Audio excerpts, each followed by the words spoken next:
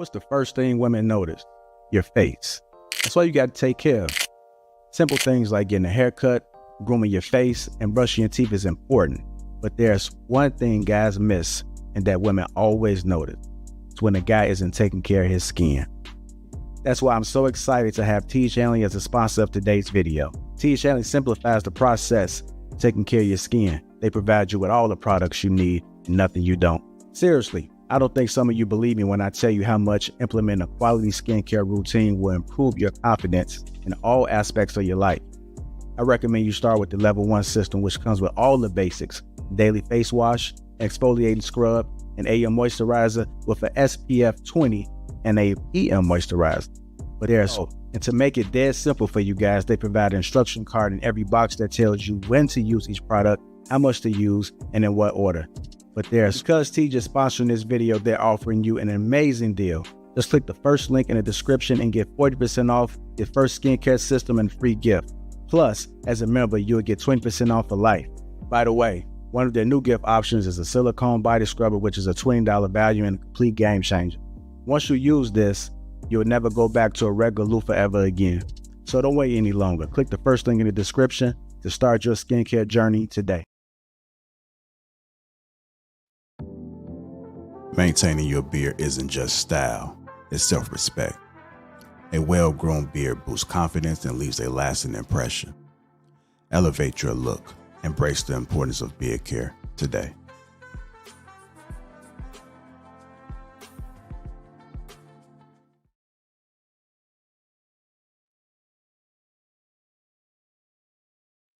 It's go time.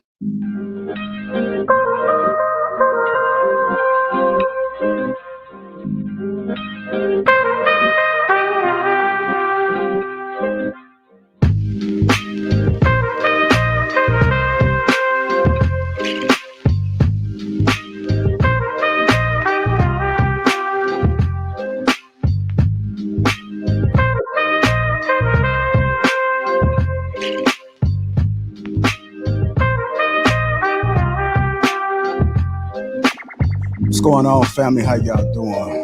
Welcome to Lapeef Let's Talk. We're going to introduce the crew. We got Mr. M. White, Ty, DJ, So Lovely, Trev, Smooth, Roof, Guy, Clout Jones, Chanel, and myself, Lapeef JR. Welcome to Lapeef Let's Talk. What's going on, family? What's going on? How y'all doing?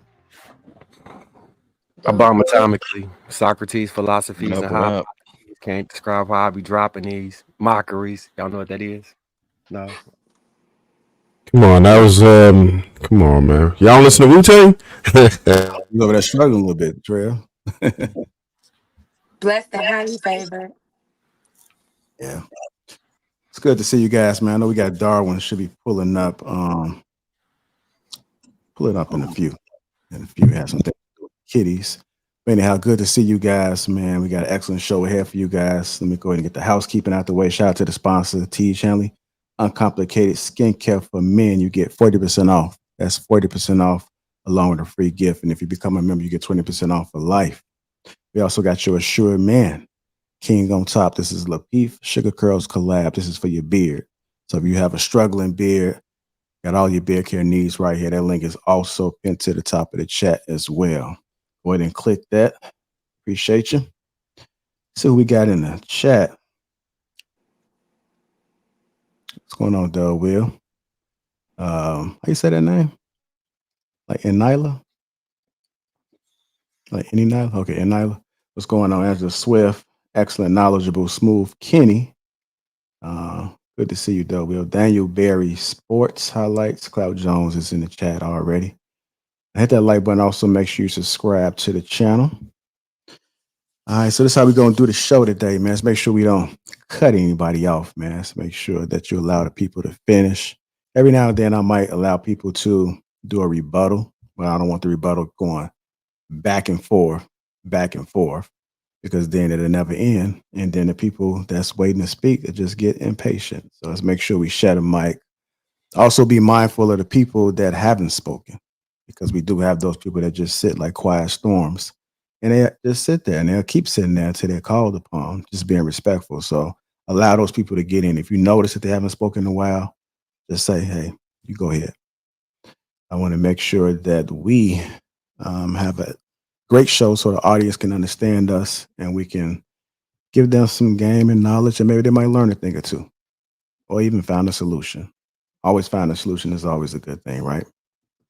I am going to put the timer on. I'll probably start in maybe a minute after. It'll be a 2-minute timer. That's just so we can make sure that everybody's getting talk time. That's for my long-winded folks. That's just to keep going and going and going. So I just trying to improve, man, so that we can have a healthy dialogue and it just keep circling back around instead of getting stuck. All right. I don't know how my mic sound, but if I do speak, please just allow me to cut through, just so I can just run the show so that it's effective and it's powerful. Because that's the goal. The people are here to see us, and we want to make sure that we get them a good show. With that being said, we're going to go ahead and kick the show off with this topic. The time men sacrifice for providing is often weaponized against them. The time men sacrifice for providing is often weaponized against them. I'm going to play this clip. I have some questions, get a little bit of reactions, and we're going to make it do what it do. I committed to staying home more and making my wife more of a priority. But as you see, I haven't. I'm still here on the road. Men have it tough because it's very hard to have a balanced life as a man when it comes to family life. Only mama is allowed to be broke and still be fully appreciated and respected. People say, we ain't have much growing up, but mama did what she could. I love her for that. That very rarely applies to a man, very rarely applies to a father. And so men are oftentimes put into this position of where it's spend time with your family, nurture your children, or go get this money. To even have the family, you gotta go get the money. But in the midst of you go getting the money, oftentimes the family doesn't fully understand the sacrifice that it is that you're making. And so that's why even when the kids get grown, dad could have paid for every single thing inside the house. But at the end of the day, the way they view the house is hey, I'm going to my mama's house. We'll go ahead and run it back, man. When I first heard this, I know I needed to hear it again. So I can only imagine what you guys are thinking. I'm going to play it one more time, and we're going to go ahead and get into this discussion. Here we go. In LA, I committed to staying home more and making my wife more of a priority. But as you see, I haven't. I'm still here on the road. Men have it tough because it's very hard to have a balanced life as a man when it comes to family life. Only mama is allowed to be broke and still be fully appreciated and respected. People say, we ain't have much growing up, but mama did what she could. I love her for that. That very rarely applies to a man, very rarely applies to a father. And so men are oftentimes put into this position of where it's spend time with your family, nurture your children, or go get this money. To even have the family, you gotta go get the money. But in the midst of you go getting the money, oftentimes the family doesn't fully understand the sacrifice that it is that you're making. And so that's why even when the kids get grown, dad could have paid for every single thing inside the house. But at the end of the day, the way they view the house is hey, I'm going to my mama's house. All right, let's go ahead and get into it, man. The time men sacrifice for providing is often weaponized against them. We're going to have an open dialogue. I am going to put the time on periodically throughout, but I want people to be able to speak freely. I don't want to have to call on somebody, but if nobody speaks, then I will call on the first person just to kickstart it, and we're going to roll like that. Our first question that I have for you guys is, how does society view a man's role as a provider? How does society view a man's role as a provider, and how can this pressure affect his mental and emotional health? I'm gonna go ahead and start with you, Cloud Jones. All right, could y'all hear me clearly? Yes, sir. How that can affect men's mental health. I think something that's overlooked is, especially in today's time, the economy in particular has changed a lot. We went from a time where, especially in this country, a lot of things were being made and produced, and manufactured and built. And I find that now the things that we're producing are more so socially related. They're cultural. You have digital technology, courses, videos online, and it's a very social environment. And I think, especially right now with that economy change, I think it's shifted from one that was advantageous for men to one that's now a lot more advantageous for women.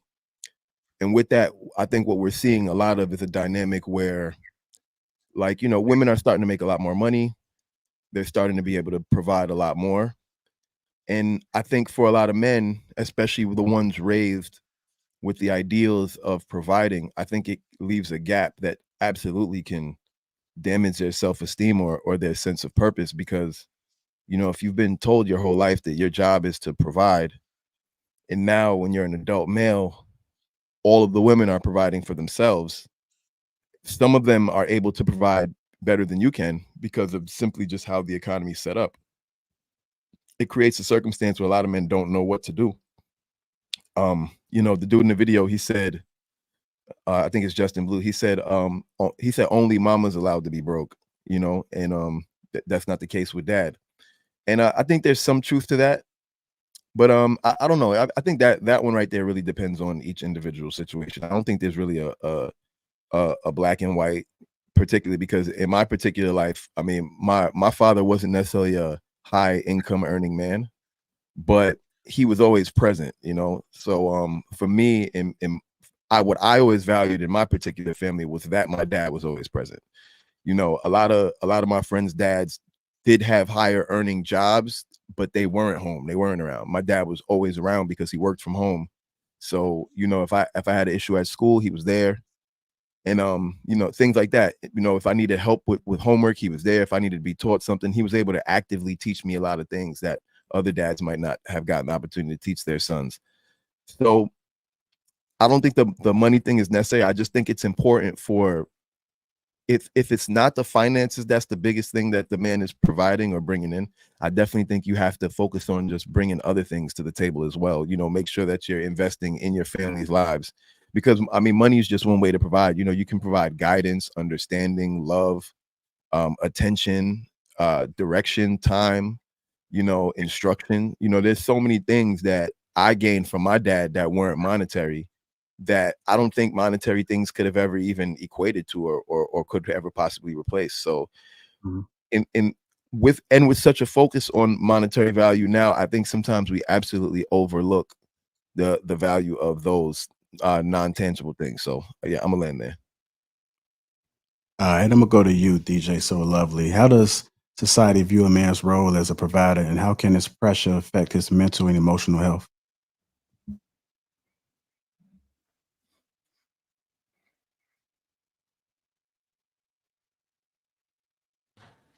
DJ So Lovely on IG and all platforms. Yeah, She's on mute. DJ So Lovely. DJ. Page.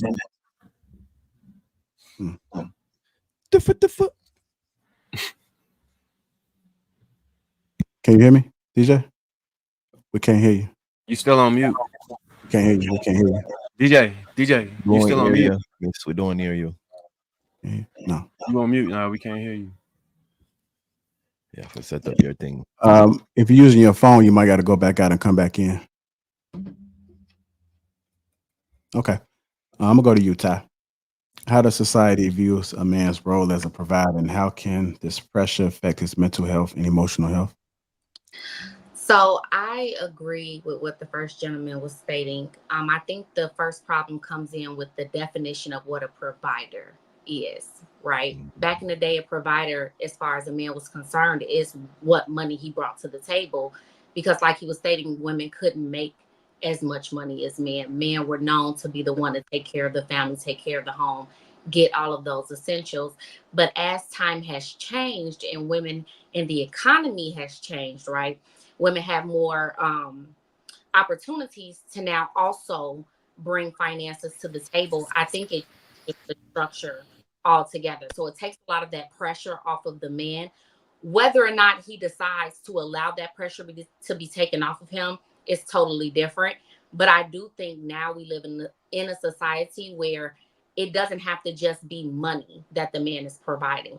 The man provides a masculine energy that the woman can never provide. A man provides guidance for his children that the woman can never provide. And what the guy in the video was stating when he was saying, like, mom can be the one that's broke, but daddy, if he's always gone making the money, it's always going to be mommy's house, is because that's who your children see there. And it truly is a difference when you're able to grow up in a home with both of your parents and both of them can be present. I think now this is the first time I think in society where we can literally allow men and women to both be present in the household. And it's truly more of a positive effect on our children and the future of our children than the situation we've had in the past, because in some type of way, the child has always felt neglected. Even though they may have had everything, what we realize is that children don't put as much value in things as adults do, right? They need time, they need care. Like he was stating, you need your father to be able to be there. If you're a young man, you need your father to come up to your games, to show up to your school. If you're a girl, you need your father to show you what love is from a man. And if you don't have him present because he's always gone, those are the things that you're going to be missing. So I think there is a lot of pressure when it comes to what a man provides. But the issue is the definition of providing nowadays and what society puts on man as the definition of providing. I think it's so much more than money. Money is not the biggest thing anymore. It's what else can you provide? You know, your time, your effort, your energy for your children. That's all. All right. DJ, you there? Yeah, can you hear me now? Yes, ma'am. We can hear you. Okay, great. First of all, good evening to everyone in the chat and the panel. So I wouldn't be me if I didn't point out how convenient it was that they cut off that Judge Mathis commentary like 4 seconds in, because it definitely was not in its full context. I mean, he admitted that he was away because he was working, but he was also excessively working, and he was also spending a lot of time with friends and doing extracurricular activities that he told his wife he would not do to better the health of their marriage. Aside from that, I do think society objectifies men when when they refer to them as providers, and I don't agree with it. I think that it makes our men appear so one-dimensional, and I don't think it's fair. It doesn't call for them to be anything else but an ATM or a wallet, and I think that's just as unfair as objectifying a woman and telling her she's only good for her aesthetic. So I definitely don't agree with that. I think that we should get away from that verbiage. But on the other side, when he's saying that a mother's allowed to be broke, that didn't register with me too much, because no, we're not. Mothers are not allowed to make excuses. We're not allowed to come to the table and say, hey, I didn't get paid this week. We got to feed them whether or not we get paid, whether or not the sky comes falling down. Mama got to figure it out before anybody else. So I think what our kids respect is our tenacity, and that's why they don't tear us down. And that's not taking anything away from a father. I have never seen a father present in a home and active with his children, and they say, oh, dad, you were excuse me, you were just a provider. I haven't seen that. Actually, I think it's the opposite. When a man is present and provides,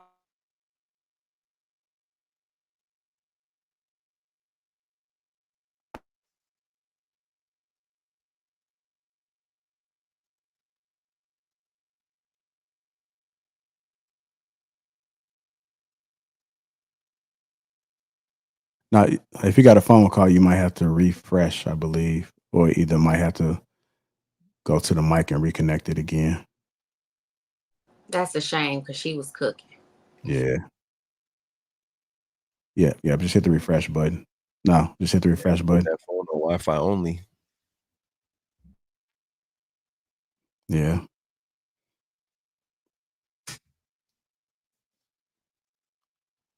Put the phone on like do not disturb.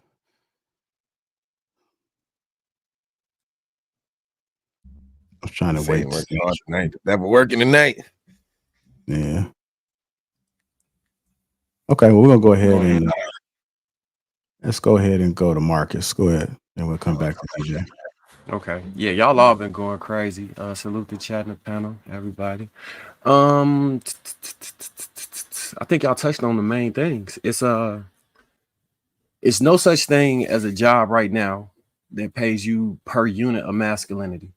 So I think we kind of got to remove our identity from being directly attached to finances as what makes you masculine. And that's not so much just on the kids. I think we reinforce that as other men. Like, oh, he not doing XYZ as a man, then you not holding it down. Da, da, da, da, da.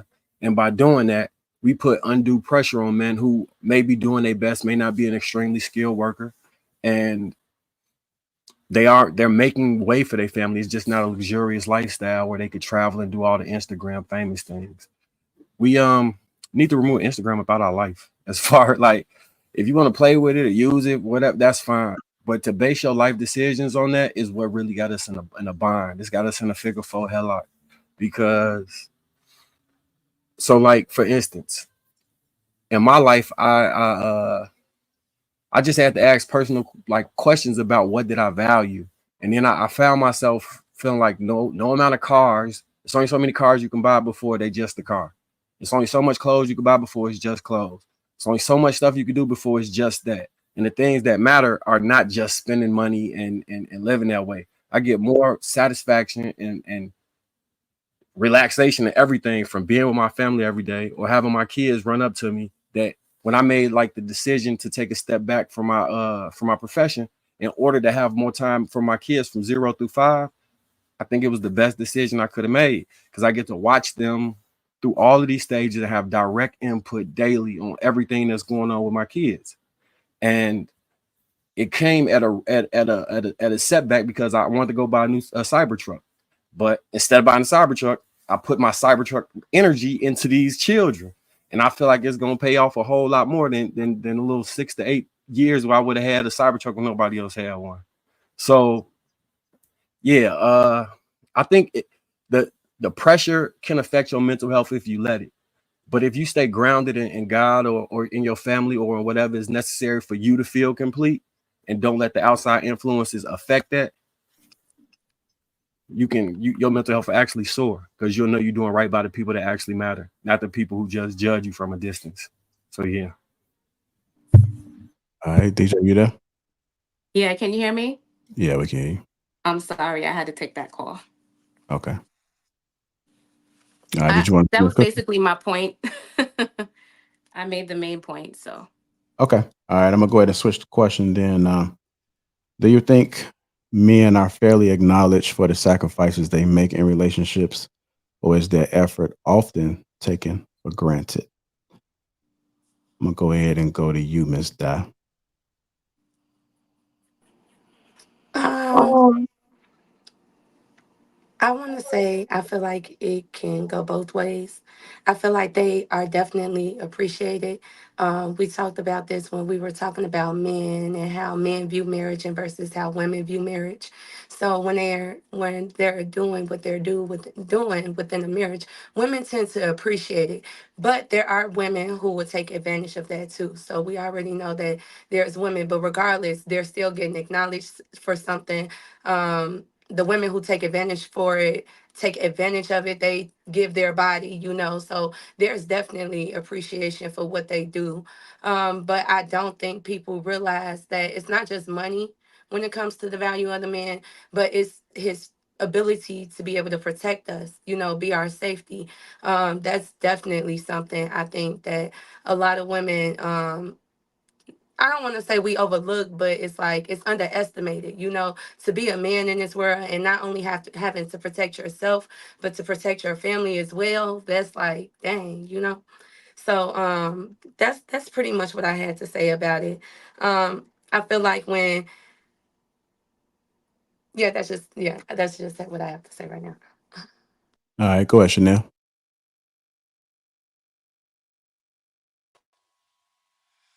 I wanted to piggyback off of DJ So Lovely when she mentioned on the last subject the guy on the clip when he talked about how the mother gets praised. Can't remember exactly what he said, but he was talking about how the mother gets praised and the father doesn't get grace like the mother does. Um, I resonated with that because um, if you ever heard that song "Dear Mama" from Tupac, if you ever heard the words and like I know it word for word, um, that's something like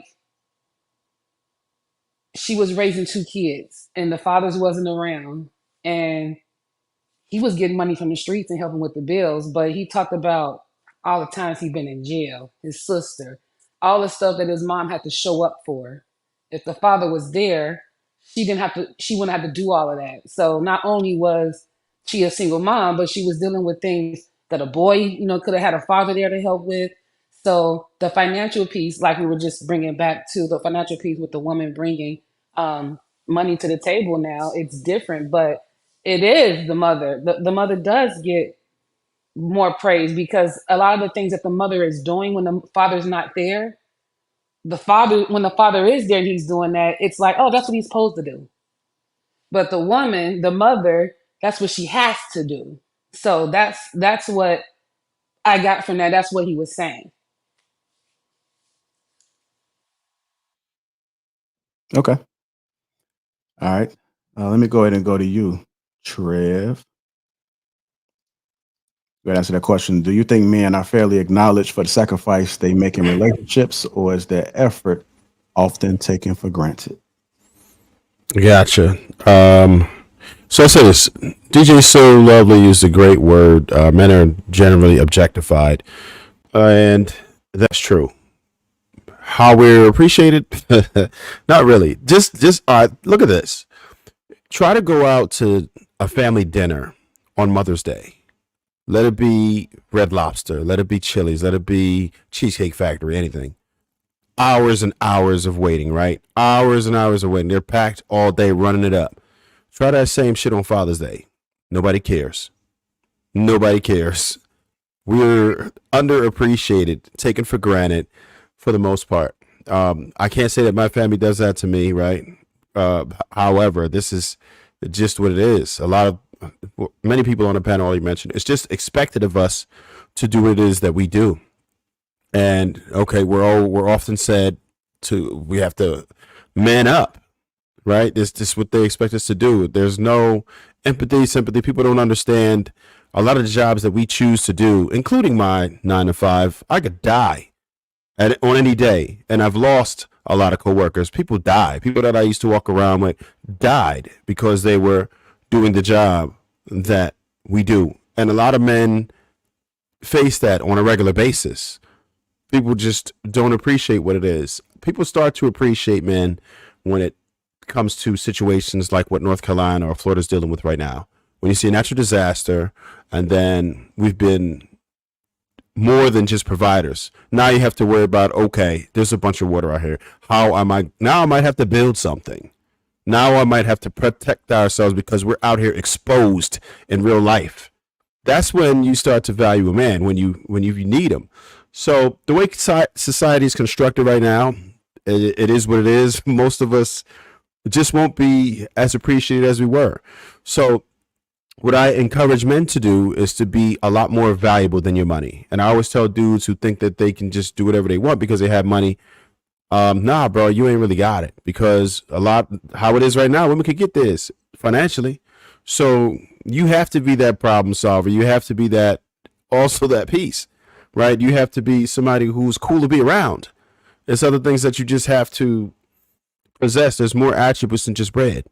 So I would encourage men to work on themselves to be more well-rounded, work on your character, and work on your families.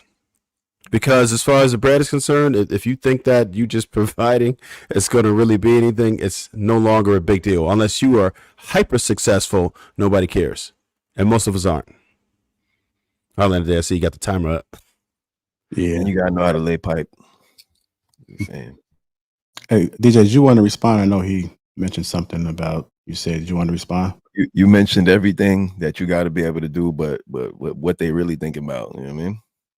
Yeah. You got to be able to lay it down. Hold on. Go ahead, DJ. Oh no, I was just agreeing I really liked what he said when he said be something more than your money, because it's not really just that you have money, it's really what you do with it, what you do with the resources that you do have. There are a lot of people that have money and do really bad things with it, and are very unhelpful. That's men or women. So somebody that I love dearly always tells me, money doesn't change you, it just enhances who you are. So it really is about the man that you're with. And yes, technically he can be making money and providing, but how is he carrying himself in that provider role? Is he being a tyrant? You know, it really just depends. So I do like that angle. Okay. Go I ahead, Dan. just, yeah, I want to say just a couple of things.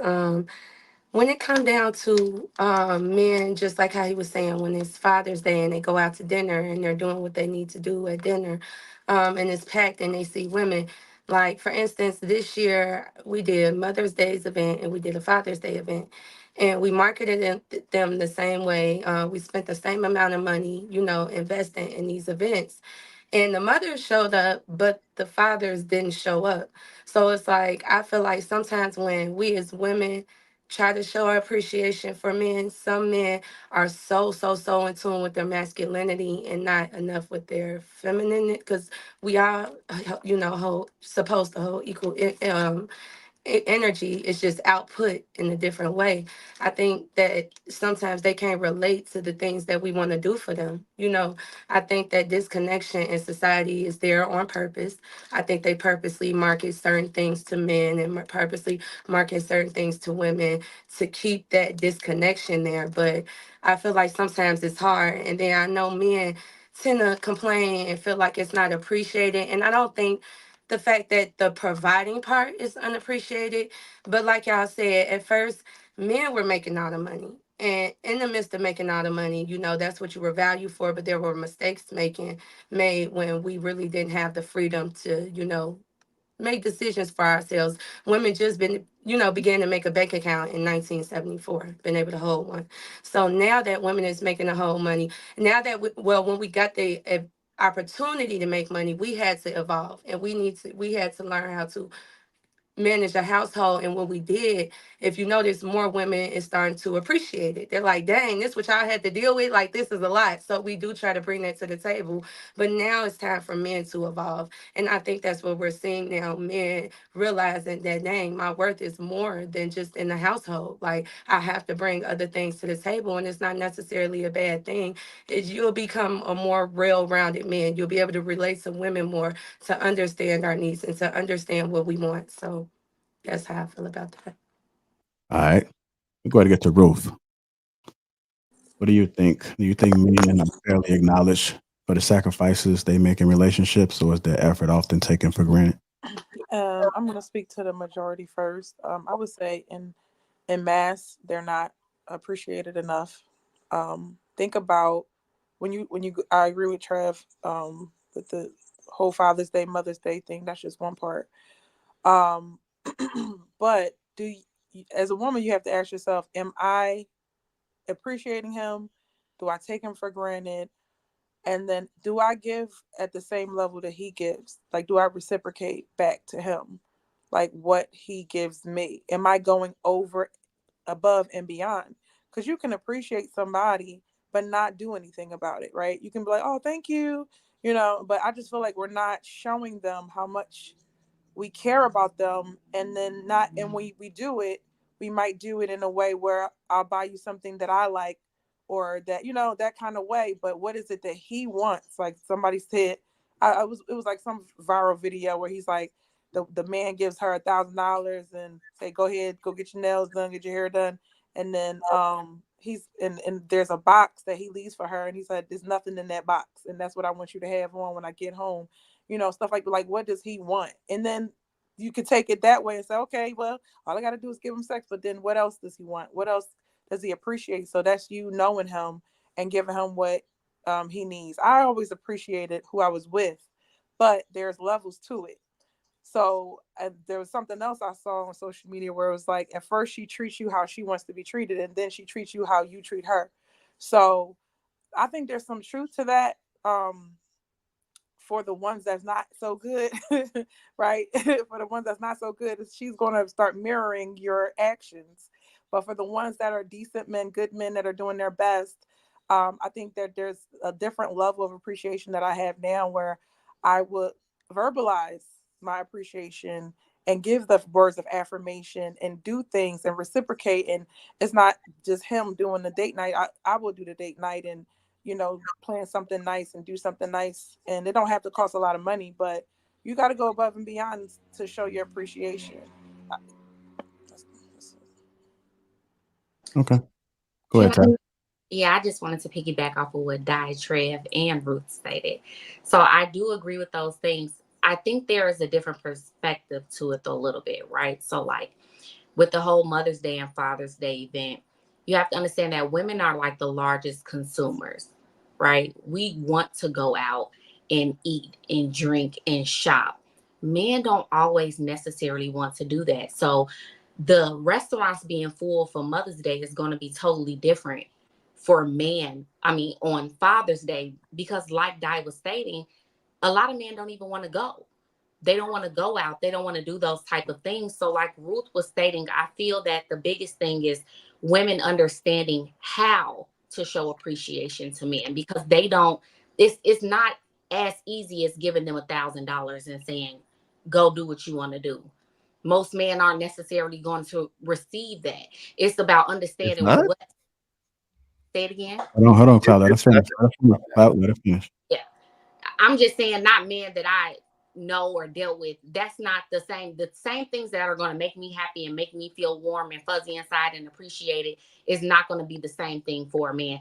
For instance, you can give a woman flowers to show you appreciate her. If a woman pops up with flowers for a man, it's not going to be the same thing. So like Ruth was stating, it's about women understanding their man. And the problem with that is that's base by base case, right? It's a situational thing. Everyone doesn't like the same thing, whereas a whole group of women can all like to go out and brunch at the same time. It's not going to be that exact thing. So I think it's just a little harder to truly show the appreciation. And then on top of that, like Di was stating, there are a lot of men that say they don't want a lot, right? Cook me a meal, give me sex, say thank you, small things. So we don't know like what exactly.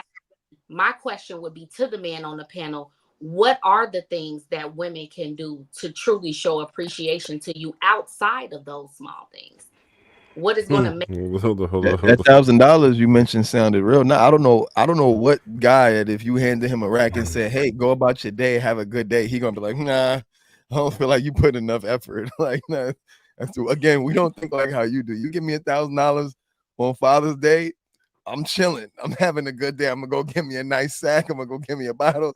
I'm good. I'm vibing. I'm having a good time. So, What about community events? Like, what about community events? Like, what can the community do? Like, what is something you guys would attend? Where is somewhere that we can take you where you're out socializing, like how they do for the mothers, so you can be widely recognized, not just within the home. I think when it's within the home, it's like, your man. Oh, he always buying hats. Oh, he like watches. Oh, I noticed he like that cologne. He like shoes. But when it comes to the community, what are things y'all would go out and do with your family and women that on Father's Day or something like I that? could answer that. But JR, before I really get into it, could you do a poll, please? Pause to Okay. find out if Give me 1 second. Let me get it up. Pause. Okay. I can't. Because I just want to know how many men. I would gather that every man on this panel would gladly go out if their family said, "Hey, let's go out to the same damn places that mothers would go out." But I'm curious to see what men would reject these things if offered to go out to eat or whatever it is. I'd love to see what that looks like. But I think that. Oh shit! My bad. I can't hear you. I said I'm ready for the poll. Oh, okay. I'm ready for the question. Oh, the question is: would men go out to the same places women would, like be to eat? Because I know Ty was saying that most men would reject the notion of going out to the same places commercially, but I think that most men on the panel would probably go. And I don't want to just use us because that's too anecdotal. So I guess the best thing that we could possibly do is give a poll to at least have a couple, few 100,000, whatever, to get a larger sample size to see if maybe I'm just going crazy, because I gather that most men would be for it. But the second part of that is, I don't think women really care enough to put forth the effort. And I say that because women don't put the same type of energy. Women become like super snoopers and investigators and everything else when they feel like their man is cheating. Now they become a forensic investigator and they will find out everything that they need to find out. But how about you took that same browser history you searched and look at something that he liked, because you bypassed all of that to find out what women's names were in there, but you really could have found out, oh damn, like for me, you could have taken me to the track and I could have went and drive some supercars for the weekend. That's easy. Most men will go for that. You know what I'm saying? You just got to find out what his likes are, what he needs personally. And it's not difficult. All you got to do is watch him and pay attention to him in that way and put that same energy into it. And it's something that I think most women could accomplish. I don't think it would be crazy difficult, but it's about putting that same type of effort. Just pretend you're searching like he's cheating. Take that whole energy and put that into finding out what it is that he likes and surprise him. You'd be surprised. Like dudes, when you do small things, it doesn't even have to cost a lot of money. We're extremely appreciative because we are so used to no one doing anything for us that it's actually awkward when someone does. That's just how it is, especially when women put thought into it. Women generally are horrible at giving gifts when it compared to men. Men really put some thought into it. Oh, okay, I landed it. Go ahead. No. I was saying like your mic is hot. I'm getting text messages. Oh, it's hot. Yeah, the gain is just Loud as hell. it's like a woofer, man. Oh shit. I'ma still need y'all to answer their questions though, because so far first what y'all like was only $1,000. That's the concrete. Yeah, that poll. I don't know about that poll because I listed a couple. Money, alone time, silence, massage, a home cooked meal, a steak dinner, ribs. that's a home cooked meal. I'm hungry. You food. Something car related, anything car related. Honestly, it could be a fucking steering wheel cover or something. Matter of fact, one lady I was dating one time, she just randomly surprised me with, you know, the little table. They got like a little steering wheel table. Like me, I'm a type of person that I work from home, so I work in my car a lot. Like, so she got me the steering wheel table that it probably cost like $10, but that joint made my day because I'd be sitting in my car on my laptop. I roll my blunts, I eat food, all of that on there. So little things like that, anything car related, you can't go wrong with clothes, fitted, and a nice crispy fitted. Can't go wrong with a pair of Timbs. Can't go wrong with a pair of Air Force Ones, Jordans. But aren't those all the same? That's what you guys get on Father's Day. Not every guy gets. Don't that give me none of Day. that. A lot of guys just get a card and a little trip to IHOP. That's You know? nice. Well, that's why I was saying that poll. Like, I don't that poll. A lot of them I just don't get know. that poll sweater, won't really be like a. Or a tie. I think You it's don't want like a per tie. person. Definitely don't give me a tie for Father's Day. That's just don't do a tie. I got enough ties. Well, if you don't need wear a tie. suit, then you don't We wear don't a need more tie. dress shirts neither. We got those. We got suits. We got dress shirts. A watch. You can't go wrong with a nice watch. You know, Movado, Rolex. You know, if you can afford it. You know what I'm saying? What about anything Cartier? Anything Cartier? Good choice. But men don't normally say what they want. They're like, I don't want it. I don't. I'll tell you. I'll tell you what I want. Yeah. Anybody else besides? No. Yeah. No, because then we feel like we dry I begging. agree. We feel like I we dry agree. begging. I agree. So because that's then true. what Men don't. and that's why it's Hold important on, for men. hold on. I agree. Hold on. I don't think Rufus finished. Let's make Oh, sure we're sorry. not Go talking ahead. each other. Thank you. They can hear. So if you're saying you're dry begging, then you judging her by what she did give you that you liked, but we can't know and read your mind. So therefore, you got to say it. Now you don't got to say it that day, but you got to say, hey, these are. You don't got to just say these are. This is the list. We just want to know now here today, so we can just put it down. That's it. Oh, add white tees, socks, All and them internet drawers. lists. Make this list and make it go viral, please. What men So, like. so for me, so the thing I got that I really liked, I got like a Father's Day hoodie with a cartoon picture of all the kids and their names on it, with like best father ever. That I worn it on the show a couple times. I fuck with that hoodie heavy. A sensory deprivation tank, especially like when the baby was just waking up every night crying and couldn't get no sleep. got that sensory deprivation. What was it, an hour or two, or you be floating in like saline or something with no sound, and then like it was pure sound. What you say is Cap? See, that's Cap Clout. Don't make me go get the shirt. Hold on, I'm gonna explain. I'm going to get the shirt. So Nah, look, nah, you just over there sounding like best dad of the year, so I had to poke at it a little hey bit. man, I'm gonna pull it up. Hold on, but I really mess with them Jordan 12s. That's my shit. I fuck with the Jordan 12s heavy, and you know I be rocking a lot of Crenshaw, the Nipsey Hustle collection shit. So we got like they do these packs where it'd be like 2 or 3 hoodies and 4 shirts and shit. So randomly got some of that type of shit. But yeah, I really don't be. I kind of feel Trev on a drop bag, and like you don't really want to say nothing because it's like it kind of don't feel right or in the right vein to be like, oh, I want to get this. Oh, throw me a party. Oh, do this for me. It kind of feel like weak in a way. That's probably the best way to describe it. Even though like we'll take the stuff and be happy. If you don't do nothing, I wouldn't be mad. I don't know. Some other people might be mad, but it's appreciated. But I don't want to make nobody feel like you had to do it. If that makes sense. You get what I'm saying? Trev, was that kind of what We you were got to saying? break that as men. We got to ask what we want. We got to break that. That's Nah, like you know what though? that's a learned behavior. Like that's like trauma related. You know what I mean? Because I think Yeah. that we tend to like have this natural inclination to put our feelings last as men. But it's like Yeah. it's nothing wrong with asking for what you want. You know what I mean? Women do it all the time. Like, think about how many times, and it's not that we necessarily outright asking, but we'll bring up things that we like. And that's why our guys know what to get us and what we're interested in. If you don't do the same thing, then like Trev said, now we have to be full investigators and sneaking and going through your stuff and seeing like, do you want this? Do you like this? Oh, he wear watches. No, he don't. You know, and Cloud was saying you can never go wrong with an outfit. My guy said women are terrible at picking their outfits. You know what I mean? I've never bought him an outfit before, but that's his experience. So, like Ruth was saying, everybody is going to be different. And for women, it's like if I got to think about all these different things just to figure out what you're gonna like, and then you're not gonna tell me. Now we just stuck back in place, and I'm gonna get you what I think you look nice in, what I think you would benefit you. I got an ex vacuum cleaner for his car because the car was always dirty. This looks like something you need.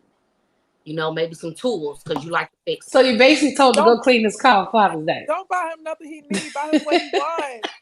Yo, I think that might be the He said wrong your car is approach. always dirty. It wasn't like this is stuff you need. He was a person that liked to get gifts that he needed. Like for Christmas, my family would, you know, we did Secret Santa, and he always wrote down stuff he needed, not things he wanted. And my family had a big thing about it. They was really upset with him. Why wouldn't you put down stuff you actually want? But he liked stuff that he needed. So he needed a vacuum for his car. I got it. You need tools. I got it. But it's going to be different. And that's what we're saying. Like, what is the broader thing that women can go off of? Like, Sweetest Day is coming up. We keep seeing on social media how much men don't get nothing for Sweetest Day. This, that, and the third. Okay, what do y'all like? What is the general thing women can do for y'all?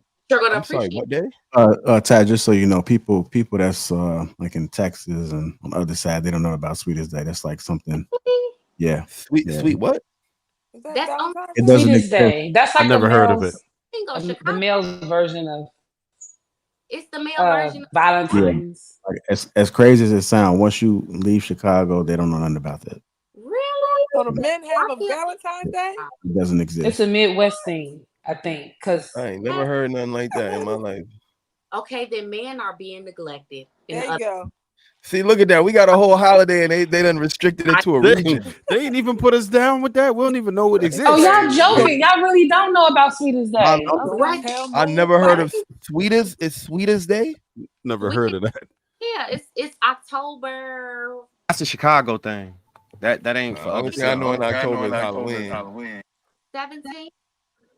It's coming up. Tell you later. Oh, Mark, I got that same. I think I want to talk about. I think it's all about the intuition and intuitive of a woman when it comes to what a man wants for Father's Day or whatever it is. I grew up in a household that my grandmother always did stuff that my grandfather needed.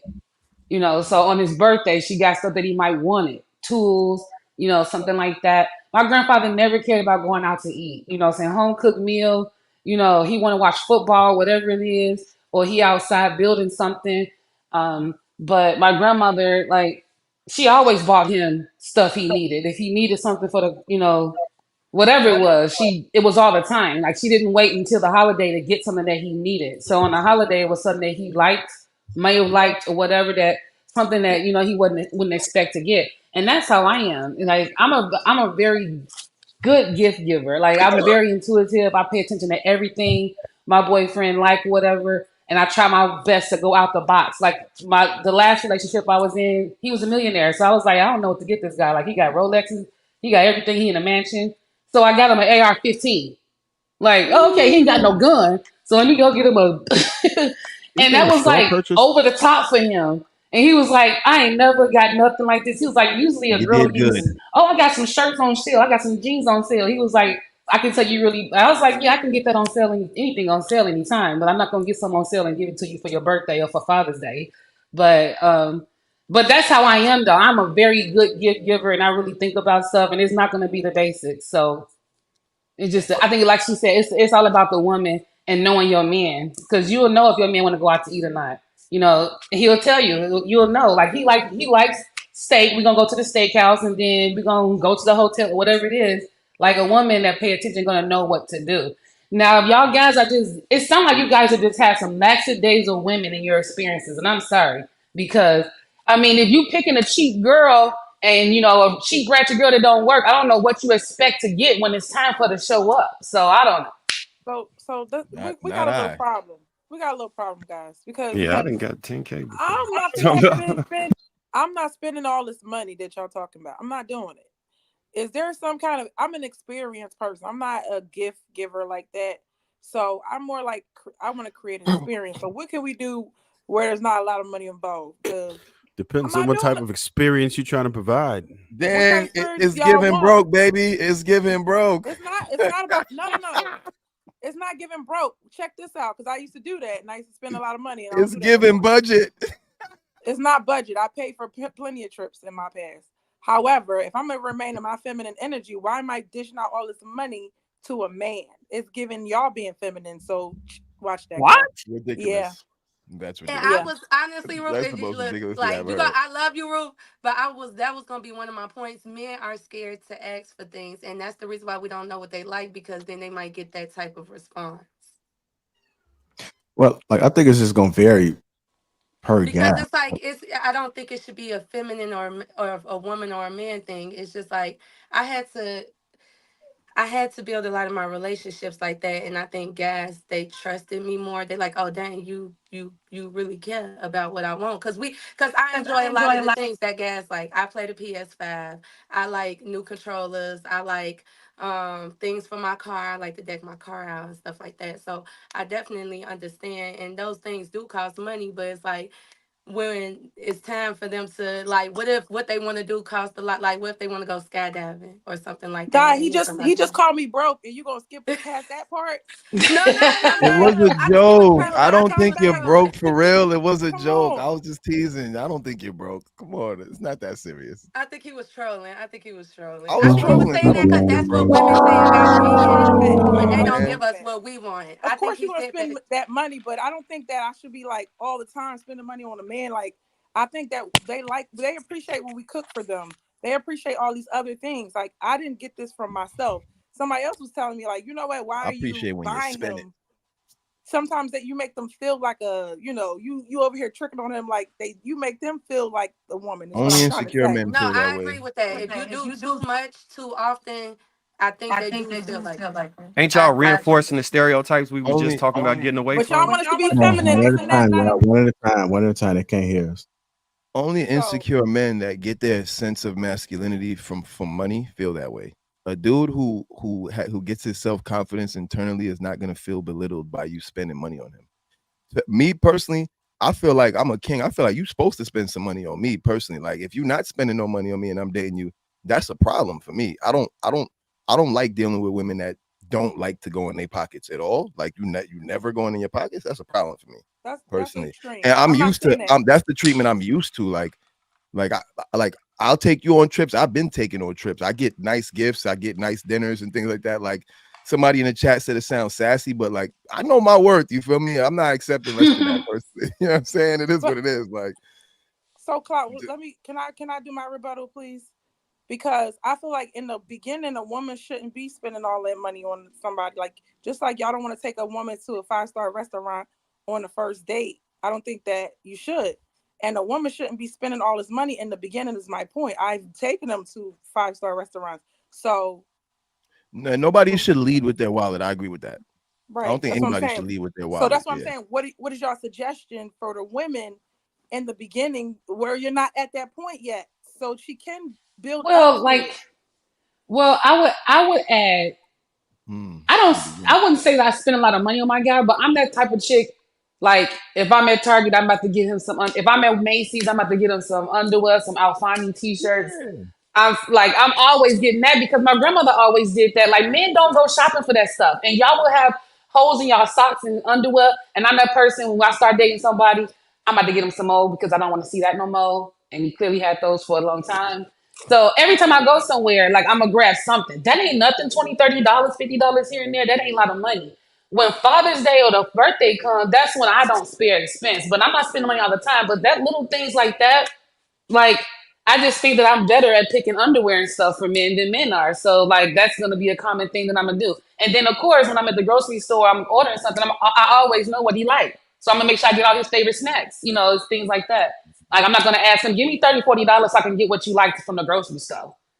So you know, I think again that right there are like little things that you can contribute when you're first dating someone because you're just kind of showing that your thought process and how you want to treat a man. You don't have to go all in, you know, but you know, that's just me. I think it's hard to what do you get somebody that has everything? You know what I'm saying? If the like we say, if the man is the provider, he usually has, you know, a nice little nest, and he gets his little gadgets that he likes, and he gets his, you know. So it's hard figuring that out. I know me personally, my man do not like he might let me pay a little something here and there, but most of the time he's like that away.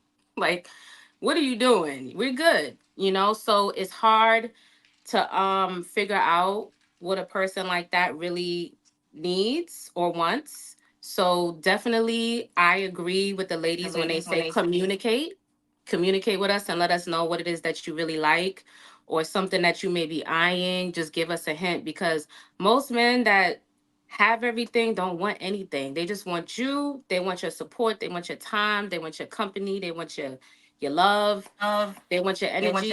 Those are things that can't be monetized or bought. So before I had kids, I just buy everything for myself all the time. It's never nothing I think about that I didn't go buy. After I had the kids, like I used to buy every Jordan 12 drop. I ain't been buying Jordans. I ain't been doing none of that stuff. So maybe there's a way you could step in and once in a while, like, oh, I noticed what he bought for himself, but he didn't even think about him no more. Bam. You know what I'm saying? So that's an option. Honestly, me as a woman, if a dude asks me to buy him something, I'm annoyed or like I feel offended.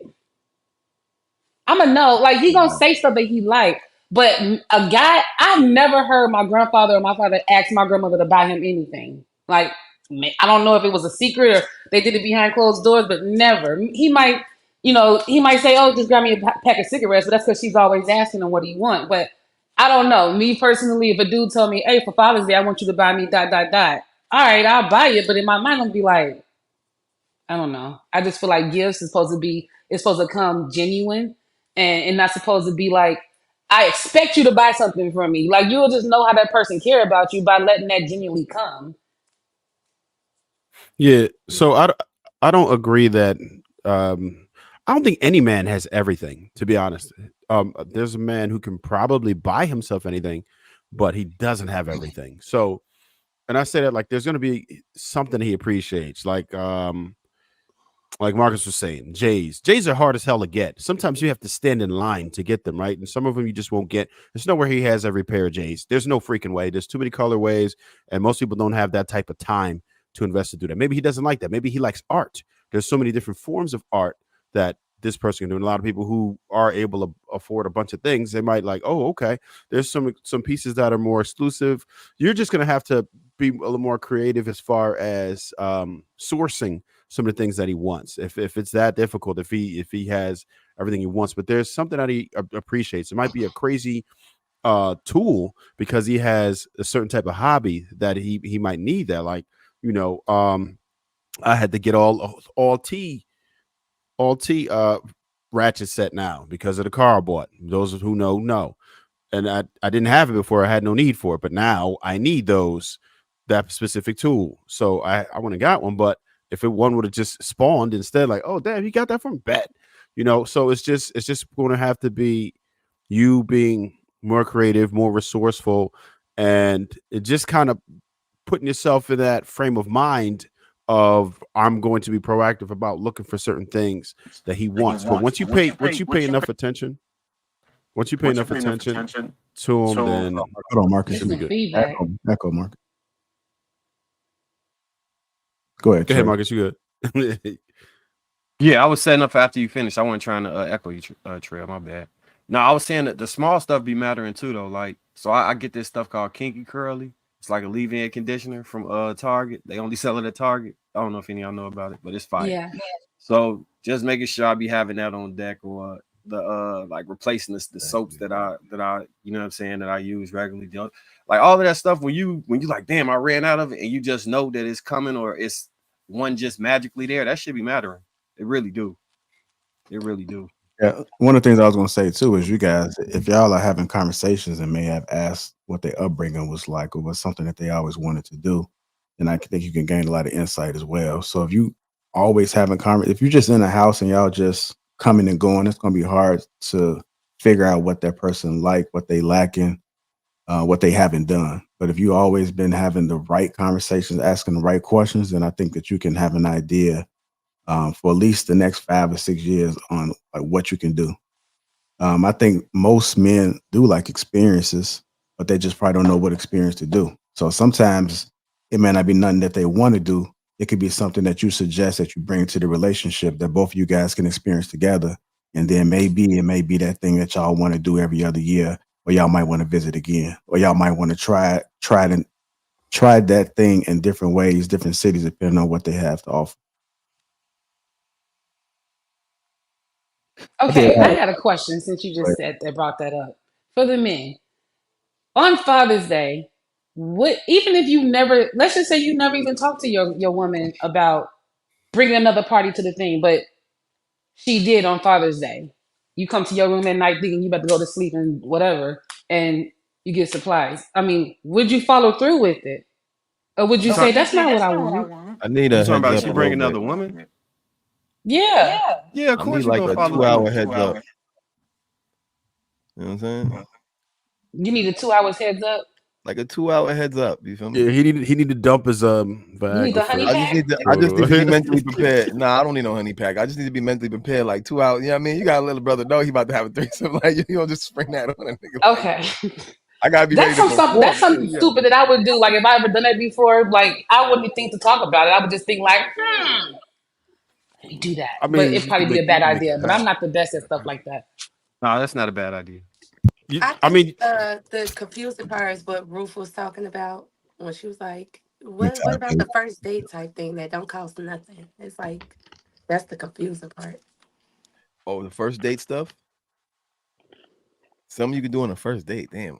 Yeah, stuff that don't cost like not the stuff that your wife and stuff get you like once the relationship is established. But like she said, it's not typical for women to come in spending money on a man instantly, because that's kind of a red flag, especially if he just like, yeah, let me get that. But like, y'all take us on the first date. Now it's time for us to take you out on a date. So what is something that women can do that's not too expensive?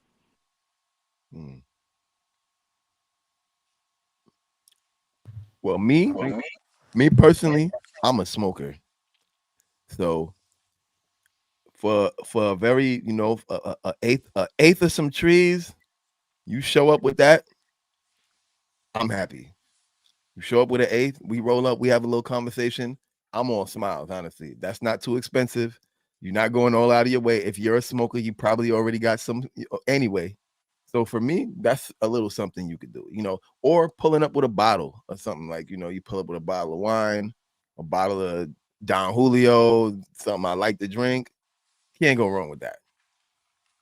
No, I had some real decent dates I got taken out on, or stuff that I don't think it was that expensive. Like escape room, and had my cousins meet us at the escape room, and then we tried to get up out that room for an hour. That shit was fun. What else we do? Comedy Laser tag? shows. You said what? Laser tag. Yeah, I would do that, but we never. Oh, we went paintballing. Shit, recipe Shorty Low. She scheduled a paintballing event for my b-day. With all the homies from off the block, they came and we paintballed and shit when everybody was still out here. And then let me think what else. Shit, so my 20s, the star birthday is, and y'all know what a star birthday. So it's like the date that you turn the age that your birthday is. So like my birthday on the 27th. Your golden birthday? Golden birthday, yeah.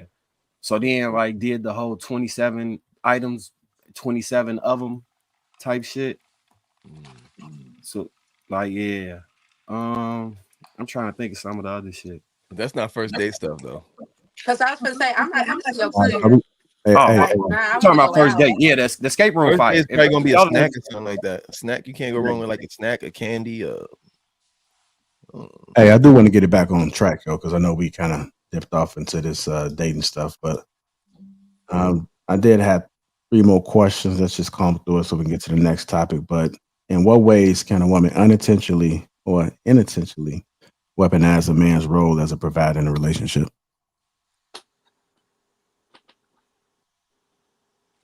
Can you say it one more time? I got to scroll at the bottom too. But in what ways can a woman unintentionally or unintentionally weaponize a man's role as a provider in a relationship? I would think one way that women do it, especially nowadays, because we're making money, is constantly throwing how much money and how much we do on a day-to-day basis in our man's face. So if you have a situation or a relationship where the woman has to pay more or do more out of frustration, sometimes when we'll be like, I do this, I do this, I do this. And we don't realize in that moment you're belittling your man and making him feel as if he's not doing enough because of what you bring to the table. And let's be honest, in today's economy, both have to bring something to the table in most cases, in most households, for us to be sustainable anyway. But I just think that's one way unintentionally, because I don't think it's always done in malice. We're not doing it on purpose to make you feel bad. It's out of our own frustration because we're tired. We have to do so much, especially if you're working, you're a mother, you're trying to take care of him. We can go off on a tangent about all of these things, but at the same time, we're belittling, making him feel like he's not doing enough or providing enough for us. Okay. I think that when you expect a lifestyle that he cannot afford, then you're weaponizing him, him providing, because it's like, I was reading, I was listening to something and they were saying basically 0 to 3, you should be home with your child. Like the studies prove that that's really the issue right now. That's why the kids are not growing up the way they should. Somebody got to be there with them, and everybody acting like they can't. One person can't stay home, but it has been done. I did it, even on an average income, and it was the woman has to sacrifice and say, I'm going to dumb down my lifestyle so that my kid can be okay. There's women carrying the baby on them for a whole year, because you got to be there and be attentive to your kids, and it's a big sacrifice. But if the woman doesn't want to make that sacrifice, then we don't even want to have kids anymore. So if you're not willing to sacrifice as a woman, stop having kids and stop trying to be in a relationship, because that's exactly what needs to happen. You got to give up and let him play his role. It don't have to be forever, but until the kid gets 3.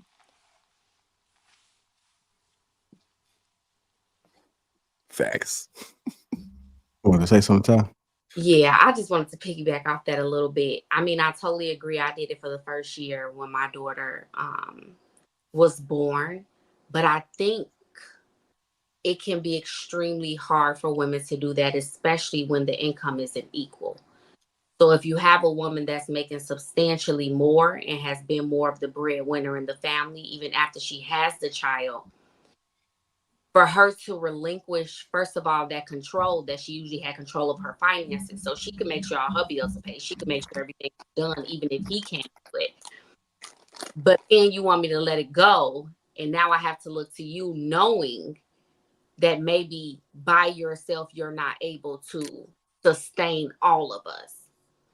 I feel like sometimes for women, that feels like we're putting even more pressure on the man. Yes, your child needs your attention and needs someone there, but then it's like, who's really going to pay for all of this? And if you weren't able to do it beforehand, how can I automatically expect for you to do it all now? So that's my only rebuttal to that. I do Well, agree. if can I rebut back, because Yeah.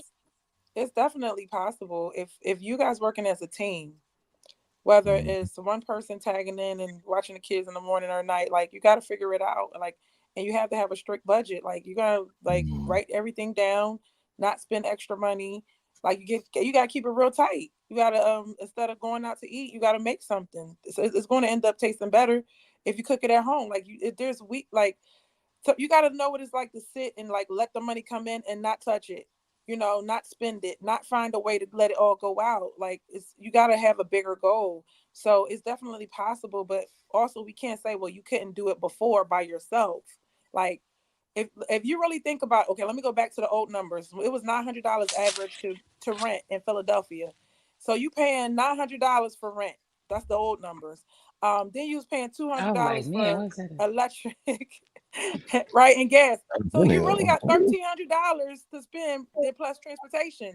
So you could really live off of $2,000 a month. You see what I'm saying?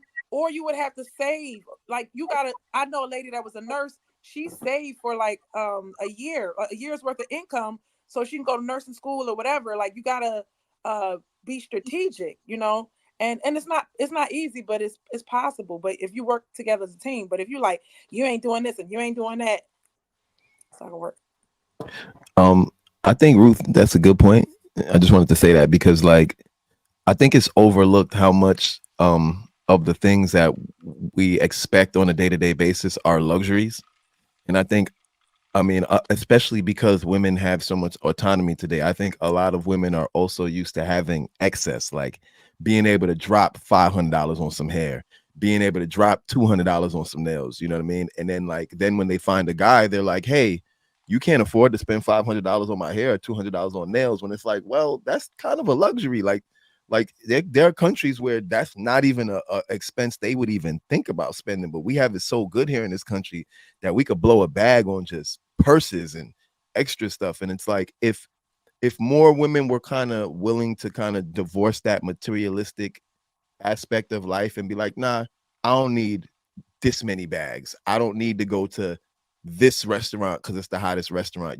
I don't have to have the 42 inches. I could do a little less inches this time. You know what I mean? I feel like it could benefit the community because there are a lot of guys who probably could afford to have a family if the women's appetites weren't so grand. Like if their appetite was just dialed back a little bit, it's like, okay, well, maybe his one income could get an apartment for you and y'all can have a car and take care of a kid and y'all can have a happy, decent lifestyle if y'all work together, like what Ruth was talking about.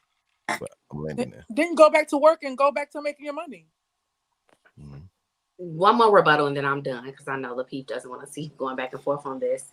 That made sense back in the day, right? We talk about now. Well, rent is no longer $600 at the cheapest for a 2-bedroom. I live in Chicago.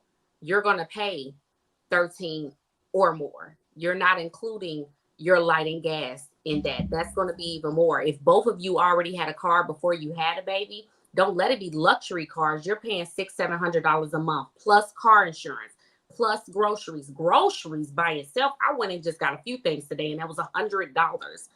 If your man isn't bringing in, and I'm not saying you're talking down on him because he's not bringing it in. This is your man. You love him. It's okay that he doesn't make as much, but you make substantially more. You are the breadwinner of the family. I'm just saying, yes, you can try to prepare yourself. You can save up. You can do all of that. I did that for my daughter. I had to save up. I understand that, but I'm just saying it's harder nowadays for women to relinquish that and say, okay, I'm just going to quit my job where I almost make, let's say, 6 figures, and let this man who I know doesn't make that amount of money take it on all the load for this next 3 years. But a man can do it. The man can stay home. Or maybe the man can stay home, but a lot of men not gonna want to relinquish their job. I'm not gonna say a lot of men, but maybe in this specific case, the man doesn't want to relinquish his job because he's trying to work upward and take off of work for 3 years to stay home with the child. So now you have that battle between both. That's all I'm saying. Nowadays, it's just not that simple. So It Lapeef, can be in the right situation, but I know people personally where it's a constant battle on how they're going to do this, how they're going to swing it, how they're going to pay bills if the woman lets go of her job, or the breadwinner in any situation lets go of their job to stay at home. JR, can I ask a question to you? So isn't it, would it be not, I don't want to say selfish, but wouldn't it make sense for the man? I know nobody want to stay home and be treated, like, oh, I don't feel like a man, but wouldn't it make sense if your wife is making 6 figures for you to take 3 years to stay with the child, right? And then y'all budget and do whatever y'all got to do. Wouldn't that make more sense for men to start thinking that way? It's just a temporary thing that you do so y'all can make it in this economy.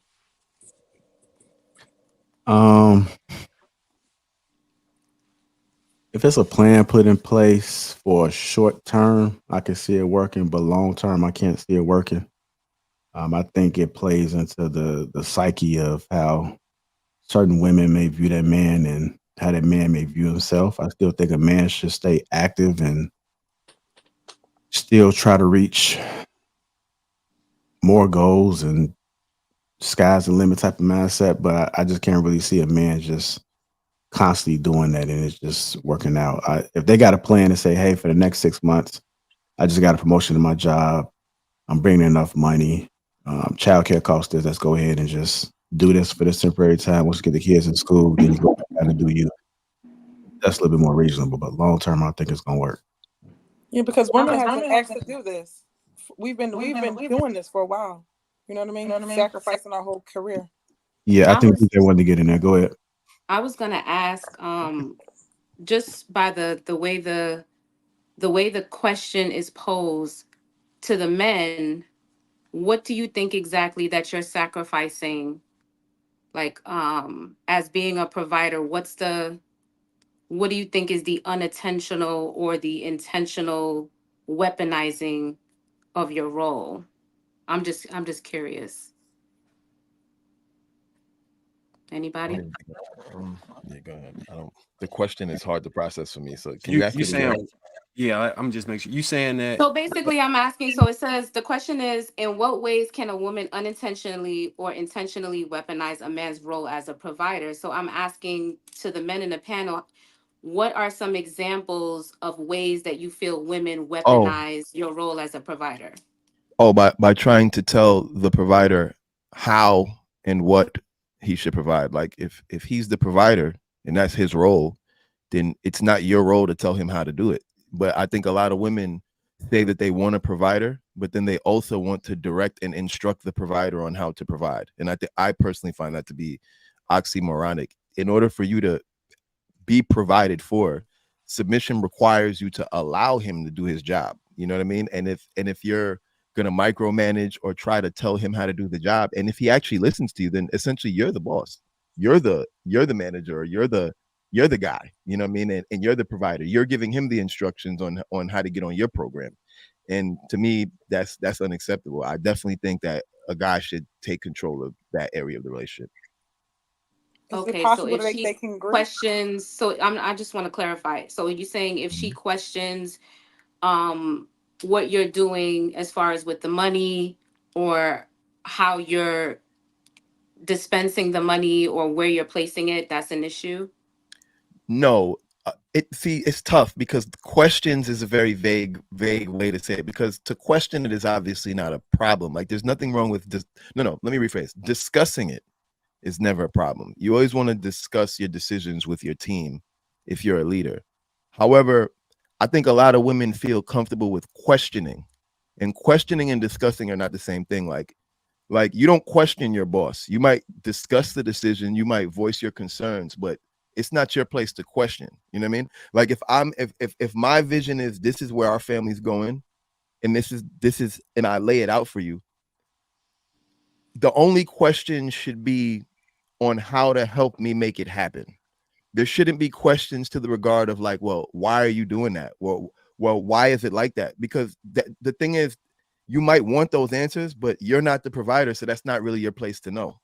You get what I'm saying? Like, it's the same with like a CEO. If someone's a CEO of a company, like, the CFO doesn't need to know everything that the CEO does, because the CEO has their role and the CFO has their role. So if the CEO is instructing the CFO, hey, we need to reach this amount of with the finances XY, this is the plan in place. You don't question why that's the plan. Okay, I understand what my directive is, and I have to now follow through with the plan, which is I have to get the quarterly earnings to whatever amount, or I have to cut X amount of jobs, or whatever my directive is. And I think a lot of the time we try to make these decisions democratic. Like, there's a lot of groupthink and like committee, and certain women want it to be a committee, and it's like, it can't be. In order for things to be decisive, there usually needs to be a leader. Like, there needs to be a clear, concise vision. And a lot of times when you're questioning someone's vision, it makes them feel insulted a little bit. It's like, well, if you trust me and you feel confident in my ability to do my job, and if you chose me to be the provider for you, then why are you questioning my decisions? Because there's other people go through other decisions in life and they don't question. It's like, if you hop on a plane, that's a complete stranger, but you don't ask the pilot, hey, why did you press that button there? Hey, why are we taking off at this time instead of this time? Wait, well, why are you bringing out the snacks only one time instead of bringing that? No, you don't ask none of those questions. You sit down on the plane, you kick your feet up, you put your headphones in, and you relax and enjoy the ride. So I think a lot of women have to learn how to better do that. Just be like, okay, I've accepted that your role is provider. Cool. I'm gonna sit back and allow you to provide, and I'll worry about what happened. Let's see the results before I put my input in. A lot of times the input comes in during the building process, and it's like, I don't need that right now. Right now, I need you to do this, this, and that, and you'll see it when it's done, and you see the work that we've accomplished. You're gonna look back and be like, damn, this nigga knew what he was doing. And I'm gonna leave it at that. Okay, I think that thought Hold process on, is a thin hold on, line hold on, between. sorry, I hold on, just wanted to Chanel, respond real quick. I think DJ might have wanted to respond real quick, and then we'll come to you. Go ahead, DJ. Thank you. Oh, I'm sorry, I didn't hear nobody. No worries. I understand what you're saying, but I think that using like a pilot, for example, is kind of a false equivalency, seeing as though you have to go to aviation school, you have to be certified.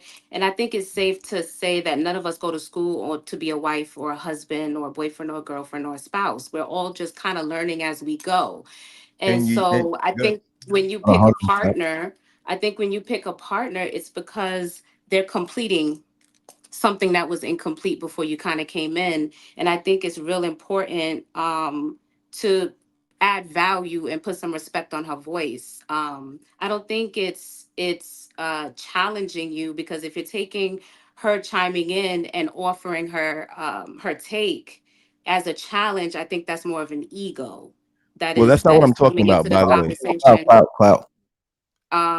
So I mean, yeah, he can respond, but I just kind of feel Yeah. like, it's not really a thing where she's trying to challenge your authority. But I think just because you pay the bills, it doesn't give you a full authority on everything that goes on in a Right. house. I think that if you're taking on a partner, that you should give them some type of respect and also some type I of authority in the house. It's kind of like, let me just give you an Hold on, example, go and ahead, Dexter, Jay. then we're and almost then up. I'll digress. So it's kind of like when you're as a mother and I'm parenting. That's like me saying, hey, if you give me a suggestion on parenting, or I didn't like what you did, I didn't like the punishment, I thought it was too harsh, or I didn't think it was this. You have a right to chime in, because you're part of that dynamic as a parent. I'm part of the dynamic in the house. We supposed to work together in conjunction with each other. We're not supposed to be working against each other. There's not supposed to be like a reigning authority over anyone. It's supposed to be a team effort. I hear everything you said, and I don't know if you were listening to me, because I literally said that I premised it by saying that there's no issue with giving suggestions. I was very clear on that. That was the first thing I said. I said, first off, there's never an issue giving suggestions. Suggestion is not the problem. I stated that there's a difference between suggestion or giving input and questioning authority. Those are not the same thing. Giving a suggestion is saying, hey, this is my concern. Hey, can you address my feeling on this? Hey, I feel this way. Questioning is saying, hey, even though you're the person in charge, why are you doing that? Questioning is putting you in a position where you have to explain yourself to me. And what I'm saying is, if you put someone in the position to be the provider or the leader, you should never want to put them in a position to make them feel like they need to explain themselves to you. Now, there's nothing wrong with giving suggestions. There's nothing wrong with asking questions for clarity. But I'm just saying from a male perspective, the moment you make a male, and this is if I'm dealing with a woman or a male, the moment you make a person in a leader position feel as though they have to answer to you, they're going to feel as though you're challenging their authority. This is what's going to happen with police. This is what's going to happen to anybody. If the police say, listen, show me your hands, and you do anything but show your hands, they're going to be, and you ask, why do I need to show my hands? There is no why you need to show your hands. I'm in charge in this situation. Show your hands. That's it. And what happens is I feel like people don't kind of understand. Now, I understand that's an extreme example because we're talking about police, and obviously police have the ability to use force. So I understand it's an extreme example, but I'm only using it to illustrate the idea of authority, because I think that in our community, especially the Black community, I feel like there seems to be a problem with seeing Black men as an authority figure. It's like whenever we talk about a Black man being an authority figure and giving him the respect of not being questioned, the same way you wouldn't question your boss, the same way you wouldn't question the pilot, the same way you wouldn't. Most people don't even question their bus driver. So my whole thing is, if you're not even going to question the bus driver and you can allow that person to take control of what they've been given authority over, which is your safety, then I think that you should be willing to do the same thing with a man that you've placed in that position to have authority over your safety, over your well-being, and over your provision. Again, there's nothing wrong with suggestion, but again, questioning is very different from suggestion. And we can go on from there. So I just want to respond to that. Hold on with that, because I did tell Chanel she was going to go, and then we'll come to you. Go ahead, Chanel. Oh, she could go ahead and go, but I guess I can just, I guess some of the thought process that you have, Clout, on that can be a thin line of dictatorship / controlling,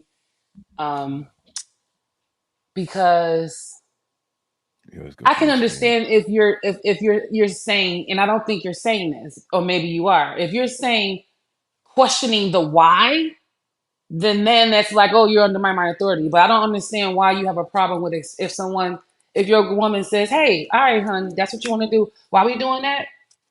Why would you have a problem with explaining that to her? Why do you feel like because you are the leader that you shouldn't have to explain that to nobody?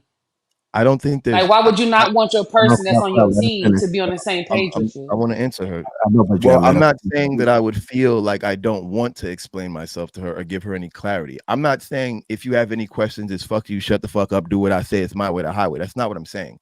What I'm saying is that a person in authority still needs a level of respect. Would we agree with that or not?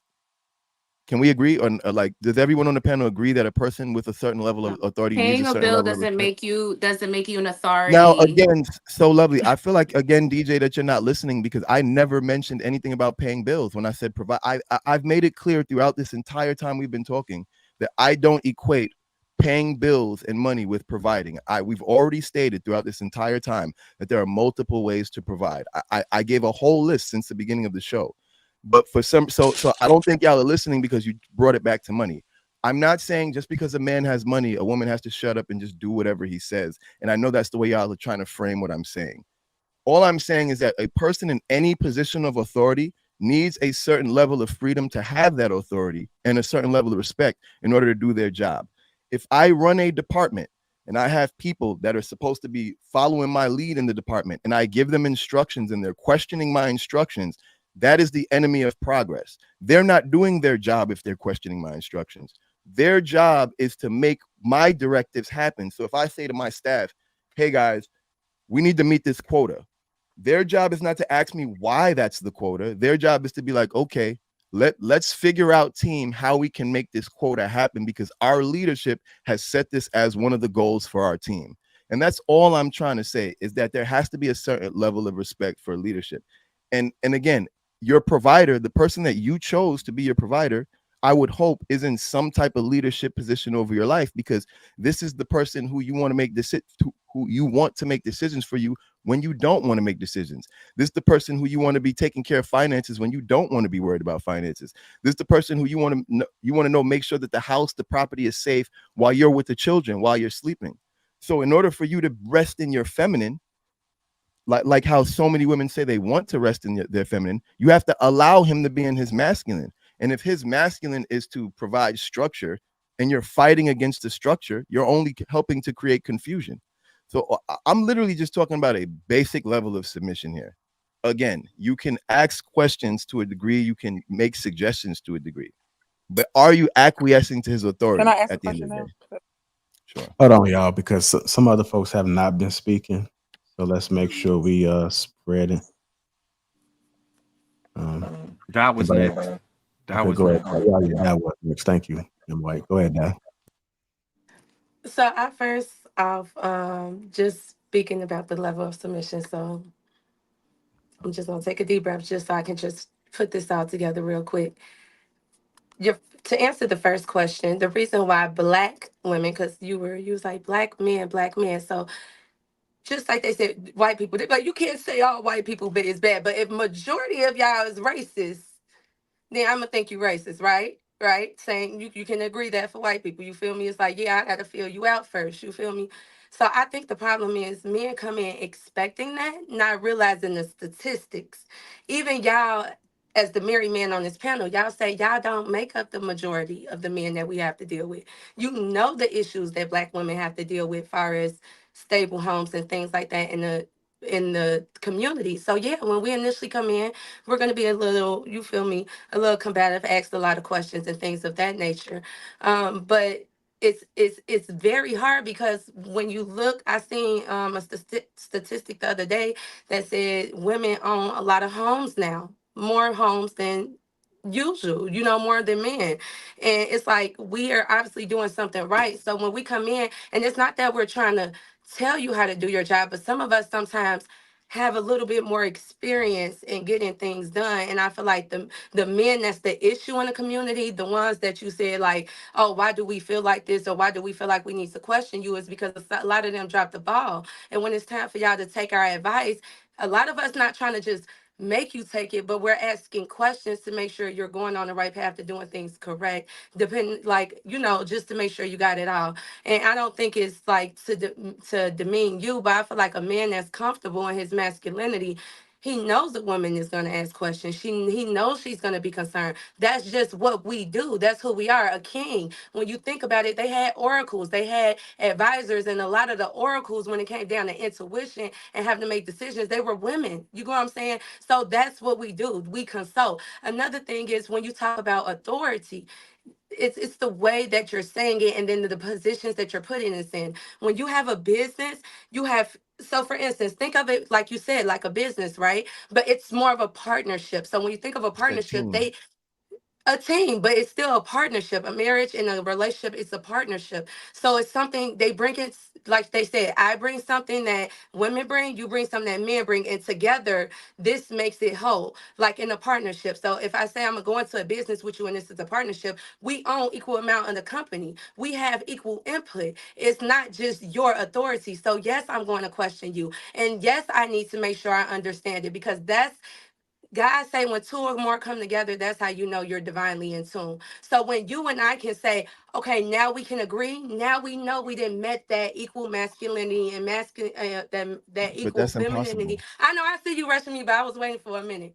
But that's when you bring together that femininity and that masculinity to make sure you have the right question. Because if you've noticed, the Europeans kind of steered the men wrong with making our opinion not as valuable. And I feel like that's why a lot of men make mistakes, because y'all forget about our intuition. And our intuition is connected with faith.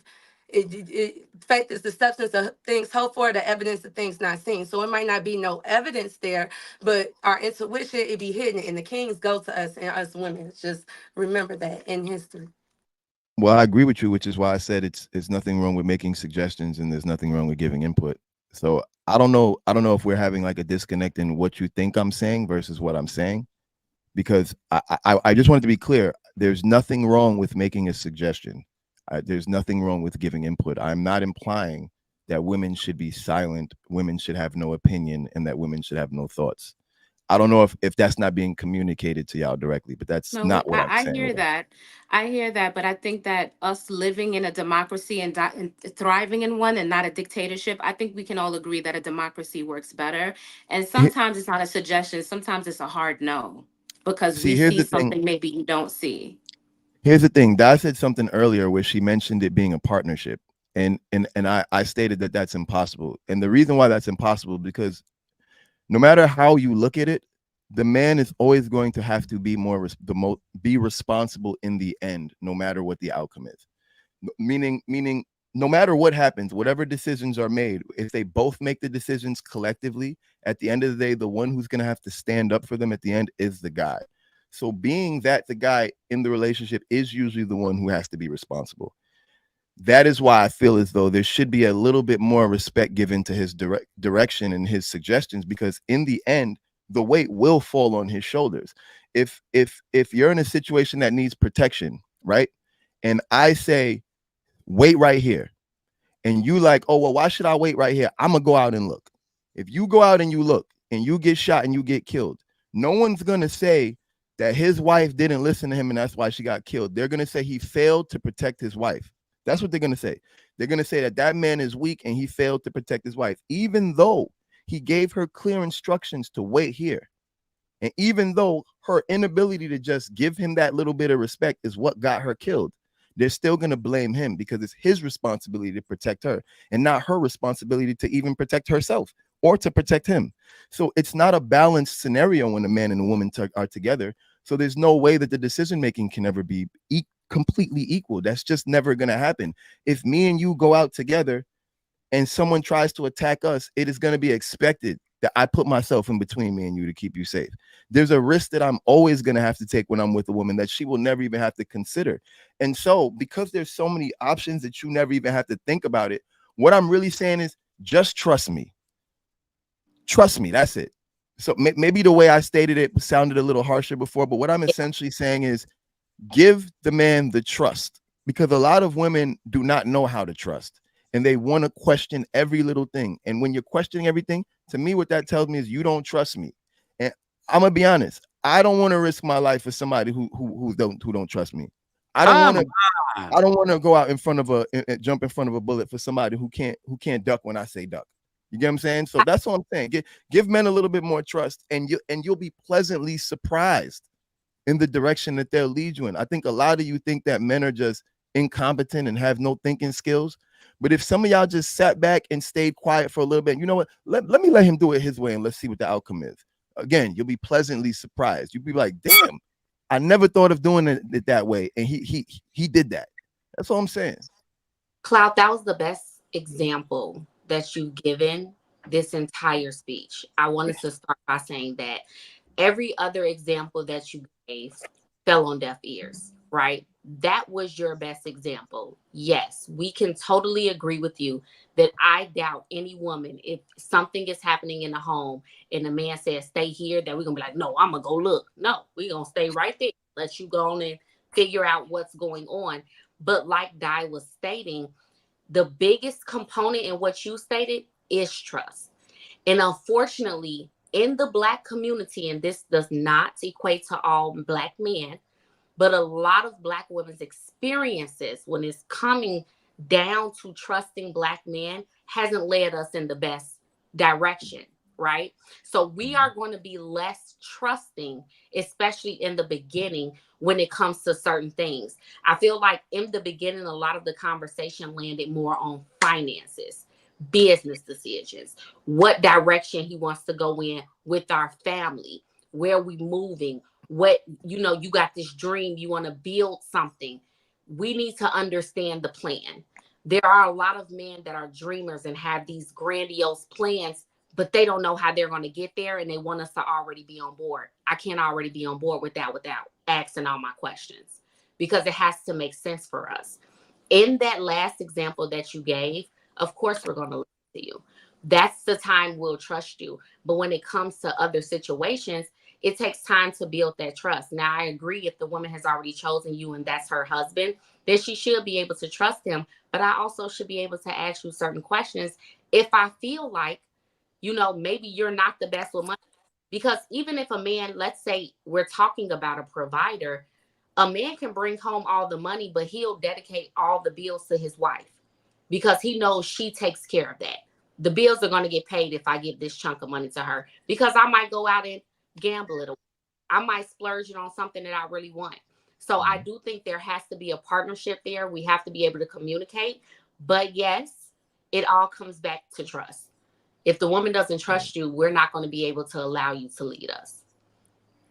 Trust our And, input too. Trust goes both ways. absolutely. All right, hold on. Let's get Trev in there real quick. Go ahead, Trev. All right. Cloud Jones, in all honesty, I feel like just the barrage of pushback that you got back kind of made you dial it back a little bit. But I'm just going to tell you, a lot of dudes are expecting for there to be an authority, right? When you are responsible. And I feel like it's almost like a balance beam. If I'm going to accept all the responsibility, then I must be given the authority, right? And most men, in all honesty, would like to be in that position of authority. Women of the West generally aren't with that anymore. And it's something that you can either accept or no, right? And that's fine, but that's what it is. A lot of men, we're not on the same page with that, right? It was ran differently long ago, or even not that long ago. And in some instances, it's still going on where men had complete authority and were never questioned. And it's confusing to some men right now.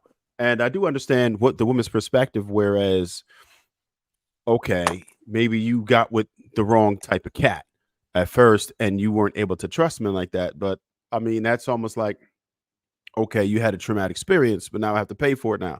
So it's one of them things. I mean, I understand there is a vetting period, but once you decide that I'm that guy, then the hell with all of that. I don't need to be questioned if that's the relationship dynamic that we have.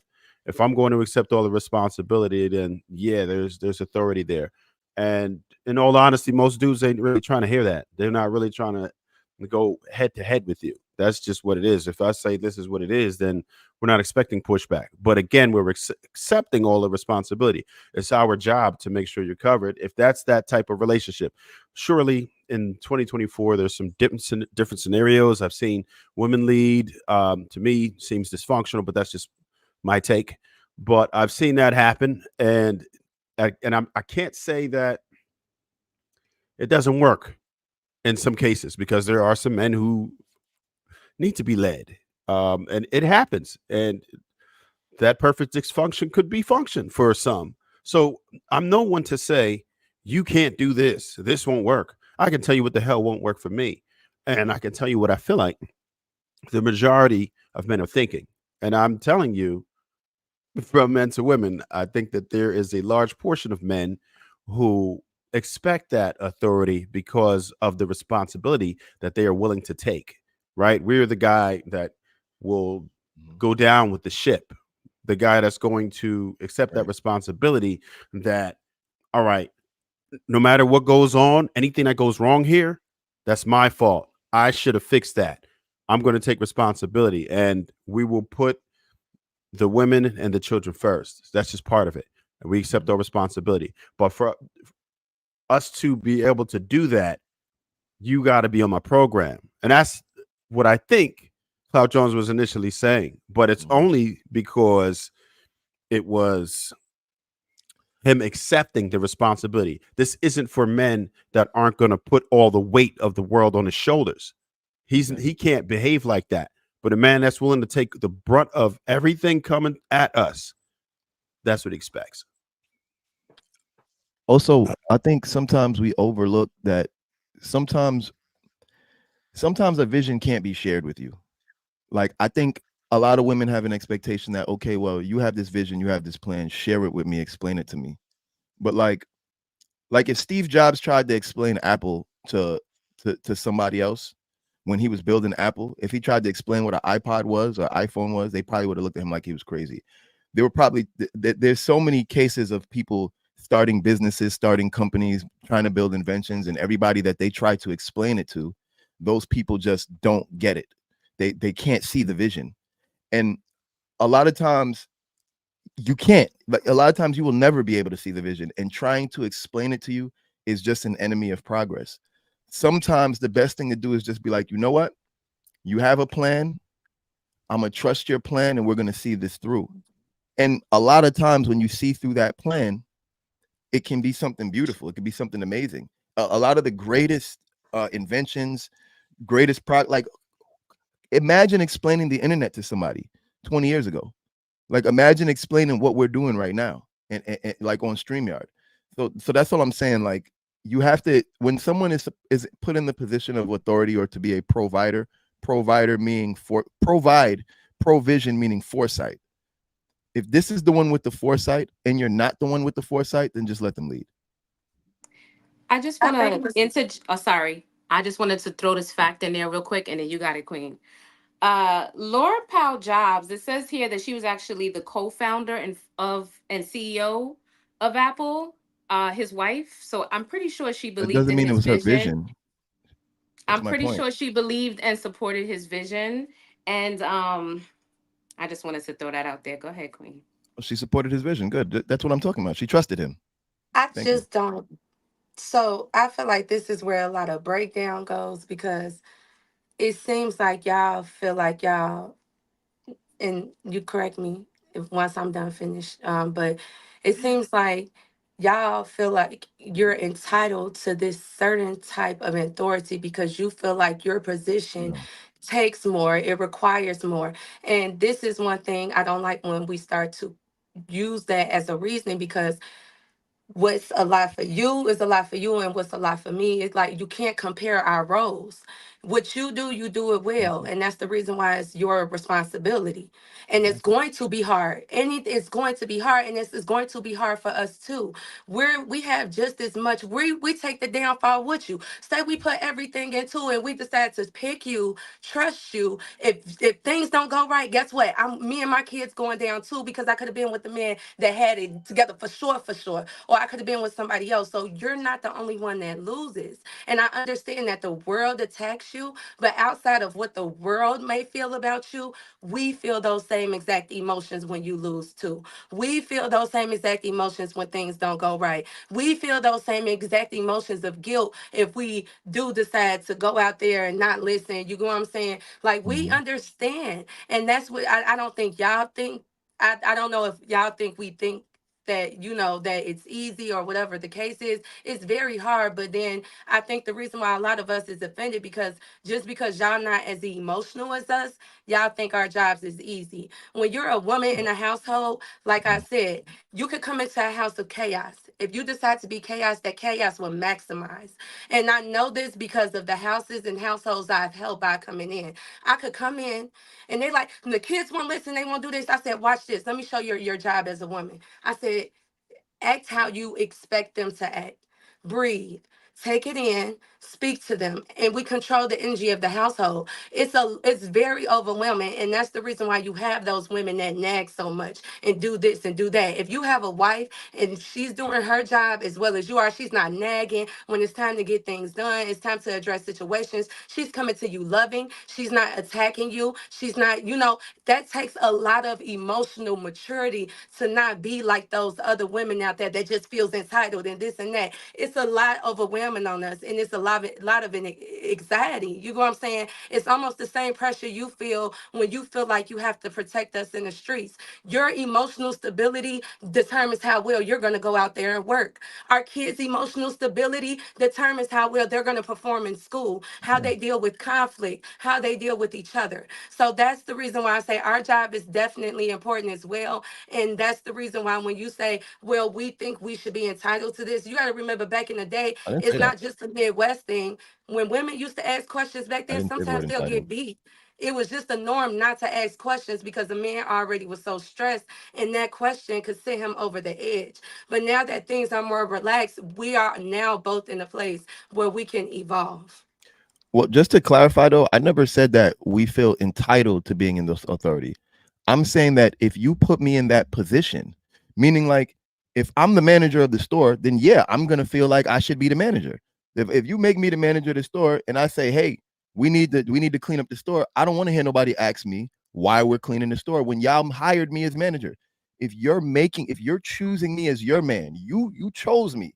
You said, I respect you, I love you, I want you to be the man in my life that I trust in, my provider.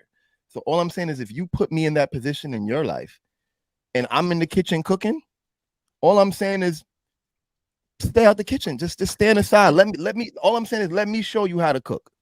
Cause Now to I don't know. I respond don't know to if the you cook, Walmart. guy. I don't know if you cook, guy, but I'm sure like if you're in the kitchen and you're making your favorite recipe, I'm pretty sure you wouldn't like it if somebody came in behind you and was like, yo, why you don't add a little bit more salt? Oh, not you supposed to boil it boil it like 10 more minutes. See, no, I don't like the way you're doing it. See, the way my grandma used to make it. No, don't nobody want to hear that when they're in the kitchen. But If but y'all those ask me to hold on, just let me finish my analogy, please. If you ask me to cook Thanksgiving dinner and I'm in the kitchen, don't tell me how to make the sweet potato pie. I got the recipes on how to make the sweet pie. All I need you to do is, hey, can you measure that flour for me? Hey, can you pass me them eggs? That's it. When I'm in the kitchen, I'm directing, pass me the eggs. Don't tell me how many eggs you would put in your recipe. And that's all I'm saying. Now, if you taste the batter and you're like, yo, babe, this batter, I don't know. I feel like it need a little bit of salt. Here, try this. And I taste it. I'm like, you know what? Damn, babe, you know what? You right. The batter ain't right, babe. You know what? You're right. Let me add a little bit more of that. Nothing wrong with that. But don't just be like, why? You know what I mean? There's a way to do everything. And it requires trust. It requires a little finesse, a little bit of love, and a little bit of tenderness. And that's it. Yes, but back to the Walmart situation, like you said if I tell my employees to go clean up, they should go clean up because I'm the manager. Well, I'm the manager too, and you forgot that we got to stock. We got these loads to unstock, and we got a very short amount of time to get these things on the shelf. And if we don't, we won't have the things on the shelf on time. I might question you. You don't want us in the kitchen bothering you. But then how we gonna be So there it's to two know managers? if the batter is bitter? I get what you're Okay. saying. You I have to see where know the what's up. disconnect is. But I Y'all but view it I as two managers. I don't view it but as two I do managers. want to. I don't view a But I man and woman as the same position. I see a man and woman as two different roles. But yeah. I realize the disconnect Hold on, is Cloud. Hold y'all on, see Cloud. men and women as the same Let role. her finish. Cloud, let her finish. Let her finish. But I get what you're saying with the manager, but even in the kitchen, it's the same thing. But I do understand what you're saying. I feel like we as women, we feel like, okay, this is what he's good at. We're going to let him take the lead. So I get what you're saying. If this is what I do, don't question it because you know I'm good at it. You know what I'm saying? Same thing. But then it's like, if women ask for that same respect, would y'all give us that same respect? You know what I'm saying? Like if Of we're course. deciding to lead something, you know that okay, she good at accounting, she good at numbers, Of course. she's good at delegating money, and she's good at investing. I'm finna, you feel me? I'm finna make this investment. And if say you making the you want to do it, you know what I'm saying? Say you trying to make me proud, and I look over your shoulder and I'm like, babe, woo woo. It's like, are you gonna be like, okay, I got this, woo woo? It's like we feel like our input matters, and yes, you are the leader. That's why when we discuss things, you're gonna be the one to go tell the family, hey, this is what I decided, woo woo woo. But even though you're saying that this was a decision that you still got to run by your wife, we are partners at all times. And I feel like when you say things less than that, that's when a woman starts to want to like prove herself. You know what I'm saying? And then might get a little bit more sassy because now she feel like you seeing yourself as better. And I don't think, and that's what it sounds like. No, So, like I'm just saying what it it's not sounds about like to that. me, and that's why we keep addressing it because it's like, why do you feel like your role is so much important that you don't need to be No, questioned? no, no. All right, hold on, It, hold Or on, you hold don't on. because like being Hold no. on, questioned? hold on, Can hold I on, Can I say hold on, answer? something? hold on, because we do got to switch to the weaponizing submission, which we kind of talking about a little bit right now. Roof, you got your finger up. You want to speak? Yes. I think Clout was talking about two different things, but he was losing us on some of it. I think what you want, I'm not going to put words in your mouth, but there's undermining a man, and it also sounds like you had a lot of bad experiences with this because you have a lot Mhm, of detail. No, okay. mhm, Well, mhm. undermining a man is not a good thing. You're right when we're always questioning and always putting. Sometimes you can put doubts in somebody. Like I'm trying to Mhm, understand. I'm trying to get the good from what you're saying. mhm, You could put like, let's say I have a mhm. vision. I'm about to start a business. Somebody told me I couldn't do this thing. that thing that you said, because I told you too early, because you're a negative person, might have stopped the whole business, right? And I understand that. So we got to be very careful about not, throwing things off with being undermining with that, right? But at the same time, you said I'm not going to tell you my vision. You said my a lot. Like it's almost like you want to be I with didn't say I'm yourself. not going to tell you my vision. Cloud, I can didn't you say that. let I me said, talk? go ahead. You will let me talk, Cloud. No, Thank go you. ahead. Go ahead. So you said a lot of different ones. I'm the boss and you're the worker. I'm the manager and you're the lowly person. Like this is what you really think of your woman. So my question would be, are you 100% providing when you're saying this?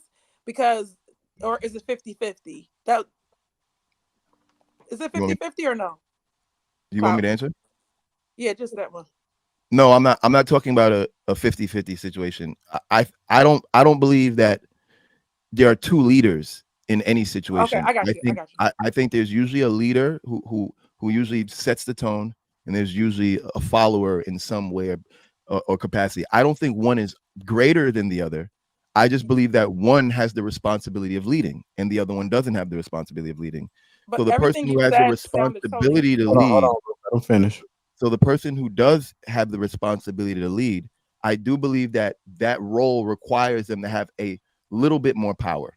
They have to be able to have a final saying decision, because if not, they're not the leader.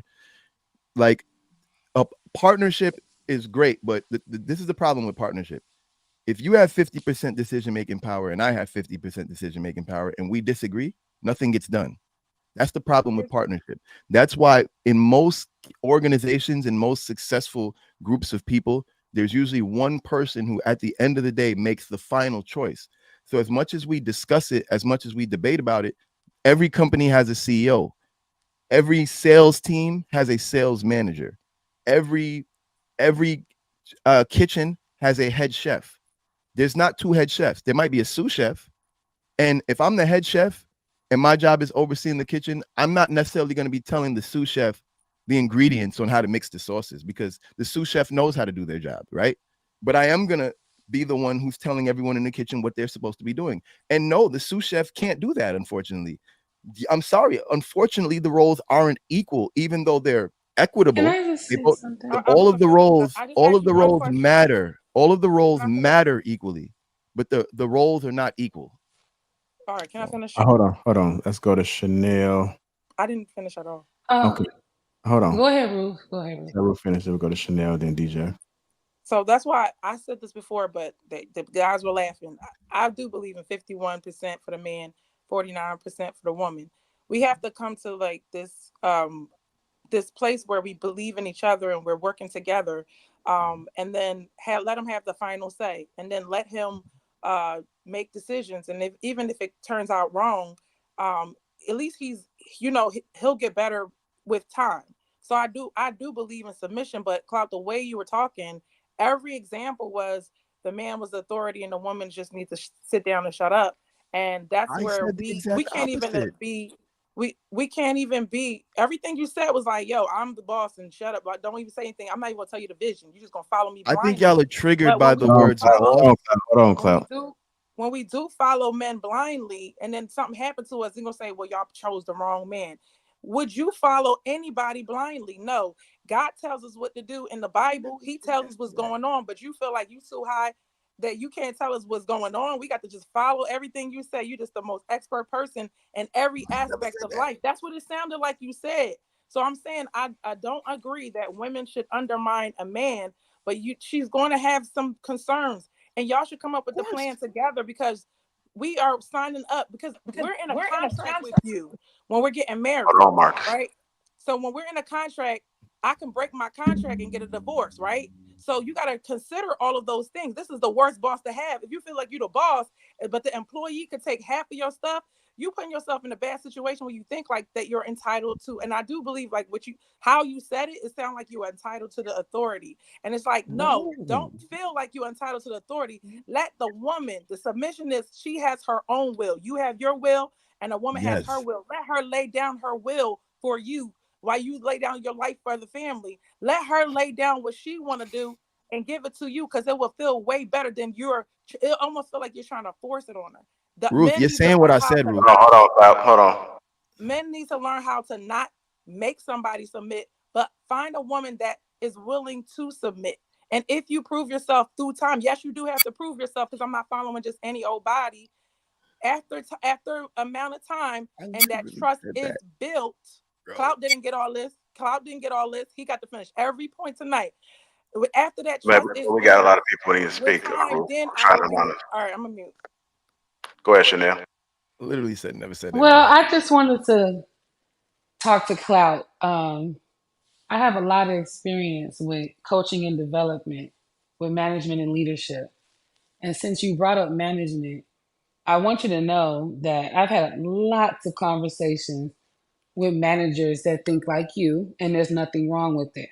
And I've had conversations with managers that think more on a leadership level. And when I say that, I'm not saying that because you have a title that you don't have the leadership skills. However, the difference in the results that happen from a manager that's a leader, they'll answer this, a leader will answer the same question every time like it's the first time, and they can get that same question asked 10 times a day by different employees, and they're going to answer it like it was the first time they were asked that day.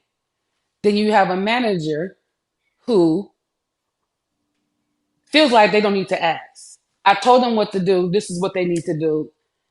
That manager makes it harder for themselves, because now you don't want to question. You don't want to help this person understand why you want them to do that and why the purpose is for that to be done, so that they can follow through with that vision, and you don't have to keep telling them over and over again. Managers like you have to keep telling somebody over and over again because you don't want to explain nothing. You don't think you should Never be said that. asked a question. So now you have to be available every time. Do this, do that, do this, do that. And then if someone's asking why, maybe when you told them why, or if you explain that why, then they know that next time it happens again, they already know why they need to do it again without you telling them. So a lot of managers that think like you, they work a lot harder because they want to control everything. They don't want nobody to question nothing. This is what I said. You need to do it. So now you're putting yourself in a predicament where you want people to wait for you to tell them what to do, versus someone that's going to take the time and answer that question just even in their mind. Why are you asking me this? I told you to do it, but they're gonna answer it. Okay, I want you to do this because dot dot dot dot dot. Yeah. And because of that, this is gonna make this happen. Understand? So now you're giving them the tools to think on their own and to move forward with what you told them. And they probably won't have to ask you again because now you helped them understand and they saw your vision. All Go right, ahead, DJ. I have to. Let Hold me. on, I Cloud. just Hold need on. to. Can I respond, please? Because like, Cloud. 1 second, Cloud. Go bro. ahead, DJ, and then let's get to M White. We got to shut the mic, Cloud. Okay, so I think like Wow. when we talk about being equal, we think that it means the same, and that's not what equal means. It just means to be of equal value. So even though we're not the same, we bring equal value to the table. It's just packaged differently. And I think when you tell someone that their opinion, I'll listen to it, but yeah, I don't want you questioning me too much, or you gotta, it it removes. It's kind of like how you have a when you look at the government, for example, how it has three branches. You got the executive, you got the judicial, and you got Congress, you got House. You got checks and balances for a reason, because sometimes we are flawed. Sometimes we may not see the full picture. Sometimes we need that other person to chime in and say, listen, honey, this is the way I see it at the angle that I see it. This is my concerns. Because even though you're saying that you're going to take the L, when you make a bad decision, the house takes the L. The children, the wife, the bank accounts, everybody takes the L with you. Yes, you might be the leader, so you may feel like you're getting the brunt of it, but everyone's getting the brunt of it. So I think that two heads is better than one, four eyes is better than two, and just lean into the fact that you have a partner that you could bounce things off of, and that's very valuable. And there's nothing wrong with listening and taking that in, and even possibly changing directions after, because that's also making your partner feel seen. I think resentment builds up when people don't feel seen in their relationship, men or women, when they don't feel heard, when they don't feel seen, when they don't feel like their voice matters, that builds resentment in a connection. So I think it's so important to not have your woman, because oftentimes we're already, as women, just existing, we're already, you know, told to be quiet, that our opinion is not important, and that we don't matter. So why do we want to feel that when we come home? We want to feel like our man values the things that we have to say and our contribution, because it's part of this household, the outcome. Go ahead and what? So I kind of zoned out because I heard Clout when he first came on, and I don't know if y'all really realize it, but everything that y'all rebutted him with is literally what he said he instituted the entire time. Fucking thank you. The initial point he made, I think the example was one that it pushed the conversation to a point where you guys didn't really hear everything he was saying after that, because it might have sounded extreme to you, but that's not what he was saying. Clout, and stop me if I'm wrong. I'm gonna list off what I heard you say, and then you can stop me if I'm wrong. As a man, I assume all responsibility for my family. I take that valuable and proudly, and I responsibly take that. I understand my wife is important. She has information that I need, that I would cherish and respect her opinion. However, when it comes down to the last decision, so that we stay together on the same path, I will make that decision. But it will be based off the information that you've given me as well, with the idea that the collective good of the family will always be put to the forefront. That's all he was saying. Yes. Yes. I think we understand. Thank you for listening, because honestly, a lot of the stuff they said, like they brought in words that I never said, like entitled. Like I never said that anybody's entitled to authority. I literally only talked about the person who was given the authority having the authority. So it's not entitled, it's your title. If my title is manager and that's my job, then I literally said multiple times, there's nothing wrong with asking for suggestions. There's nothing wrong with giving input. And they took that to somehow mean don't say anything, when all I'm saying is don't question me on how to do my job. Question me on what you need to do, fulfill your role in this partnership, but don't question me on how to do my role in the partnership, because that's not your role, and you clearly won't ever understand that role the same way I could never understand your role. I would never question my wife on why she's breastfeeding the way she's breastfeeding, why she's soothing the child the way she's soothing the child.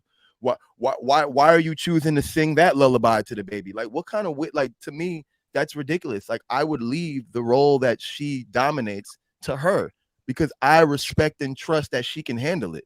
I would never try to tell her how to manage the feminine role. And that's all I'm saying is, like, if you choose a man to fulfill the masculine role in your life, why would you undermine that?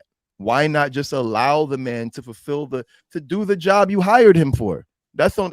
If you hire me to be a cashier, let me count the cash. If you hire me to be the manager, let me manage the staff. Don't when I'm managing the staff, don't say, why are you managing the staff like that? Because you hired me to be the manager. That's why I'm hiring the staff. I'm managing the staff. Why am I hiring new workers? Because you made me the manager. That's my job. Let me do it.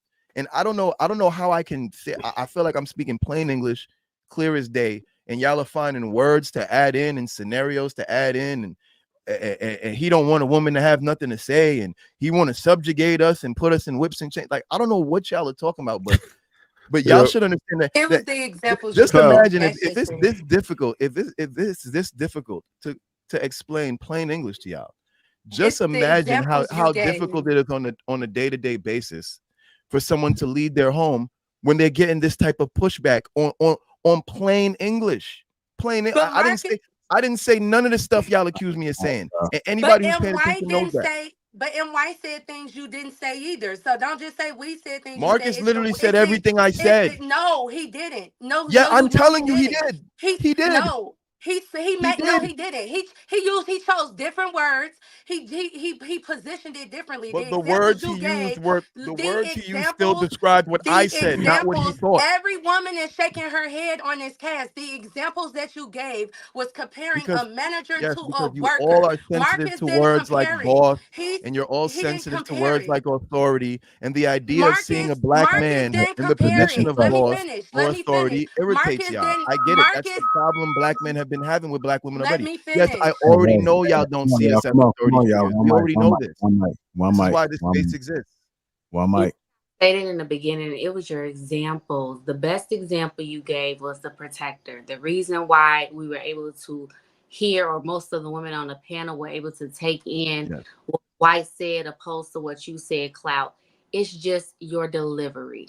It's the Yes, the delivery. example where the woman is benefited is, of course, the example that the women understood. Hold on, Clout. Talked a lot. I'm just saying a little bit. It's just the examples that you gave. The way that he just positioned that people, we are able to take it in and dissect it.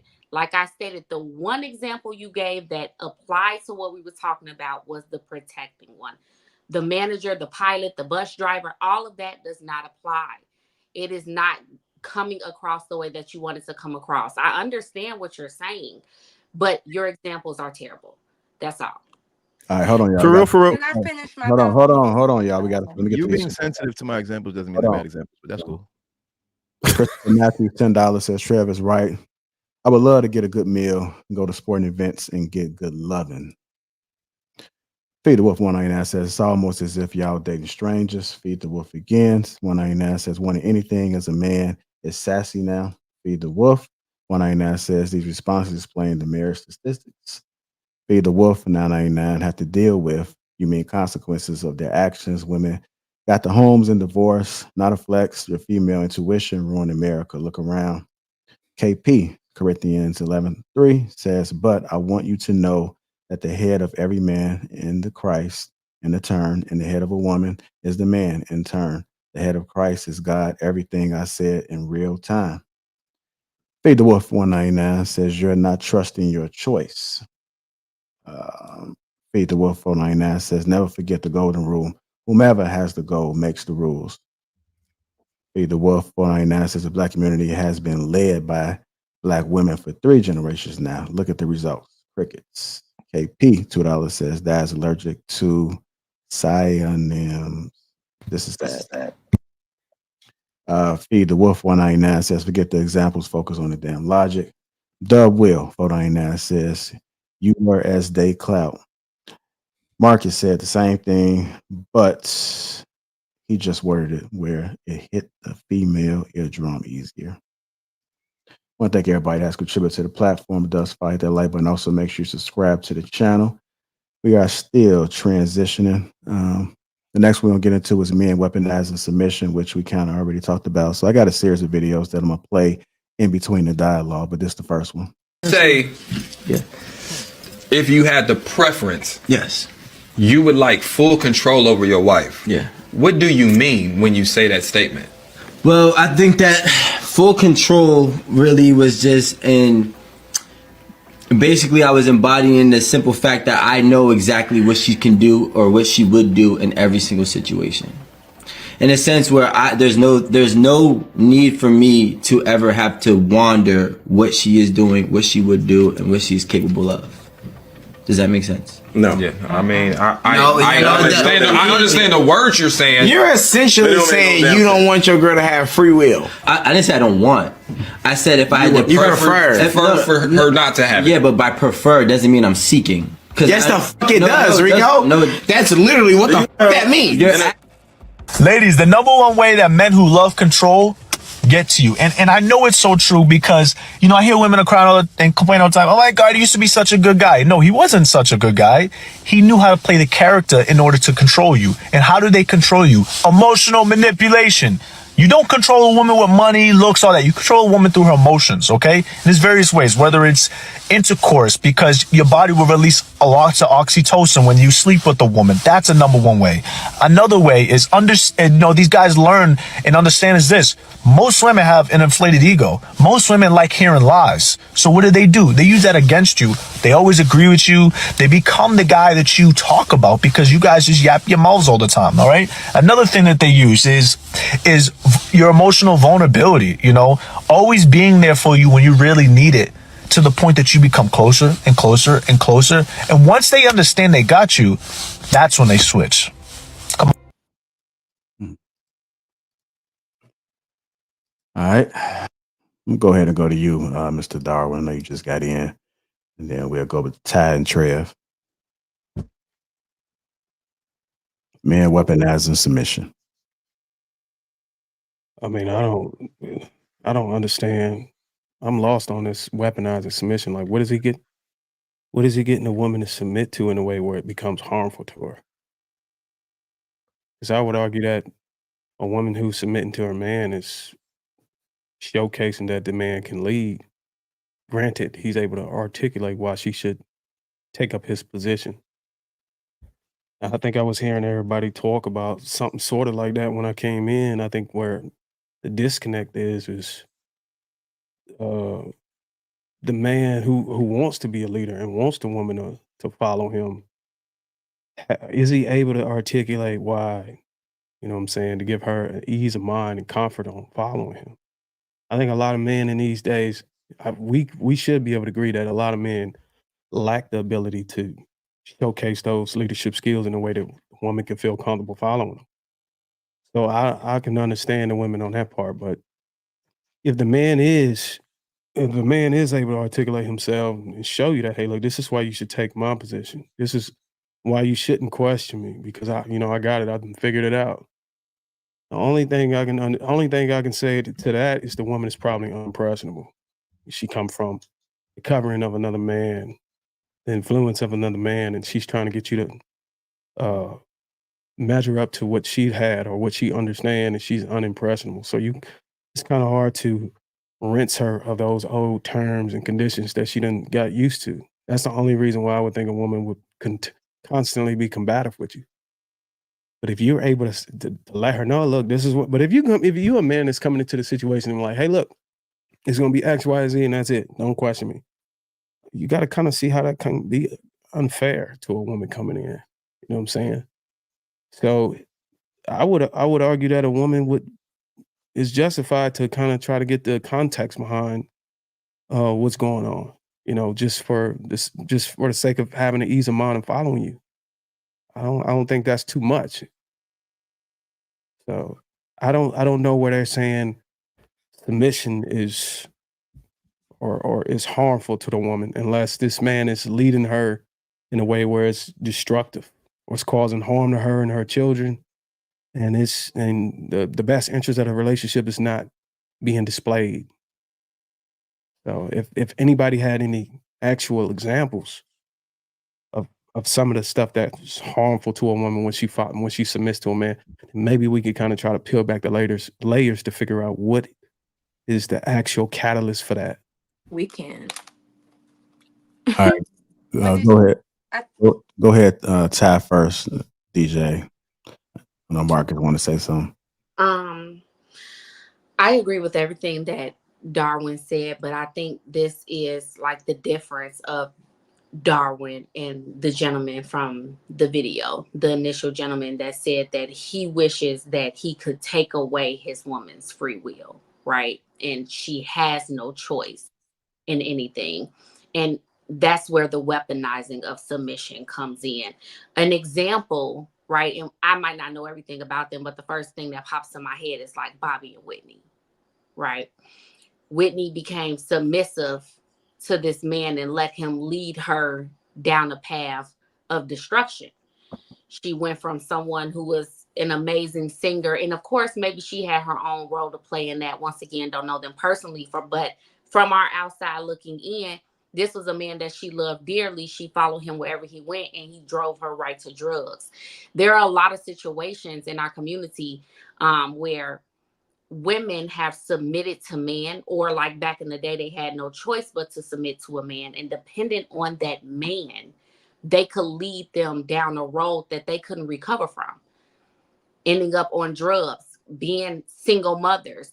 One of the people in the comments said that Black women have been leading the Black community for the last 3 generations, and that's why we're so messed up now. But let's really dive into that. The reason we've been leading the Black generation for the last 3 generations is because we have no other choice, right? A lot of women don't have men that are leaders or want to be leaders or know what it takes to actually lead and be able to make a woman feel comfortable enough in order to allow that man to lead or lead her in any direction. We see from their own lifestyles that you're not able to do something a certain way. You're not able to even take care of yourself. So why would I allow you to guide me. Okay. But I'm getting off on a tangent a little bit there. But I just really feel like the weaponizing of the submission really comes down to when a woman is really trying to submit to her man and he takes advantage of it by not allowing her to have a voice at all, by not allowing her to have any direction or any input in their lives, in the structure of their household, or where their future is going. That's interesting because you would also have to look at this man, the man who said they want to have total control over their woman. It's not even a matter of submission at that point, because submission is more like, hey, I'm doing this at my own will. I'm doing this voluntarily. So you would have to question his beliefs, like his tradition, like where does he get his principles from? And it can't be biblical. If a man is sitting there saying he want to have total control over a woman, even God, when we submit to God, he gives us our own free will to choose to submit to him. So I would argue men who talk like that don't even worship. They probably don't align with your religion. Now, and if you don't, then that's you. Then that's a conversation you got to have, because it's a lot of men and women deviating from the tradition and what God, bestowed upon us. So I would say me personally, any talk like that is to me is evil and demonic. And I would flee away from that kind of conversation. If somebody wanted to have total control over you, even God don't even desire to have total control over us.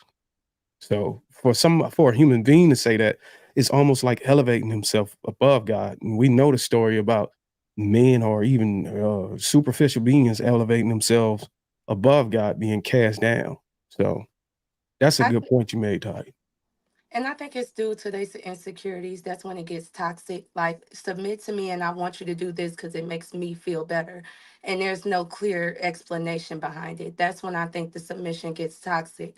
The other day, I just came to a conclusion on the podcast where I was too exposing on my Instagram, and I never understood the meaning behind it, because every time a man said it, he was like, oh, because it makes me feel like this, it makes me feel like this. But I'm like, I need a more logical like reason for me. Like, why is this bad? Because you are upset about how your peers are going to judge you. I don't care about what your peers think, because they're not even up there with you anyway. But when they explained it to me, like, oh, well, for your benefit, if you're trying to court a husband, the quality man you attract is going to be based on how you dress. Now that makes sense. You know what I'm saying? How you deliver to me. But then when men say, I don't want you, or for instance, I want to go out with my homegirls. I'm married and I've proven myself to be faithful. We've been together for years. You know what I'm saying? But when I decide to go out, you tell me, I don't want you to go because I think you're going to do this. And it's like, what does my character say? What have I shown you? What is my history with this? Don't put on me what you've been through in the past. Or like, for instance, if I come in asking you questions like, oh, so you don't think I could do that? No, let's take a step back and don't put your insecurities on me. How did I ask you the question? What tone did I say it in? What were the words that I used? And sometimes I used to have to do this with guys when I had an opinion about something. And I would say, oh, I need you to do this for me. And they'd be like, oh, so you saying I can't do that? And it's like, no, let's take a step back. I already know how women be, so I'm not gonna take that offensive that you just snapped, because I just want to show you I'm not her. So let's go back to the psychology of it. What tone did I say it in? And yeah, so forth. But when men starts to, just be like, oh, do this to fix my insecurity, it's like, I don't like that. And I don't feel like men should do it for women either, because I know men tend to do that. Oh, well, I'm not gonna say anything because I'm scared that, I'm not gonna like if a woman say, I don't want you to do this, I don't want you to go out with the guys tonight because I think you might do something from the past. And it's like, nah, we've been married. In a marriage, I haven't cheated. I could chill with my homeboys for an extra hour. Like, take me at face value. Don't make me suffer because of your insecurities. Let's heal together. That's how I feel. I don't feel like you should make decisions based on your insecurities. Hold on, what are you saying? Are you saying the man in that example you gave, you saying the man said, hey, look, I don't want you to go, or the woman said, hey, I don't want you to go out with your homeboys because in the But I past mean, you've like, shown that you wasn't able to control yourself or something? And you saying that's an insecurity? no. So this is what I'm saying. So say when they first started dating, he did things. But then as You did the what? relationship, like say he was in a hoe phase and he came out his hoe phase and he proved himself and then you got engaged and then He y'all get proved married, right? himself. What does that sound like? I mean, what does that look like? He proved himself. Like he Well, doesn't so hold like he around no earned your more. trust back. He earned your trust back. He's taking care of the house. His priorities has changed. He has new morals. He has new values. Just somehow that nobody's perfect, especially in our community. Nobody's perfect. Mistakes are made, and it doesn't necessarily have to be infidelity. It can be an irresponsibility with money. And say if he's proven himself for years, he's been consistently paying the bills, consistently doing this. He's been consistently making the right decisions. You cannot put your insecurities from the past on him. How can you move forward? I think that's when it becomes toxic, when you're asking your partner to submit to something because of your insecurities. And the only way you can know if it's your insecurities by going off of how they have shown up in the relationship consistently, if that So makes so let sense. me say this, Di. A man goes out and cheat. He's in the whole phase. He straightened up. He doesn't go out no more, and then now he wants to go out. You think it's okay to go send him back out to the wolves? Send him back out with the temptation? No, no, And no. But and what I'm saying is people do have the ability to learn and grow through Christ. well, They do. why would And they try to learn and grow through Christ and still go dance with the devil? no, That, not, that but that's what I'm saying. If you trust your man, he's not going to those clubs. If he's about to ask you to go out, you're going to trust the space that he's going to, because that's what it takes to truly change. That's what I'm saying. You have to show up consistently. If you see that his type of fun is going to the bowling alley or he's going to his cousin's house now, he's not constantly going to do the same things. I'm talking about someone that has actually changed. Someone, and even if he didn't change, say if you didn't have that problem with your current husband, say if you had a problem with that with your ex-boyfriend and your current husband comes in and he's showing some of the things and you're like, oh, well, this is why you're doing that, so I don't want you to do it. And he's like, nah, that's not why I'm doing that. I know that's what you experienced in the past. So yeah, because I know that might be throwing you off using that type of example. So let's use an example where he came in and showed he was the man that he was supposed to be. And then he does something that triggered you and you're like, oh, I think men who do that don't like women. You know what I'm saying? Then you're gonna be like, okay, wait, let's take a step back. Let's look at the difference between his intentions and my intentions and the way we did it, and that can show you how it looked. Let's just say. that changes things. When you flipped it and said, and the man you came into the relationship and he never caused any of the insecurities on you, and he showed you signs that triggered you from a past relationship, that changed things. But if you're talking about a man who's out here smashing joints, he's going out drinking, socializing, and he's slipping up into some cheeks, and then you say, oh, well, I'm not gonna let my insecurities get the best of him because he showed that he changed. I'm gonna let him go back out there, and maybe he's not gonna do. That's a recipe for disaster because he's shown that he had a track record of screwing up. So the last thing you want to do is associate yourself with something that caused the issue in the past. You kind of get away from that altogether. But once you switch it up and say that he just came in there, came into the relationship and never had a history of that. Somebody else actually had the history. That changes things. So I'm glad you kind of walked that back. And vice versa for All right, women. Can I ask Darwin a question real quick? Yeah. Because you said something earlier about submission, where you were saying a woman should vet the man and ask certain questions. So I wanted to ask, do you feel as though that vetting, where she's finding out about his religious background and who he is and if he has the characteristics to lead, do you feel like that should happen before she submits to him, or do you feel like that should happen in the midst of him making a request? That should happen before she submit. Whenever she's learning his name, she should be also learning his tradition, his principles, all of those things. Okay, Because so then if she were to, yeah.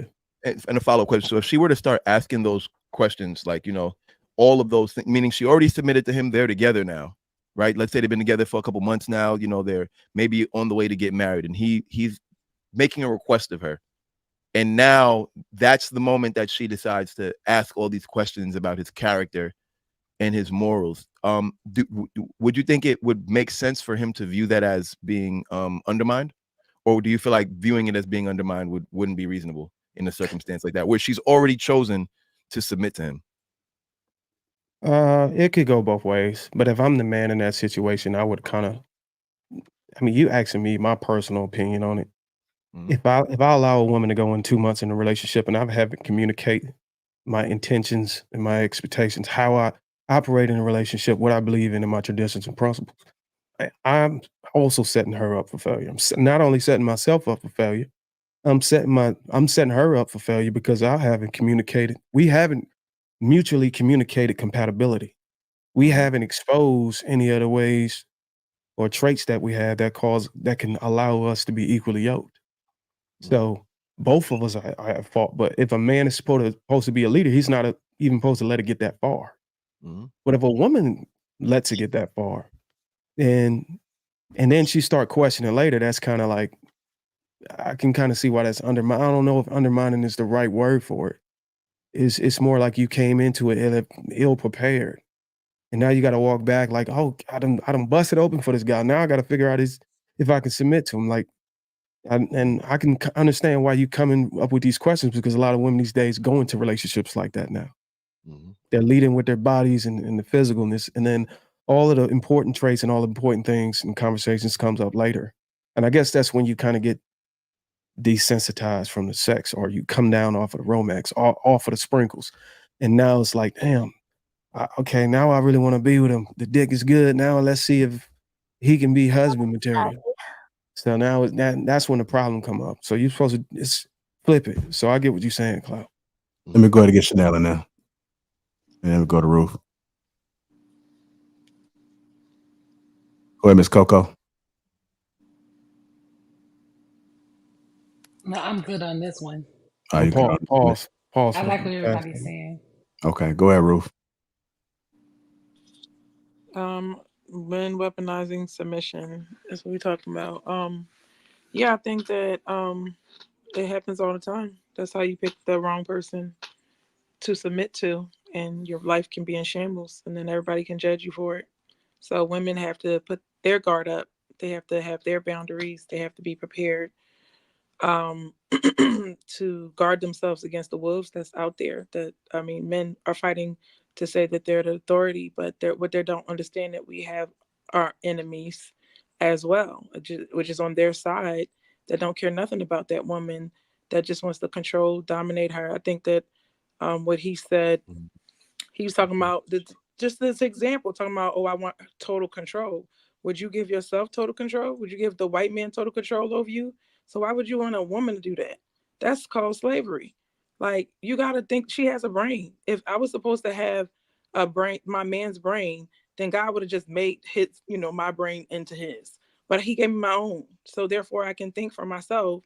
And then I like what you guys said, like, you have to, like, when you're coming up with something for your company, we talked about a boss, you have to get employee buy-in. That's all we're talking about. We're not saying we don't want to listen to the man, but we're saying that get the buy-in so that she would be excited and motivated to help you.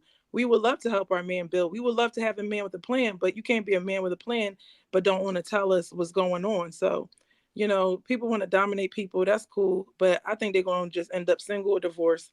But people that just want to be together, be submissive, women want to be submissive, and men that want to lead. Nothing wrong with leading, but the way you're talking, like, you gotta. It's almost like you never let anything when you talk like that, because it's like, if you really let something, that you work for your employees.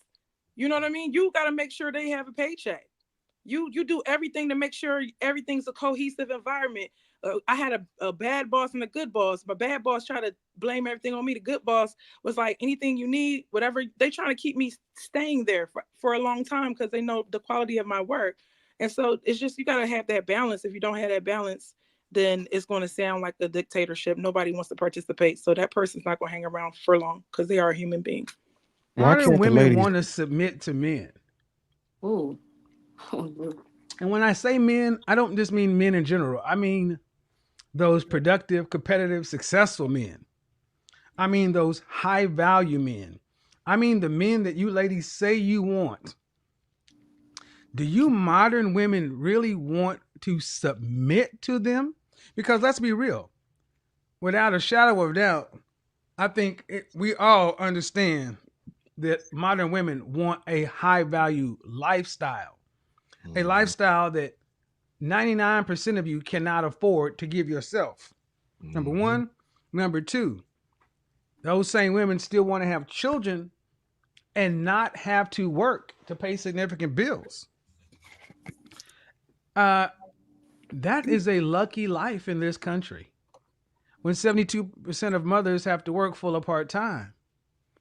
But it's always been asked, well, what do you expect to have to give to get that kind of thing? And so many women are just kind of like, well, what I bring to the table, I bring me to the table. Nope. We're going to start defining the conversation much better. And the question really becomes, look down in the description of the video. Let me open another window real quick.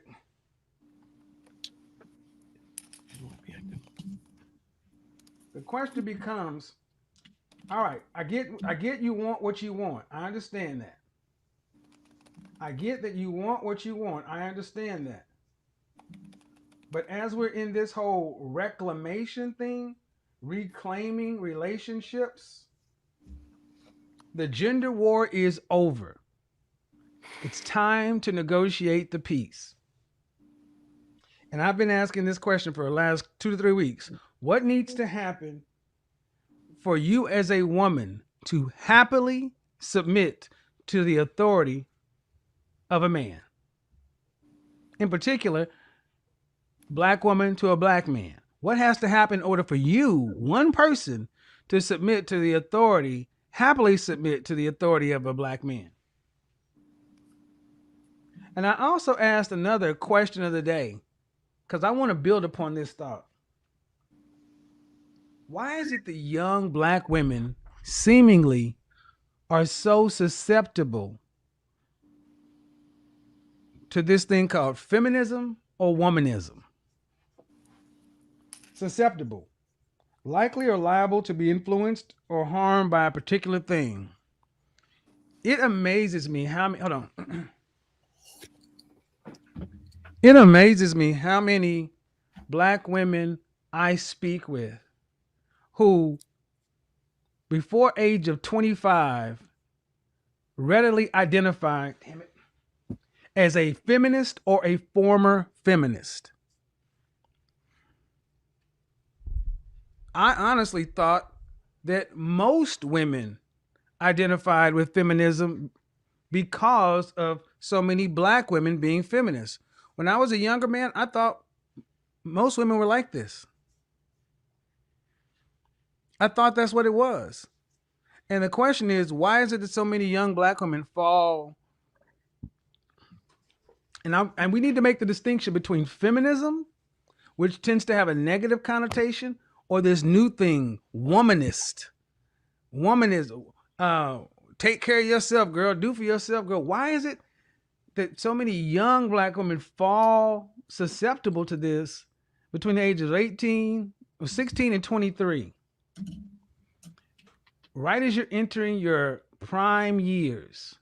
Food for thought. Think about it. All right. So before Kevin Samuels, rest in peace to the brother, came on, I wanted to ask the ladies why is it so hard to paint the picture of a scenario of when you had to actually question a man submissive. Secondly, do you agree with me?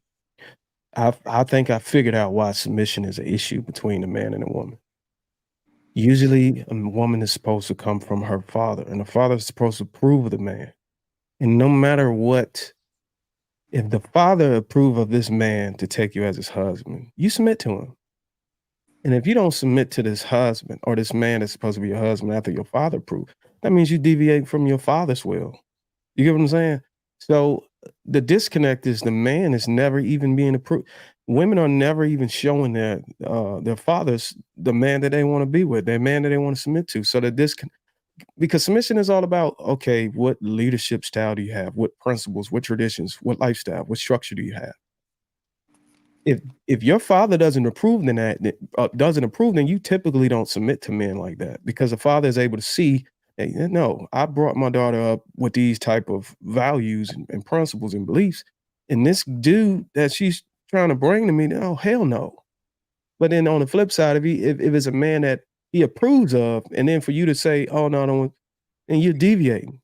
So I would argue, and oftentimes we don't even, a lot of women these days don't even show their fathers the man that they want to be with until they don't probably had kids with the dude or some shit. So that's the disconnect where there's a problem with the submission. But my question still stands that some woman on this panel that have an issue with questioning or submission, period, please paint a picture of a scenario where you're justified to question him. I want to jump in on what you're saying. First and foremost, I want to preface this by saying I don't have an issue with submitting, right? I think it all goes back to trust. I'm going to go back to what you stated about the father being the one that actually starts that, right? The first issue in a lot of Black homes is there is no father. Okay. We don't have a father to, first of all, show us, give us an example of what a leader and what a woman looks like submitting to a man. We have a mother who takes care of everything. That's the first thing. The second one is that when you go out into the world and you don't have that example, and let's say maybe your father's not in your home, he's somewhere else, he has his own family, you're back and forth, you only get him part-time, or sometimes you build that relationship later. And so you tend to learn on your own what works for you, what doesn't. And you go into the world with this mindset that I have to take care of things myself, because that's what I saw growing up, right? A woman is going to have to take care of it herself, which also goes into what Kevin Samuels was saying. Why are so many young Black women feminists or womanists or whatever? Because that's what we know. The only person that's going to look out for me and take care of me is me. Or my mama might help me. Or my grandma might have my back. A lot of Black women don't have that example necessarily. I'm not even going to say a lot. There are Black women in our community that do not have that example of that Black man who takes care of everything for them. And if we do have Black men, sometimes, unfortunately, we are still taking care of everything for them. So that's why we can't naturally just submit to you, because I don't trust you, because I have to build that trust, and you have to prove to me that you are worthy of my submission, that you're not going to drown us because of your choices, which we know might not always be the best based off of your track history. So no, I can't bring a man to my father and ask him, was this a good representation? Because my father wasn't a good representation. I don't even trust your judgment. So why would I bring someone to you to ask for your decision on this? Now, that is an issue, right? That's a trauma within our community. That's something that Black women have to work through. But I also think it's really important for us to realize that and understand that that is a component of this. Black women and Black men have this issue because we are both broken to a certain degree. We don't know how to work with each other because a lot of us don't have that representation or example of what that even looks like. So we out here just winging it. I think that just to say something to what you just said, if you don't trust the choice that you made, then essentially you really don't trust yourself. It has nothing to do with the men. Like, because you're making it like, oh, well, I don't have my father, so because I don't have my father, I can't trust you. But it's like, well, you're the person choosing the guy that you're with. So the only trust so what I'm saying is, like, if you're submitting to someone, you have to trust yourself. You have to trust yourself that you're making the right decision of the right person to submit to. So if you're externalizing it as if, oh, well, I can't trust you, maybe that's really the real issue in the Black community, that a lot of Black women don't trust their own decision making, which is why they're not trusting the men that they're choosing. Or the fact that we've seen many Black men not do the things that they're said that. So, but the only way you would see that is if you chose those men. Well, hold on. Darwin specifically asked for an example of why we can't submit, right? A specific example would be, and I'm just going to give you one from personal experience. Like I said, my father didn't grow up in the household with me. He was in the military. He was far away. They got married later, whatever. All of that doesn't matter. My senior year, my father stated, because he couldn't be there for the rest of it, that he would take care of everything that I needed him to take care of. Anything that he had to pay for, any of my books, anything that I need to get done for my senior year, he would take care of it for me because my mother had always done it. Cool. The beginning of my senior year, I gave my father a call and told him, okay, this is what I need. I need my book bag. I need some clothes for senior year. These are the things that I need. He never followed through. He stopped answering my phone calls. He didn't do what he said he was going to do. That's just one example. Okay, that's just one example. So that taught me early, and that was just one example of one man in my life. That taught me early that I can't depend on men. That's trauma though, because it should have taught you that you can't depend on him as an individual. Hold on. That taught me I cannot depend on men. So then I need He's to not men. depend on myself. Darwin was stating that we should be vetting our men through our fathers. We should be bringing our men to our fathers for them to say whether or not they're a good man.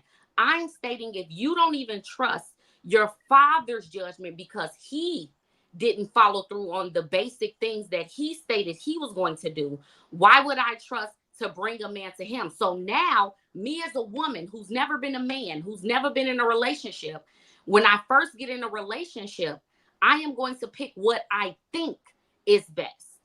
Not what I know is best, not the example, not the best thing. It's what I think is best. And of course, with anything, with any new job, with any new experience, when you first try something, you're not always going to get it right off the bat. You're going to have it because you don't have other examples of it. So it's not about you not trusting yourself. It's about that you never had the example to begin with. No, see, it still manifests as a lack of trust for self, because this is the thing. Your father not doing what he said he would do shouldn't translate as a lack of trust for men. It should translate as a lack of trust for him as an individual, because he's one person. That would be like me saying because my female teacher gave me a bad grade at one point that's how I should judge all women. What's really happening here? What's really happening here is you trusted your father, and when he failed you, you felt as though you couldn't trust yourself, because you're the one who chose to trust him. And so now you don't want to trust other men, because when you had an option to put your faith in a man, which was your father, he failed you, and so now you don't trust the decision you made. And so now you're like, okay, I can't trust myself with men. It has nothing to do with men. It has to do with you. And that's what I'm trying to help you to see. It has nothing to do with men at all. Your dad's an individual. He doesn't represent all men. He doesn't represent all men, but he represents the first man in a child's life. You look towards your parents as the first example and representation of the love and what you should receive from the world. That's just how to build self-confidence. No, that's to build trust in yourself. Towards first. So if you have a father that mistreats you, if you have a mother that mistreats you, if you're a man, then you are going to you naturally project a mistrust for other people, because this is the one person. This is the one person in life that's supposed to look out for me more than anybody else. So if he doesn't do it, why would I expect you to do it or anybody else to do it? And I'm not saying that I've gone into every relationship not trusting, because I've been in long-term relationships and gave them my trust until they broke it. But well, what you just said. To give an more of a guard and more on the fence of, I'm not going to automatically step in and expect that I'm just automatically going to submit to you. No, you have to prove why I should submit. Or a different example, I would say, is like, for me, submission.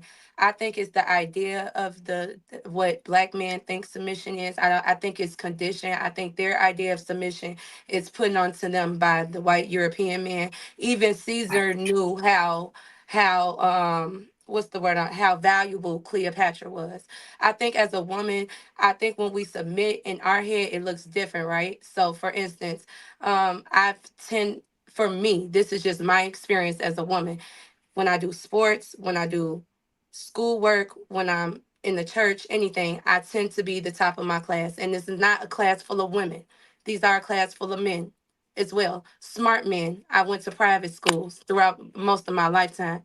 So I tend to think not that I'm smarter than men, but I just attend because there were also in most of them classes that a boy has beat me in those subjects. A man has. So that's what I'm about, right? So for me, I want to make sure that, for me, I believe my opinion is valuable. And sometimes when a man just want complete submission, when a woman feels that strongly and she knows that much knowledge, they tend to take that kind of offensive, and they just want you to just plainly submit. And I feel like, no, I feel like my opinion is valuable.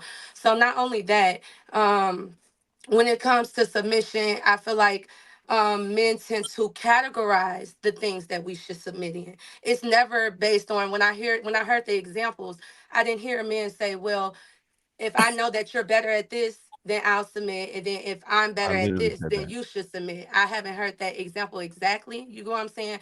So sometimes because when y'all say, oh, well, we're better at finances, this and that. But the main reason you were better than that back in the day was because we didn't have access to that. We didn't have experience in those areas and a lot of things that we were submitting to. But now that we have experience in some of those areas now, and we were able to evolve, our opinion can be very valuable. Really quick, the thing with me with submission is that it's not so much that it's an issue, right? I'm gonna be honest. Really, what it is, it's the talking. It's the you listen to me. It's my authority, because real submission is done through actions and not words. And you build trust by showing us that you're competent and that you're efficient. So you don't have to ask for submission. If a woman sees that you're doing something better than she can ever do it, she's never gonna question you. She's That's not never true. going to question you. That is I not don't true. have to question anything my man does because he fucking does it better than me. That's submission without him having to ask for it. So if you really want to be, it's like, okay, I'm a DJ. If people are constantly coming up to me and asking me for requests, it's because that's a cue to me, like, okay, if people are constantly requesting, I might need to change it up a little bit. That's indicating to me they're questioning my authority as the DJ over this crowd to make a decision to please them. So after a while, I have to start questioning myself. Okay, am I getting a lot of requests, or is it just, here and there? So I think that also the other thing with submission that keeps us from submitting is not everyone is responsible with authority and leadership. And that may not apply to you gentlemen, but there are a lot of men out here that abuse their authority. They use it to manipulate, they use it to pigeonhole, they use it to isolate, and they use it to abuse. Not everyone does responsible things with authority. I mean, we see that in the church, we see that in entertainment, we see that in the most highest and in the highest and most respected positions. We see it in government. People, just because you're granted authority doesn't mean that you are going to use it responsibly, which is why we fight for our gun rights. Like, look, if we want to uprise against the government, we have the right to do that, because we don't fully trust the government, even though they're an authority. We don't fully trust, anything really. We should always have some type of um space to question something. But if you are efficient and if you are competent, you're not going to be questioned. And if your intent is good, and you don't just have an intent to be a dictator, and you're honestly making decisions for the greater good of our family and our union, you won't be questioned. You define submission, or how do y'all define submission? Whew. Submission is selflessness instead of selfishness. Submission is engagement, it's adaptability, it's responsiveness, it's emotional safety, security, expression. It's an art. And when it comes to submission, it's mutual, but it's voluntary as well. So it's not just one-sided, it's both genders, both partners, equal, okay? And I love submission because to me, it's in the form of an art. It's somebody who has to give someone the pieces of them that they won't give to someone else. Right. And I hate the fact that society has influenced people to believe that submission is subservience and slavery and control and manipulation, when it's not. It's something that a person has to be willing to give. It's not forced. Exactly. I agree with what she said. I definitely think I think a lot of people view submission as something that a position a man puts a woman in. Like, oh, he got her to submit, when it's really a choice that a woman makes. So a lot of times when I hear these conversations about, like, a woman choosing to submit to a man, and then after she made the choice to submit, questioning his ability, to me, I don't really understand that, because it's like, well, if you questioned his ability, why would you submit in the first place? Like, so then that really goes back to your decision making ability, because you're the one who's choosing this man, and if you're consistently picking men that are unable to lead, then is it really that the problem is that men are not leading properly, or is the problem that you're submitting to the wrong men, or that you're choosing to submit in the wrong situation? You have power in women have a lot of power in submission. It's entirely their choice. I believe that. So again, if you're going to submit to somebody, if that's the choice that you're choosing to make, not only should you trust that person, but you should trust yourself. You know what I mean? Trust that the decision that the guy that you picked is the right guy. And if you picked him, give him a shot. Follow his lead. Hear out what he has to say. Don't fight him, you know, on everything. Claude, before you get done, real quick, I noticed that you said you liked what she said. There was a whole second part to that. And I wanted to know, from your point of view, what the hell does that look like when a man submits to a woman? And are you also good with that part of her statement? I'm not a proponent of necessarily. I don't know if the word submission is the right word for the relationship. That's what she used, and you said you like what she said. So I was trying to see. Honestly, that part I honestly didn't absorb. That part I must have missed. She said that. She said it's both genders. She said it's both genders. No. She literally said that. She said it's both genders. No woman want no She said you both submit. No, I agree with the first half of what she said about how she described submission, but the thing about the both genders. Not you. I'm talking about the lady in the video that we just watched. She said it's both genders. So, and you said you liked what she said. So I was trying to find out what. I was talking about what she said in the beginning and how she described submission. So you don't subscribe to that. You don't think that it's even fathomable for a man to submit to a woman. Is that what you're saying? Based on her It's definition. not fathomable. I'm sure there are men that submit to women. I'm sure there are. Do you subscribe to it, or do you say hell no? I don't personally subscribe to it. No. Oh, really? But based on her definition, the Bible says that. Is there any woman here today? The Bible doesn't say. That can tell me what that looks like. What does it look like when a man submits to a woman? No, the she Bible didn't says, say that a man submits. She said it goes both ways. She said it's both genders, but she said that describing basically how a man and woman bounce off each other. So it's not so much the man submitting to her, but it's a flow. It's a rhythm between that man and that woman. That's where the submission comes. How do you define submission? Or how do y'all define submission? Submission is selflessness instead of selfishness. Submission is engagement, it's adaptability, it's responsiveness, it's emotional safety, security, expression. It's an art. And when it comes to submission, it's mutual, but it's voluntary as well. So it's not just one-sided. It's both genders, both partners, equal, okay? And I love submission because to me, it's in the form of an art. It's somebody who has to give someone the pieces of them that they won't give to someone else. Right. And I hate the fact that society has influenced people to believe that submission is subservience and slavery and control and manipulation when it's not. It's something that a person has to be willing to give. Yeah, did I hear that time? I was agreeing with the willing to give part. That's about the part where she said it's like the part where she's saying that it's mutual. I understand what she might mean by it being mutual, but yeah, I don't see it like that. I mean, even the Bible is very specific. The Bible says that men are supposed to love their wives and that wives are supposed to submit to their husbands. The Bible is very specific. It says to love your wives as Christ loved the church, and it says women submit to your husbands. So it's very specific, and I think that the role of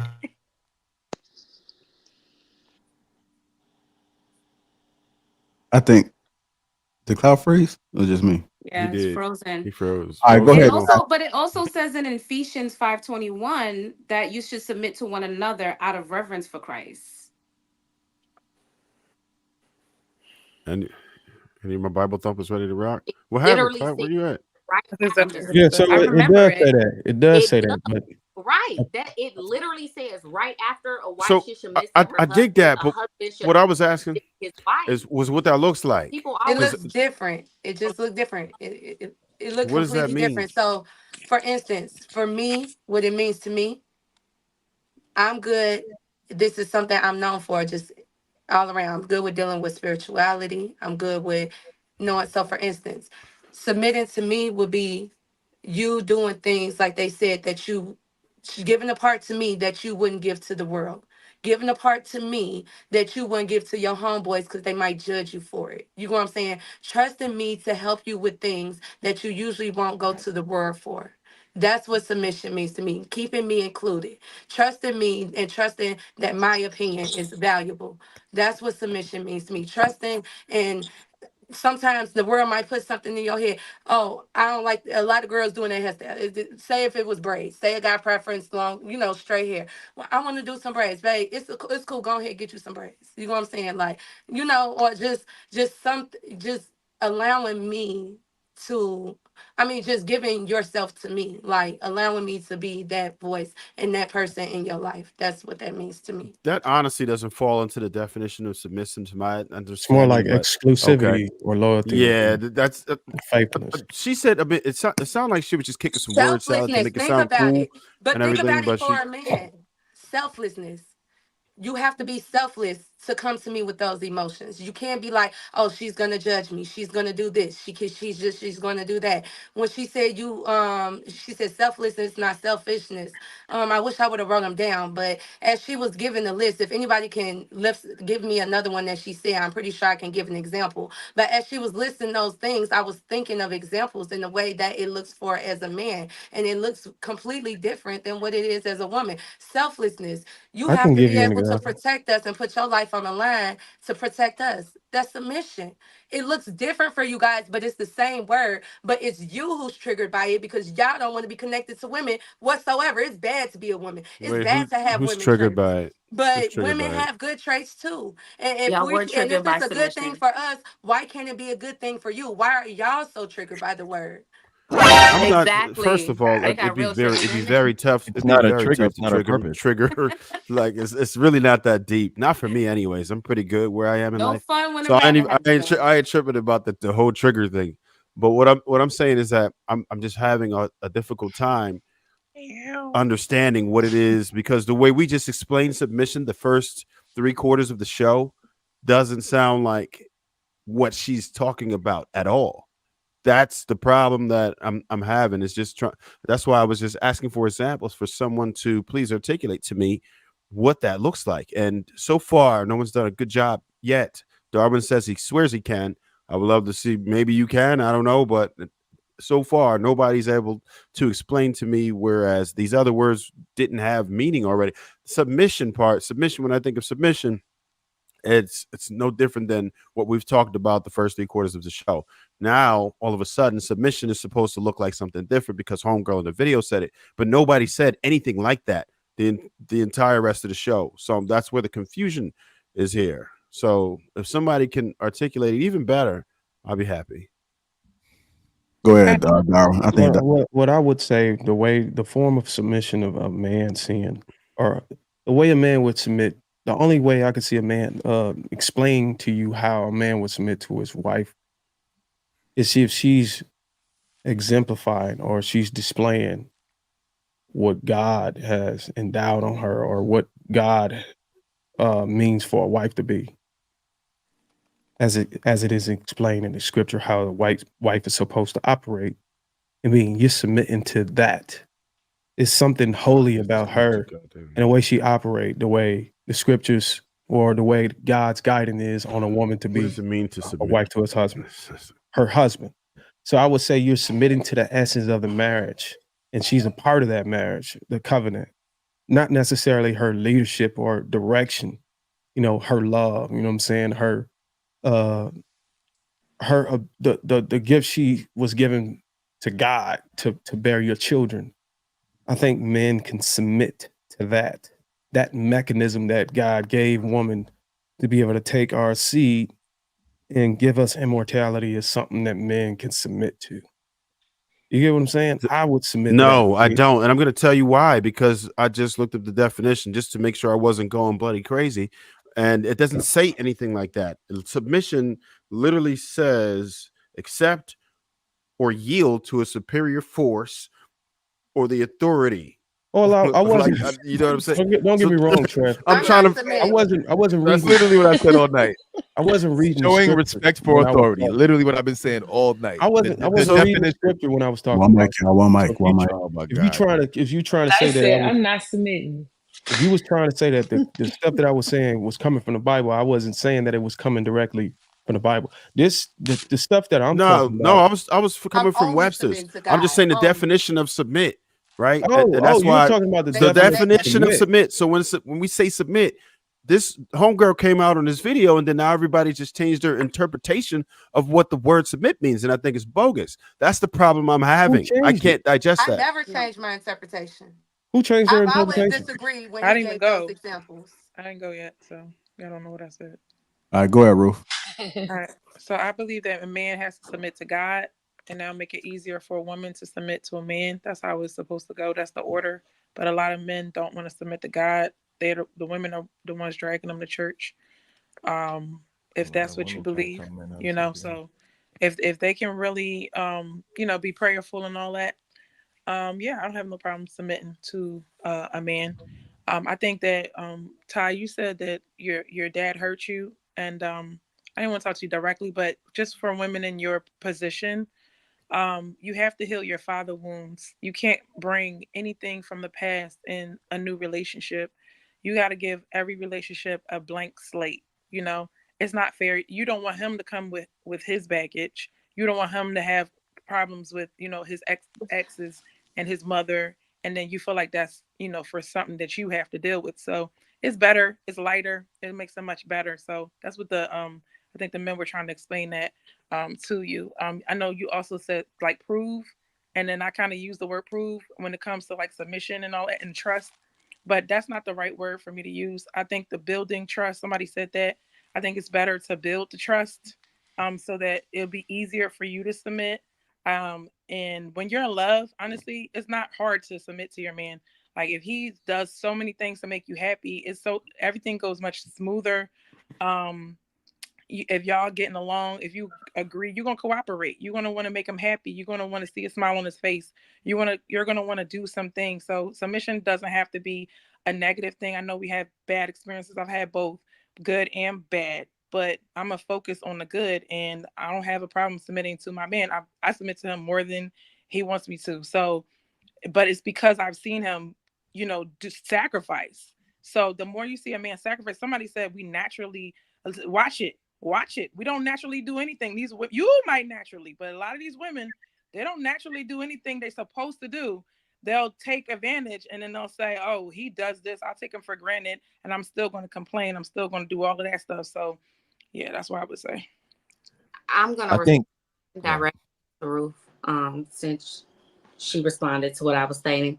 I use that as an example because Darwin wanted an example of why some Black women don't automatically fall into submission, or an example of why we wouldn't be submissive or want to be submissive in the situation. When it comes to my father wounds, I did heal that. My father is now passed. He's been gone for 4 years.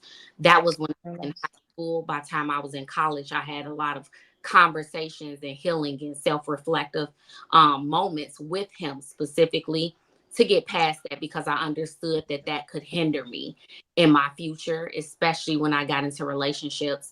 I don't want that to be something as if I've never submitted to someone, because I started off the statement saying that I don't have an issue with submitting. My thing was that some women, especially Black women, sometimes need to feel as if we are safe enough to submit.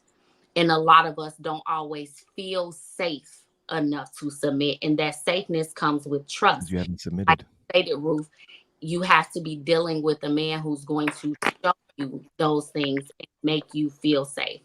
How you gonna feel safe if you're uncovered? Don't make no sense. Wow, Jesus. Right. Somebody mute his mic. Like Cloud show tonight.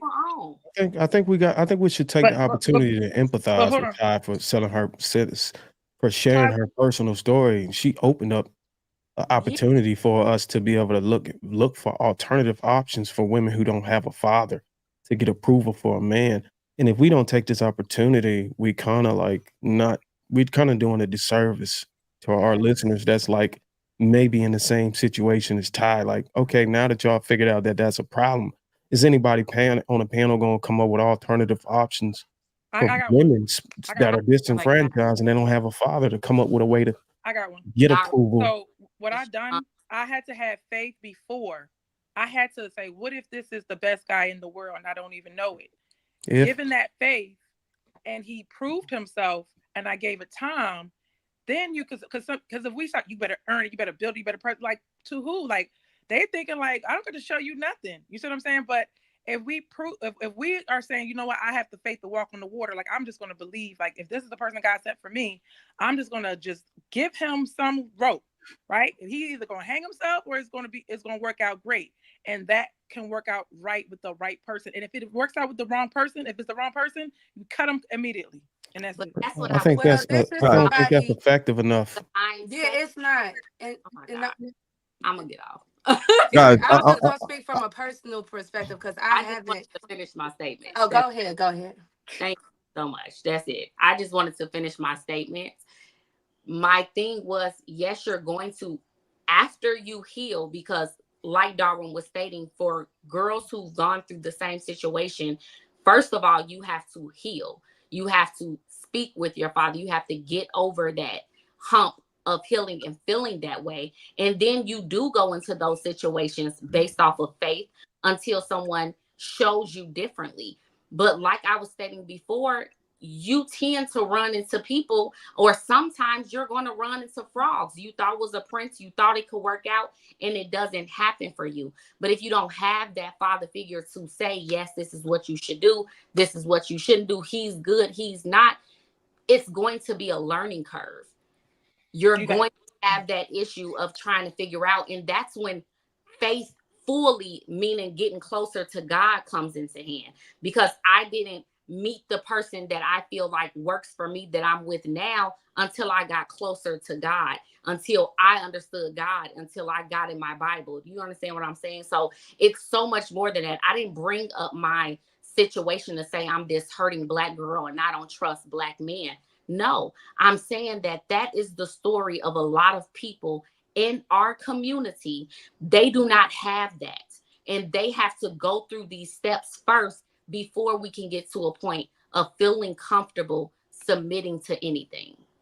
And to piggyback All off right, of what can I Will ask something? said, Because I have my as hand a raised and woman, that's everything. I don't like, have my hand raised. Like, Hold on, y'all. Let's get some water. All right. Like, so my question is this in response to what Todd just said, right? Because he said something about, I don't want to submit because I don't feel safe. Now I want to give y'all a scenario. You wake up in your bed, your house is on fire. There's firefighters at your window. You do not know them from a hole in the wall, but the firefighter says to you, come with me. You say, I don't want to submit to you because I don't feel safe. Well, obviously you don't feel safe because you're not under the protection of the person who's there to protect you, which is the firefighter. So obviously you don't feel safe. It's like I keep hearing, hold on, stop, please stop interrupting me. I hear a bunch of women talk about how they don't feel protected, but then they refuse to get under the protection. They refuse to submit and then wonder why they don't feel protected. It's because you're not submitting. That's why you don't feel safe. It's because you don't have a covering. You don't have someone looking ahead. You don't have the foresight in your life. And that's why you don't feel safe. But you guys are using the not feeling safe as a reason to not submit. When really that's exactly why you should be submitting, because you don't feel safe. You obviously don't. This is something that you guys have kept reverberating, that women don't feel safe, women not feeling confident. So that's probably why you should submit to somebody who does feel safe and who does feel confident. So That's literally our problem. Y'all are looking at a bunch of firefighters saying, I won't follow you out of this house because I feel uncomfortable in this fire. So That's from a literally your woman's argument, and it makes no sense. So from a woman who is currently going through that, who is currently going through the motions of learning to feel safe, as a woman who cannot make up with her dad, as a woman who does not have that option, because a lot of us women don't have that option to go back to that man. And I need, and women, just hear me out before y'all shake y'all heads at me. But I do have to agree with Clout on this, and I'm going to explain why. The reason why I agree with him is because I always had an issue with submitting to men. I also had an issue because I didn't know who to submit to. And because of that, I lacked experience in submitting and knowing who I should submit to and why I should submit to. And I did end up submitting to the wrong person. And in submitting to the wrong person, I learned a lot about what I like, what I value, what's important to me, what a man should bring to the table. If I do not submit, I would never have the experience into knowing what to submit to and what not to submit to. So that's the reason why I can agree with him on that. And then in the moment of submitting wrong, the only way I was able to grow and change the type of men I was dating and change how I dealt with men and change how my approach and my view was and became more loving. And I feel like y'all finna make me cry, but that's why I feel like I'm in the environment I'm in now.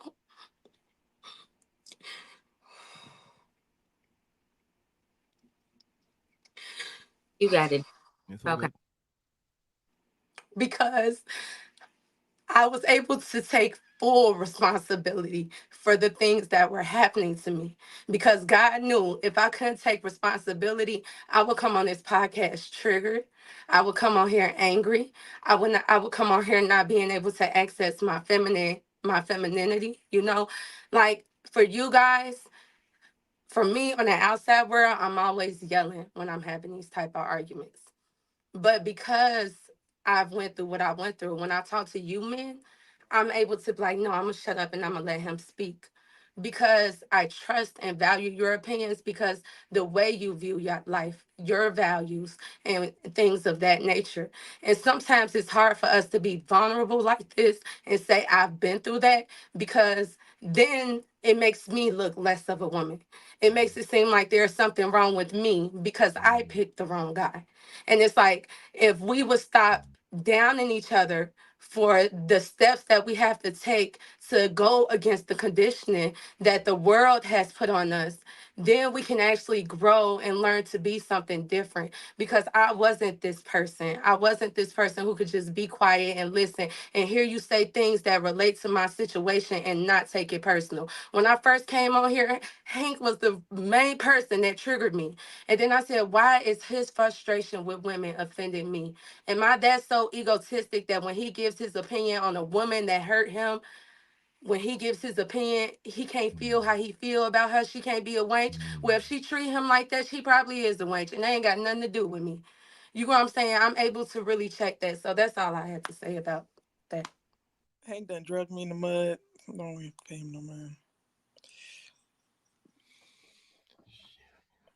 So I appreciate you being transparent with your feelings and emotions. It's important that we be passionate about the things that are important to us so we can learn how to appreciate each other when we talk, when we allow each other to speak. And I'm glad you were able to overcome some of the struggles you just showcased that you had and you was dealing with when it came to submission. And relationships are hard, man. It's life altering, and a lot of these decisions and choices we make stick with us all our lives, and oftentimes it impact our children's lives. So we really got to look at these conversations as very, very critical and very, very important. And anytime we get an opportunity to be able to expose the issue and try to figure out a solution, we should take that opportunity.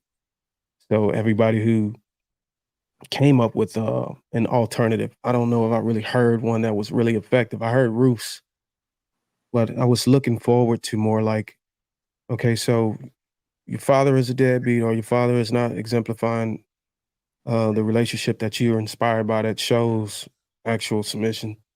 So what do you do? What does your mom do? Is your mom got a new man? I mean, I mean, if she get a stepfather and she remarry, obviously you can go to him and submit to his tradition and his principle and pick that up. Or if you actually believe in God, I mean, I would argue that the scriptures can guide you in a way to where God can act as your father in the place of your biological, and you can kind of submit to that.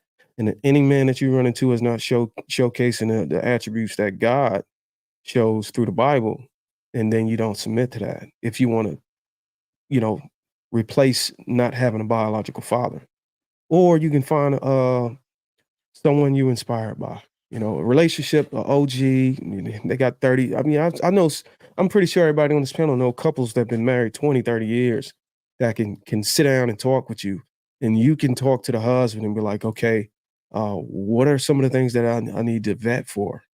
And when you find a man that you find favor in, and he find favor in you, you can ask to speak with that man that you inspired by, to be able to see if he approves of the man that you brought in. There's alternative ways around not having a father in the home. It's crucial to have a father in the home, but there is a way around it in order for a woman to be able to find a man that's husband material, that shows leadership qualities, something that you could submit to. So I'm interested in hear if anybody experienced any of those ways, or whatever way you figured out. And there's so many things that they have to unlearn sometimes, right? So we have to understand in a lot of situations where if the father is missing, the mother will absolutely demonize the father in his absence, whether he tried to be in a life sometimes and not. So that reinforces how they feel about men. That's why they might feel like men are so negative. There's bad example. Their father's not there. They don't have the full context of everything that's going on. And so then if the mother, unfortunately, beats them in the head and says, listen, yeah, he ain't shit. The hell with him. Men ain't shit. This happens, right? So just to reinforce that horrible stereotype, they do that sometimes. And then they don't have any good examples directly in front of them. And you may not have access to those good examples. Hopefully you can find them, whether it be in the church, whether it be in the community, or somebody that you can gravitate towards. But in our impressionable years, we don't understand the magnitude of this. We don't realize the importance of this, and or understanding what outcome it's about to lead to. And that's the tough part. We realize that when we're like 18, 19 or whatever, we're kind of on our own and trying to navigate things, don't even understand what it is that we've been through and how it's going to affect us in real life. So what we have to do is we have to start looking out for the youth, because a lot of times they won't be able to realize it themselves. A lot of young ladies don't want to be like that. I don't think that there's a single black woman in the world who wakes up in the morning and says that, yo, I'm about to be mean as fuck today. I don't think so. I doubt it. Right. So there's certain things that happen to people, and this is a trauma response. And for us to be able to get over this, overcome this all together, then we have to start our intervention early. So it's going to be up to the mothers and fathers, right? So the main thing that we're going to have to start doing, which we touched on a little bit earlier, is start establishing that you're going to be with this person for a very long time before you decide to have children, right? We understand that there are circumstances you can't control, but there are many that you can, right? I don't want to see people who have 5 baby mothers or 5 baby fathers. I think that's ludicrous, because it strips the child of an opportunity to have a stable household, and we know how critical that is for development. And it will never be able to get out of that vicious cycle if we don't start to witness these great examples of men and women for us to follow. So I think that's going to be the main thing, is to just start as early as possible in people's childhood, because that's when most of that trauma is developed. And then some by the people time you you're an can't. adult, So the people that you can't start early, the people that already are adults, what about them? It sounds like you didn't just no, bypass them. that's another thing we have to address that as well.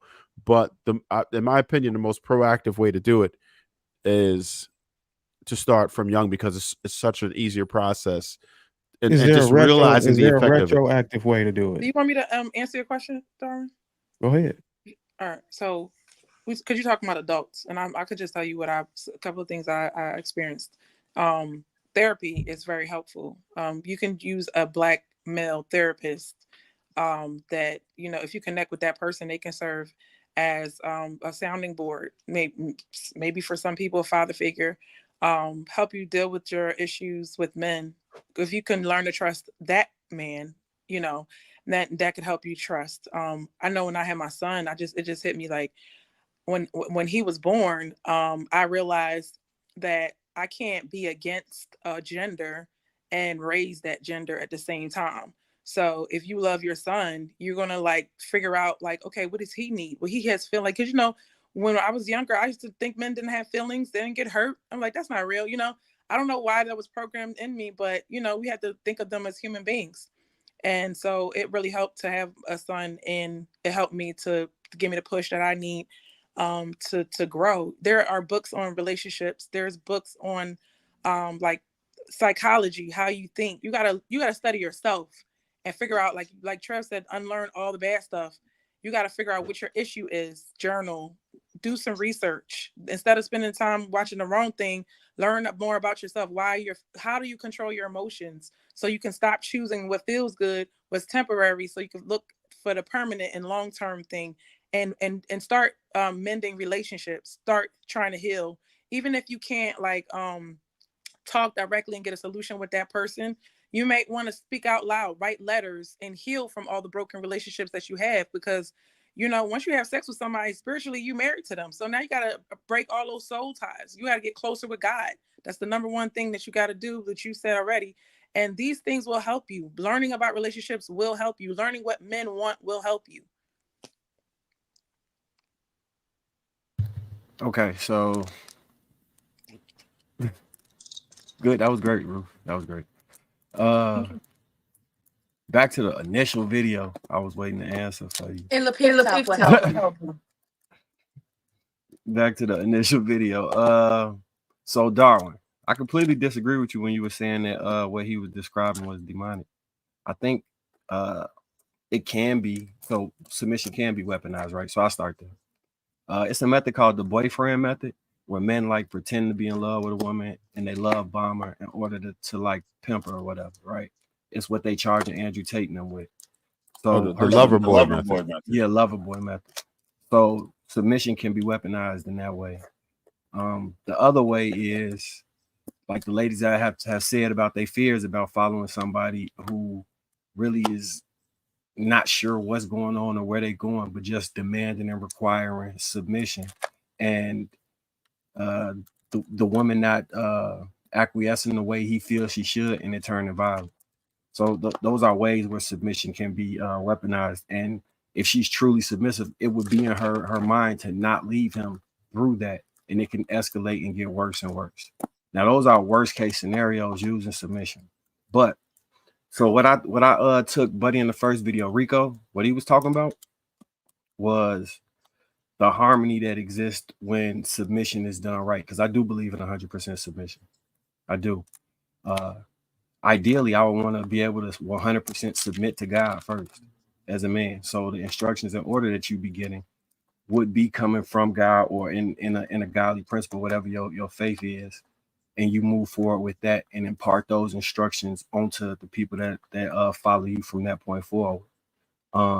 When it comes to the 100%, so an example of that would be leaders create more leaders.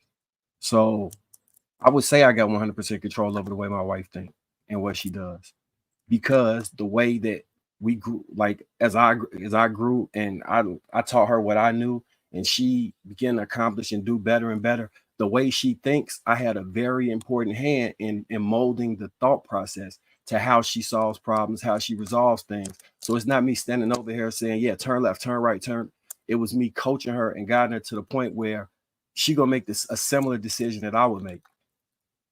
So it's not like overt me being demeaning and on top of her to be in control of her, but it's been guided in a way where she gonna do, I could trust her to make the same decision I'm gonna make because I trained her in that way. So that would be an example of that. And it's also why we don't have no fights and none of those issues, because there's no power struggle that exists. The dynamic that exists within that is 100% submission, and my 100% submission to God, which ultimately is to my entire family, which is through self-sacrifice or sacrificial leadership. So it sounds perverse when you add some type of perversion to it, but in its purest sense, it's the way that we should operate from a biblical perspective, from a Islamic perspective, just from a spiritual perspective. When you're giving your all, submission, it sounds like it's a subservient state, but actually it's power inside the submission.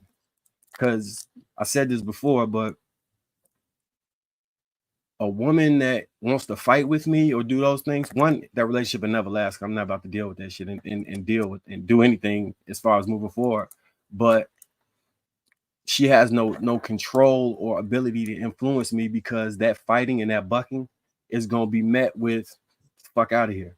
But somebody that's actually submissive, they gain power through this submission, because now I hear everything you're saying and I have to take into context that you've given your all to me and I'm supposed to protect that at all times. So I have to not only think about myself, but think about you while I'm thinking about myself, or think about the family more than I'm thinking about myself.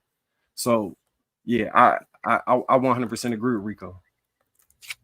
I'm still kind of disconnected. Maybe I might need further context, but okay. What you explained to me was submission or weaponized sounds like abuse and manipulation. Because are you trying to beat a woman into following you? That just sounds like, that doesn't mean she's submissive. That means she's trying to protect her life. You get what I'm saying? No, so the question was, can submission be weaponized? That's how it can be weaponized, by somebody using the submission of a woman to take advantage of her in whatever way, and then the harm that's done is the weaponization of the submission. You understand? Can you give me an example of that? I mean, I know you mentioned Andrew Tate, but like, you give me like So when women fall in love, which is why submission is actually dangerous for them, and they truly submit, they're willing to do any and everything you ask of them. That's why you will see niggas who have women put cars in their names, who take out loan payments for them to go to school, who do all type of stuff that'll put them in a real fucked up situation, but they trusted in the man so much they was willing to go above and beyond and do any and everything he asked. Matter of fact, another example, one of my employees, at one point, her man had a felony drug case. They got pulled over, and he had crack in the car and told her to take the charge because he was on papers and that would just violate his parole. She, believing that was being submissive to him, did exactly what he said and ended up with her being in a whole lot of trouble. You see what I'm saying? Just following blindly can end in them type of situations. But where I'm losing, I'm understand what you're saying, but where I'm losing you is that when a woman submits to a man, that it's not predicated off of whether there's a positive or negative outcome. It's just whether she just listens to him, follows him, and bends to his leadership and direction. Now, whether the outcome is him benefiting and she not benefiting, that's another story. But submission is getting in the door. Like, what do I do to get this woman to lean in my way or take my side, take my position on life, on how to live and how to operate? So now, whether or not she's being manipulated, that's a whole nother story. So you shouldn't have to do anything specifically for that result, and just being responsible. No, I'm saying, listen, just being a man that's earned the trust, but by being yourself, earn the trust of the woman, she's gonna naturally submit. So it's not even a question. Like the question shouldn't be how do we get women to submit? It's how does your character reflect in a way that makes people want to submit to you? Well, but I get what you're saying, but I'm saying whenever a woman chooses to submit to a man, whether he's evil or he's got bad intentions, it doesn't make it a weaponized. It just because she, at the end of the day, she still have the choice on whether she want to choose to submit to him you What know, makes or it not. a weapon is if he's intentionally going for submissive women, knowing that he's going to get his way. Like What an what example, you're saying he's going for submissive women. Like Like he it's see not a woman women. that's wearing submissive on her forehead for you to go for her. No, you can see you. No, they look like pygmies on Facebook. It could be a man doing something clearly wrong that another man would agree with, and a woman is still gonna be like, "Nah, he a man. He get to do what he want to do." There's women like that, or there's women that's very timid, very shy, don't really know how to vocalize themselves. They would specifically go for women like that who just naturally submits, willingly submits, or just a submissive person in general, and use that to get what he wants because he know that she trusts men, or she's supposed to, or she knows, her role as a woman. So he'll come in, pretend to be things that he's not, knowing she lacks experience, but she's still submissive, and use that. That's what happened to me. He seen that I had certain qualities. He knew I didn't know how to choose correctly, and he weaponized that. Like they target it's certain men, and I know you probably won't get because you're not that guy, but there are certain men that targets women like that. My dad is the perfect example. He would target teachers. He would target women that he know he don't want to marry. He would take their credit. Even one time he came over because I tried to like make it work with my dad. One of my friends came over and she was like, "Oh, your dad, fan. I want to talk to him." I was like, "Girl, you don't want to do that because he'll take your credit, everything." And as soon as I told my dad what she said, he said, "Oh, okay, yeah, tell her come over because I need a car. I need this, I need that." He knows the power that he holds as a man. He know what responsibility that women are looking at him for, and he would purposely choose those women and prey on them. Sound like you wanted to say something, Trav. I was gonna wait for you. I'm trying to remember what the hell I was even going to say, but it was pertaining to the dialogue you and Marcus was having, because I know you were having a tough time grasping that situation where as far as them submitting and everything. So any dude could pretty much get a woman to submit. He just has to run into a matchup that'll submit to him, right?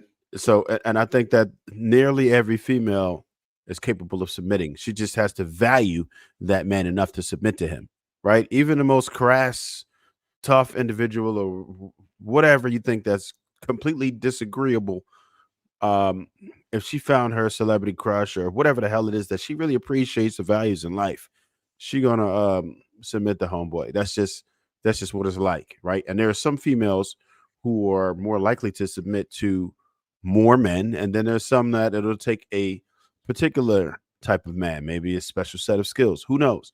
But it's up to you as a man to be able to recognize that. It can be to the extreme, like I was explaining, where it can even become predatory, where there are dudes, I know cats who do that. I mean, some people just don't even think of it as far as your aspect of it. You see it as somebody who is detrimental to your well-being, right? They see this game, right? Oh, I'm a high home girl doing this and that. So it's a completely different perspective that they're seeing it from. A lot of dudes, it's like they every day, that's their ones and twos. So it's not really a situation where they feel like they're really inflicting the type of pain that you are receiving, right? They don't understand that part of it. So even intention doesn't matter. They should care. They know that they're doing wrong, but they don't understand the magnitude of it or care to even understand the magnitude of it because they're numb to it. After a while, when you get into that mode, and a lot of it could be from dudes that are hurt, right? Because once people understand or think they understand the way that the game is going, then they try to adapt to it. A lot of dudes who were young, and this is something that I've experienced to an extent, where me going into situations in good faith would get done dirty, and until I'm like, damn, okay, I guess this ain't really the way to operate. So after my teenage years as a young adult, I decided to kind of flip the script, and it worked out really well for me until, I had to further mature and be like, damn, this ain't really it either. So there are guys that never leave that phase. Never. Once they get into that mode, that's just how they operate. And a lot of times it might be like what we were talking about before, trauma response. And you can't help that because that's how you grew up. And now you thinking this is the way to adapt. And you're not ever trying to have that feeling again. You don't want to go back to that place where you was hurt, taken advantage of, manipulated. So now you're like, well, fuck it. I'm about to jump on this side. I'm going to make sure that nobody ain't playing me again. If I play you first, you couldn't possibly play me. And if they cut their emotions off, which is easier to do than you think, then they're like as impervious to anything that you could try to do to them. Yeah, I agree, Trey. Yeah. Darn, you understand what I'm saying? I just had a different understanding of the outcomes. That's all. So like if my outcomes is to get a woman to do what I want for whatever I want to do, and she do it, she's submitting. I mean, it can be good or bad. Doesn't make it a weapon. Unless I'm using her as a tool to cause destruction against someone or something. But You know what I'm saying? yeah, no, I that's thought interesting. weaponizing. The community, that's who ends up being the Hold on, y'all. I think Chanel trying to get in there too. Go ahead, Chanel. I was taking weaponizing as, I guess I'll go ahead and share my experience a little bit, but like, I'm naturally a submissive woman until something don't make sense to me. And then I started being like, mm-mm. So I probably mentioned to you guys a few times, the guy that I was dating that was a millionaire, like he was one of those guys, like he wanted 100% control. I mean, like 100% control, even like of my body and everything, what I wore, all that stuff. And I did all that stuff to the point where I didn't even know who I was, just because I was with this guy and this is what he wanted. However, he didn't want me looking no guy's face. Like if I looked at a guy in the eye, like that was a problem, right? That's So your when I did stuff like that, he would get upset and not talk to me. Like was shut down for like a week or two. Like that was his punishment. You know, that was like whenever I didn't do what he said or whenever I didn't do something he wanted, like he like used it as a reason to like punish me or whatever. So I think weaponizing can be looked in different ways if you've been in situations like that. But I think being submissive does go to a certain extent because the only time I wasn't submissive was when I decided like I don't want to do that. Like literally like to my body and all kinds of stuff. When I started saying like no, like all of a sudden I'm being disrespectful. You know what I'm saying? Because I'm usually always submissive, but now you telling me no, you're not doing this.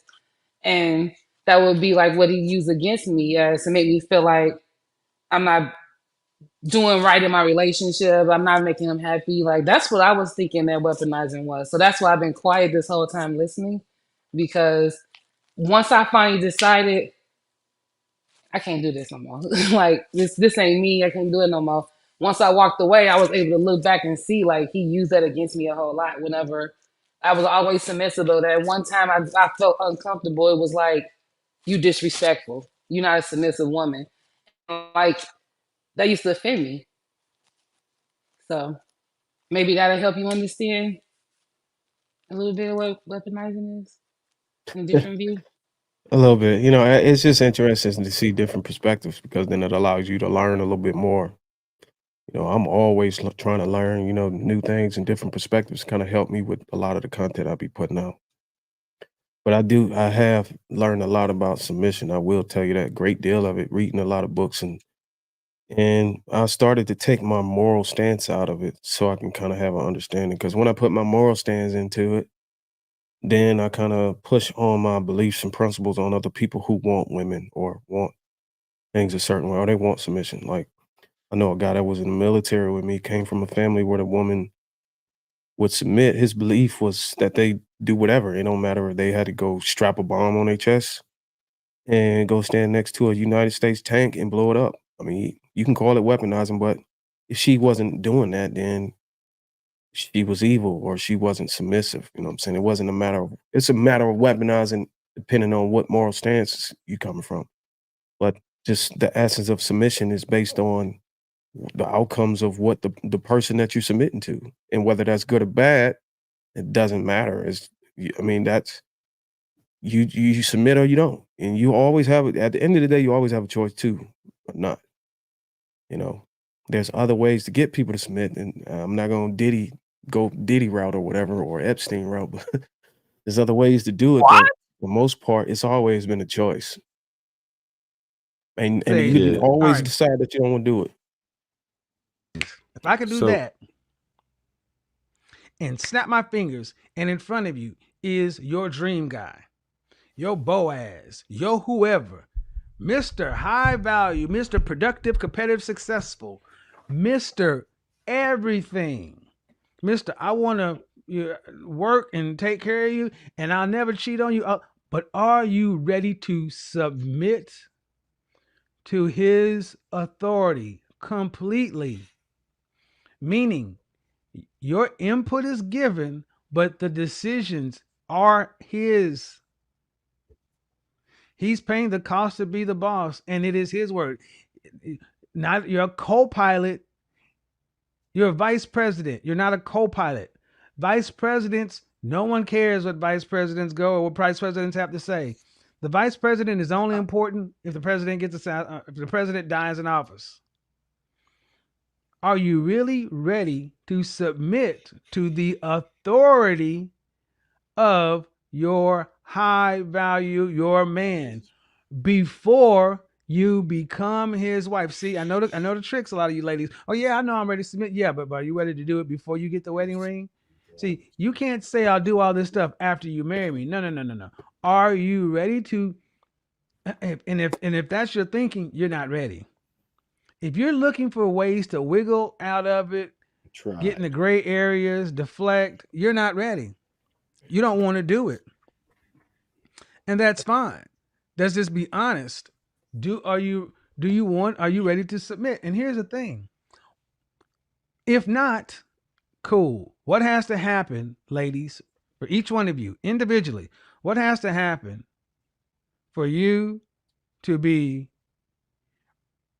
happy and ready to happily submit to the authority of one man? Why did it come up? Last night I had a call with a woman out of Los Angeles. Her name is Ashley. And I'm going to just let it play because in the conversation, I'm talking to a woman who hit a lot of points that I want to discuss this week. One, let me say this to women in general, Black women in particular. Black women, Ashley, you are not victims. Black women, you are not a special victim. You got to give up this victim complex. It gets you nowhere. Number one, you're not a victim. Number two, you're damn sure not a special victim. Three, the world does not owe you understanding. Number four, it's competitive out here. It's blood sport. Number five, what are you prepared to do? The line from Untouchables when Sean Connery gets shot and Kevin Costner is leaning over him as he's dying. He's telling him the bookkeeper's on the train headed to Miami. And his last words as he's dying, what are you prepared to do? Women, what are you prepared to do to get what it is you say you want? You know what? One thing that I noticed, and I appreciate all the women on the panel who did share their experiences. I can only try to empathize with what that actually takes to bring your personal experiences into it. But as much as we kind of dogged them in the beginning about not wanting to submit, apparently the young ladies here, and I would imagine that at least a good portion of the general public would reflect the same results. They have actually tried to submit, and it failed them. And unless there's some serious, repairs done via therapy, whatever, right? And maybe they already did, maybe they've been through the healing process, but I could understand why a person who goes through something like that would have a lack of trust. Because if you're saying, okay, a lot of times the fathers are missing and everything, and then their first experiences like that would make you apprehensive to ever submit to someone fully again, because if you've been betrayed like that after giving someone full submission, it's got to be difficult to recover from. So, one of the ways to be proactive, we're going to add to it, Darwin. Men, when you have a woman who actually does it, nobody says you have to stay with her forever or whatever the case is, but just don't abuse it, because you're ruining the curb. You're making it bad for not only yourself, but everyone. You're building a culture of people who were traumatized because you want to abuse it.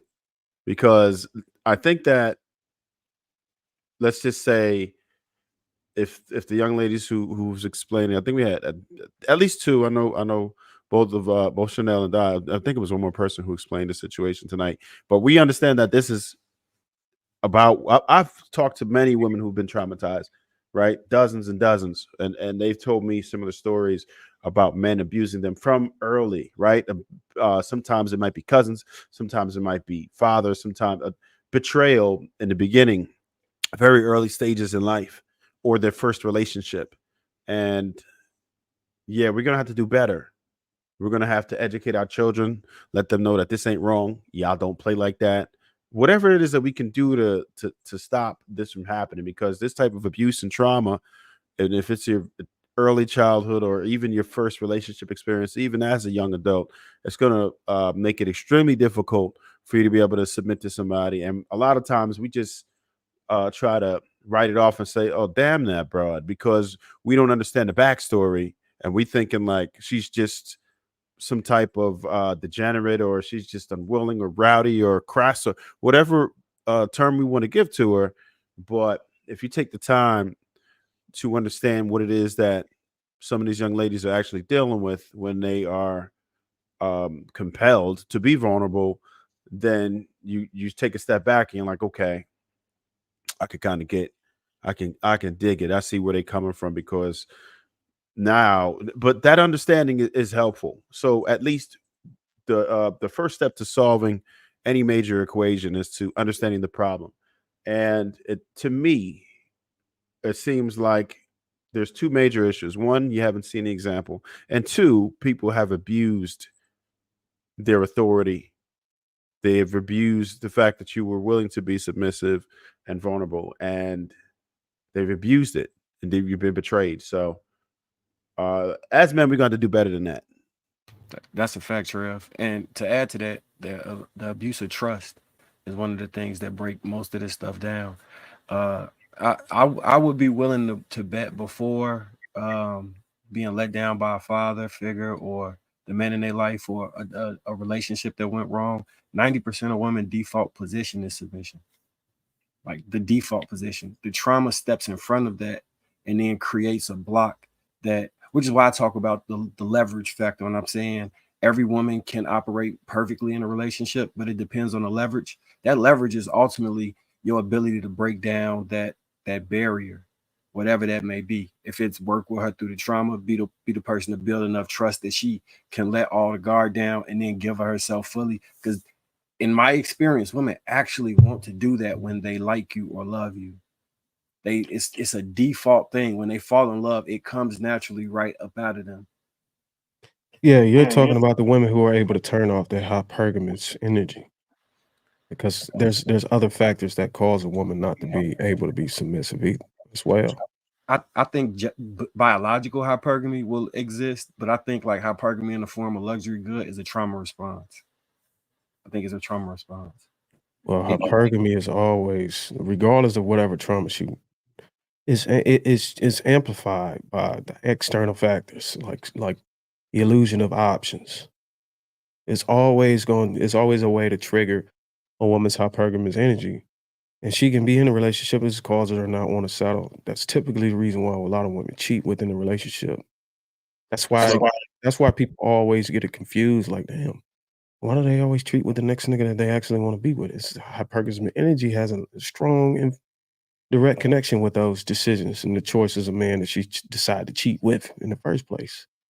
So materialism, to the point that it manifests itself in hypergamy, is a symptom of insecurity.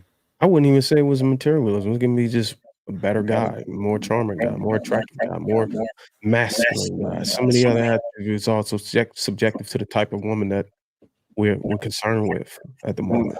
When women are actually when the barrier is broken down and that woman is in love, she can naturally ignore those things. Yeah, she can. I'm not by any shape, form, or fashion saying that it can't be done. I'm saying that that's another factor that causes a woman inability to be submissive. It's not being able to turn off that hypergamous energy.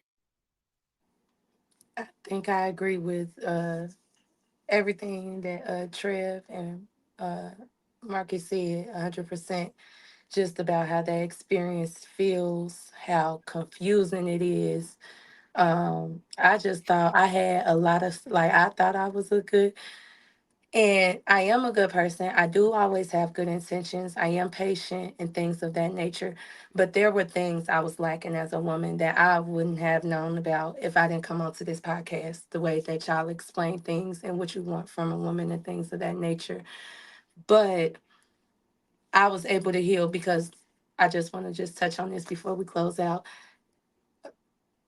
Men can submit to me, like, by, like he said, just being a little bit more patient if I'm coming off unruly, or if I'm just doing something that it just seems like, because sometimes when men don't get something, they just think we're not giving it to them and we don't want to give it to them. We're one of those other difficult women. And when reality, we were probably raised by a hurt parent or a hurt mother if we lacked fathers. So we're going to have some of her traits naturally, if that makes any sense.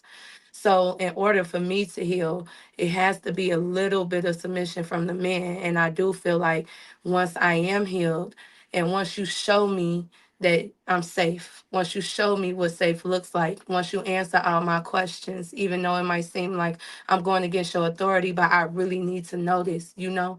And once you do that for me, I feel like I give you the world. Like, now I could trust you. You was able to heal something within me that my father couldn't do, the examples I had around me couldn't do. You was just able to listen to God. And then you got to be a man of God. You got to have faith, because sometimes if you never dealt with a woman like that, you wouldn't know how to deal with it. But my experience of God is just me asking, and I'm careful what I'm asking for. And I ask for a community of people. I'm always manifesting healing. That's how I'm in access with y'all today. You know, and even if people don't believe in it, you got to have those intentions. You got to have faith. You can have faith without religion. You know what I'm saying? You can know deep down in your heart, this is what I want and I'm gonna go for. So when those opportunities come, you're gonna be able to take advantage of them, even if you're in the worst headspace, you know? And I think faith has a lot to do with that growth and being one and being able to submit. You have to have faith and you have to have a lot of accountability. And that's hard because when you're taking accountability, you're taking accountability for stuff that he did to you. You know what I'm saying? Women usually be one to say, well, he did it and he should have and he should have. But if you keep saying he, how would you hold yourself accountable not to pick the same person again? You get what I'm saying? So I do have a question for you. I understand where you're going. When you talked about faith, I found it interesting what you just said. You said you can have faith without religion, or what does that? What do you mean by that? Can you like elaborate on that a little bit? yes, I can't explain because I believe in God. I always have faith, but I Oh, always okay. try to put myself in other people's shoes and just to the laws of the universe. I put everything together. And for instance, bad people, they can sit there and say, I want this. I want to be in this position. I want to be in this position. And they believe it. I'm going to be in this position. I'm going to be in this position. And they get in a position to do messed up stuff. But it's their belief, it's their consistency, it's their discipline. I believe I can do this, so I'm gonna be disciplined to this, I'm gonna be committed to this, and they make it happen. And people be like, oh, that's just the devil. But it's just not the devil, it's just God gave us the free will to manifest. He gave us the free will to create. Jesus was an example on what we can do on this earth. Some people use it for good, some people use it for bad.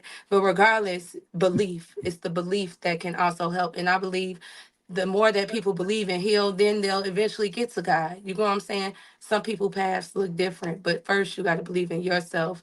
And yeah, it's just a belief for me. Okay, appreciate that. The substance of things hoped for, but the evidence of things not seen. I I don't heard you. know, but yeah.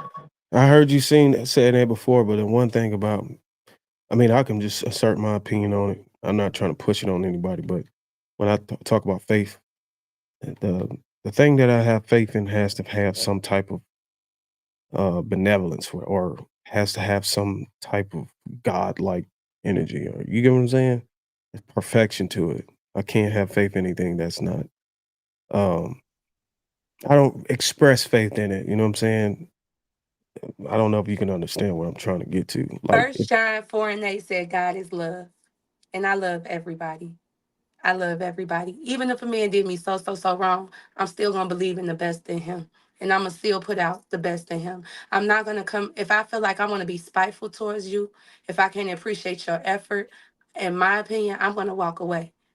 So when I say faith, even if this man might not marry me, I'm still gonna have the best version of you. So by the time I leave you, you'll believe in the best version of yourself and you can continue your path to go what you got to do.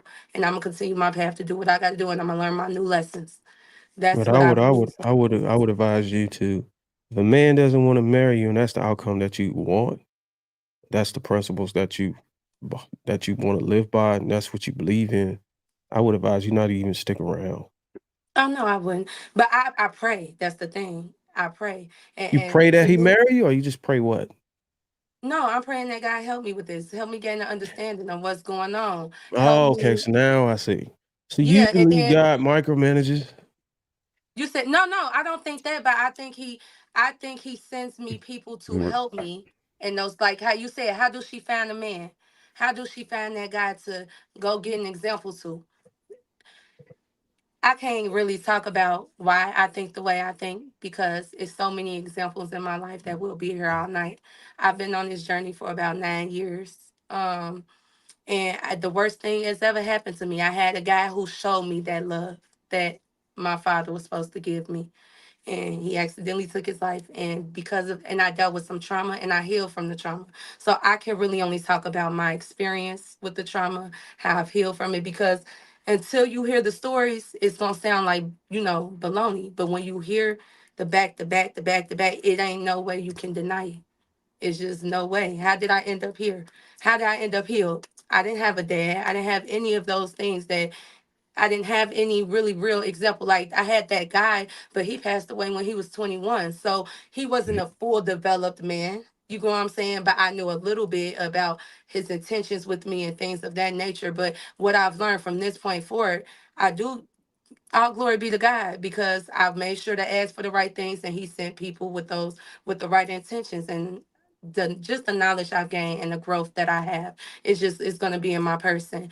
And people who follow me, even one of my friends, he wrote me, he said, I saw you on the Lapeef show last night. They seen it for themselves. So when I give my opinion, they're like, yeah, she right. You should have seen where she was before, or you should have seen how he was, or you should have seen how he thought. And I just really speak from experience, honestly. I understand that, and I can tell when you said that you having conversations, you be yelling or hollering.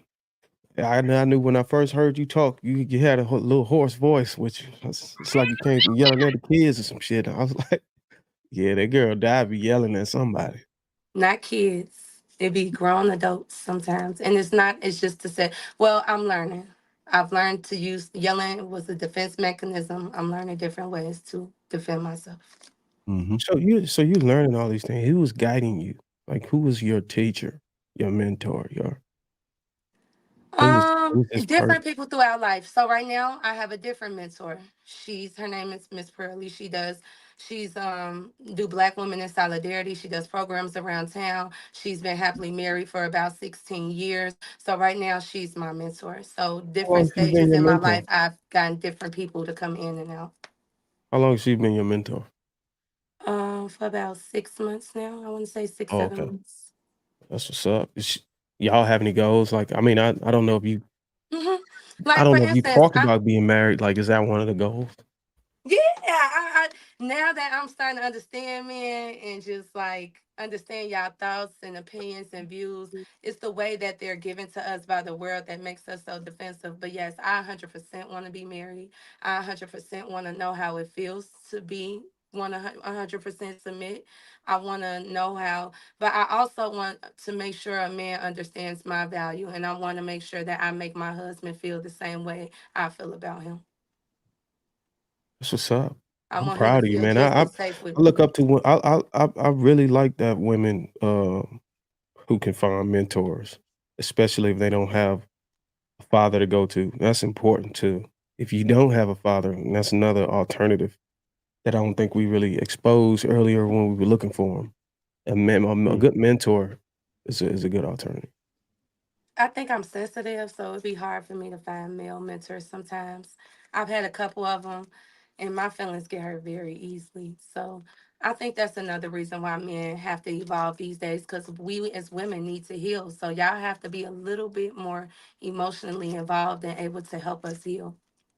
So when you say a male mentor, are you saying like some of the stuff he? I got a Or lot of you mean the stuff he say is hard, might cause you to cry or some shit? Yeah, because it's their delivery, man. Sometimes I feel like, Oh, and it's just me. I just feel like sometimes, like when Hank be saying stuff, sometimes the energy behind it, it just be like, dang, I want to cry. Dang, like I'm not used to it. But then I have to realize I'm being triggered. It's not to the him. dark side. I'm the one being triggered. oh yeah, Hink. I Yeah, can imagine. but I'll say this. I'll tell you what you did here tonight, Chanel. What you did here tonight, it it helps because you're offering perspective. When you start to offer perspective and you tell people, hey, listen, this is what's going on. This is what actually happened. This is why. You give us answers. Now we don't have to worry about like, damn, what's wrong with y'all? Like you can say, oh, damn, that makes sense. Now that you explain it, I could dig it. Like, okay, that would kind of make me behave like that. If we understand the whys, it makes it a lot easier for men to understand it, and it'll make it easier for men to approach you and know how to handle you, right? And know that they're what they're getting into. Because a lot of times, if you don't explain those type of things, and then they see you do the things that you do and react the way to things you do, it's going to be like, well, what the hell's wrong with this chick? So, it's a tough balance because you don't want to overwhelm somebody with that off rip. Like I know it's tough to do that, but it might be a necessary evil. Like I'm not saying like first date type shit, but probably early on, you just kind of let them know that hey, there's something you should know. Like it kind of helps because at least they know how to understand you. Even if you just say, listen, there's certain things like I'm working on myself. I've been through things. We'll get. I want to share that with you The soon, only and we'll thing get with that into it. is, and this is Go why I ahead. need y'all help. The only thing with that is I did that, and if you do not have the right man, he'll take advantage. I have Oh, to and identify weaponize it. the Oh, right well, person. yeah, Yes, yes, yeah. yes. They will weaponize it, and they will use it against me. It's been used against me before, and I am very just now. I just want to understand men, so when I do court, I understand what I'm courting. I Yeah, just want to so understand. you're going to be fine. We can't help what humans are going to do. Some people are just rotten individuals, right? So they're your best bet and or defense is to just like you're doing right now. You talking to men, you've already learned so much more, and just keep doing that, right? Spread Okay. the word to other young ladies and let them know, like, hey, this is what's up. Encourage them to watch this particular show or others that we have these tough discussions so that they can understand what's going on and they can have a better interpretation of what men mean when they say certain things or why they may behave a certain way. So that's your best bet against it, your best combat against it, because you can once you understand more, you'll be able to see these types of men a lot quicker. And I know, Marcus, he charged 300,000 for his consults, but he'll offer them. I don't charge. I don't charge for my consult. If people need help, like for real, like listen, this is a problem that I'm dealing with, or whatever. Start the DMs. It's the same exact word as you see on the screen. Trev_smooth. Um, Darwin, I can't speak for him in his consultations. All right, Marcus I was the only charge. one that announced what he charged, so I'm undercutting everybody. But I would say don't go based on price solely. Go with who you think is going to be able to help you the most. And talk to people because regardless of who charges what or not, everyone here and many of the other men in the panel who are very knowledgeable about these things understand perspective and game, and and been through a lot, so you don't have to. So if you trying to get a male perspective, go ahead and reach out, because we like that. And Yeah, I'm you here too if y'all need a female perspective. I never speak on anything I haven't healed from, because I know a healed perspective is the most, it's probably the most accurate. So most definitely an outlier. You probably wouldn't believe it if I told you that most of the women who come on this panel are always, for some miraculous reason, a part of the exception. When we talk about a lot of the cases and topics, like it's never them. Like I'd be puzzled by that shit. I'd be like, wow, that is, I don't know how gifted JR selection process is on its panels, but he's always getting women who are never okay, 3 or 4 look in the streets. I'm like, what? Jesus. Like, I don't know One thing how I he can does it. say is I might not have done what the other women have done, but I can't sit here and say that I might not have thought about it. I can understand why they might want that. You know what I'm saying? You have to kind of be realistic, I think, when you're talking, and you can't just think like about what you would do, but be realistic. Like, oh, it is a woman out here who would do that. So what if I was her, put myself in her shoes, what could be the thoughts that's ticking in her head? Or we've had friends like that and have conversations. It's just sometimes on these type of shows, it'd be about making each other, oh well, who looks the best or who's doing the most. When in reality, it should just be about healing and understanding. Like, and that's what it is. That's the reason why I like this show. But most shows, it be about attacking each other and not about solutions. We all know what the problems we are enduring, but what are the solutions and what are the thought processes behind it? So we start thinking it's intentional. Because a lot of things y'all used to do, I used to think like, oh, it's because he don't like me. And then it's like, no, it have nothing to do with me. It's because he not doing what he's supposed to do for himself as a man. And then he do what he's supposed to do for himself, I'ma always get the backlash. You feel me? But it ain't nothing. And sometimes it is personal. Sometimes it's the attackers. So yeah. Let me continue super chats. Infamous Elab 199 says, bro, you can't this shit up. KS. HR 999 says that. Courtney Michelle in the chat. Feed the Wolf 499 says, speaking of single and divorce, Black women are the least successful in relationships. Let that sink in. Doug Will with the 999 says, if a woman marries a man and she can't trust and follow his leadership, she's a fool. If a man marries a woman and he can't listen to and respect her advice or counsel, he's just a big fool. Simple. Fiddle Wolf 499 says, Black women come from a long line of women making poor choices and who to have children with. Now all men are untrustworthy. Interesting. Angela Swift, member for 13 months. And What is God? Became a YouTube member. I want to thank you. Welcome to the team, brother. That is all. Everybody has this. I want to appreciate everybody has contributed to the platform. Thank you, everybody, for their perspectives. Thank you, Di, for being transparent, showing a little bit of vulnerability on the panel.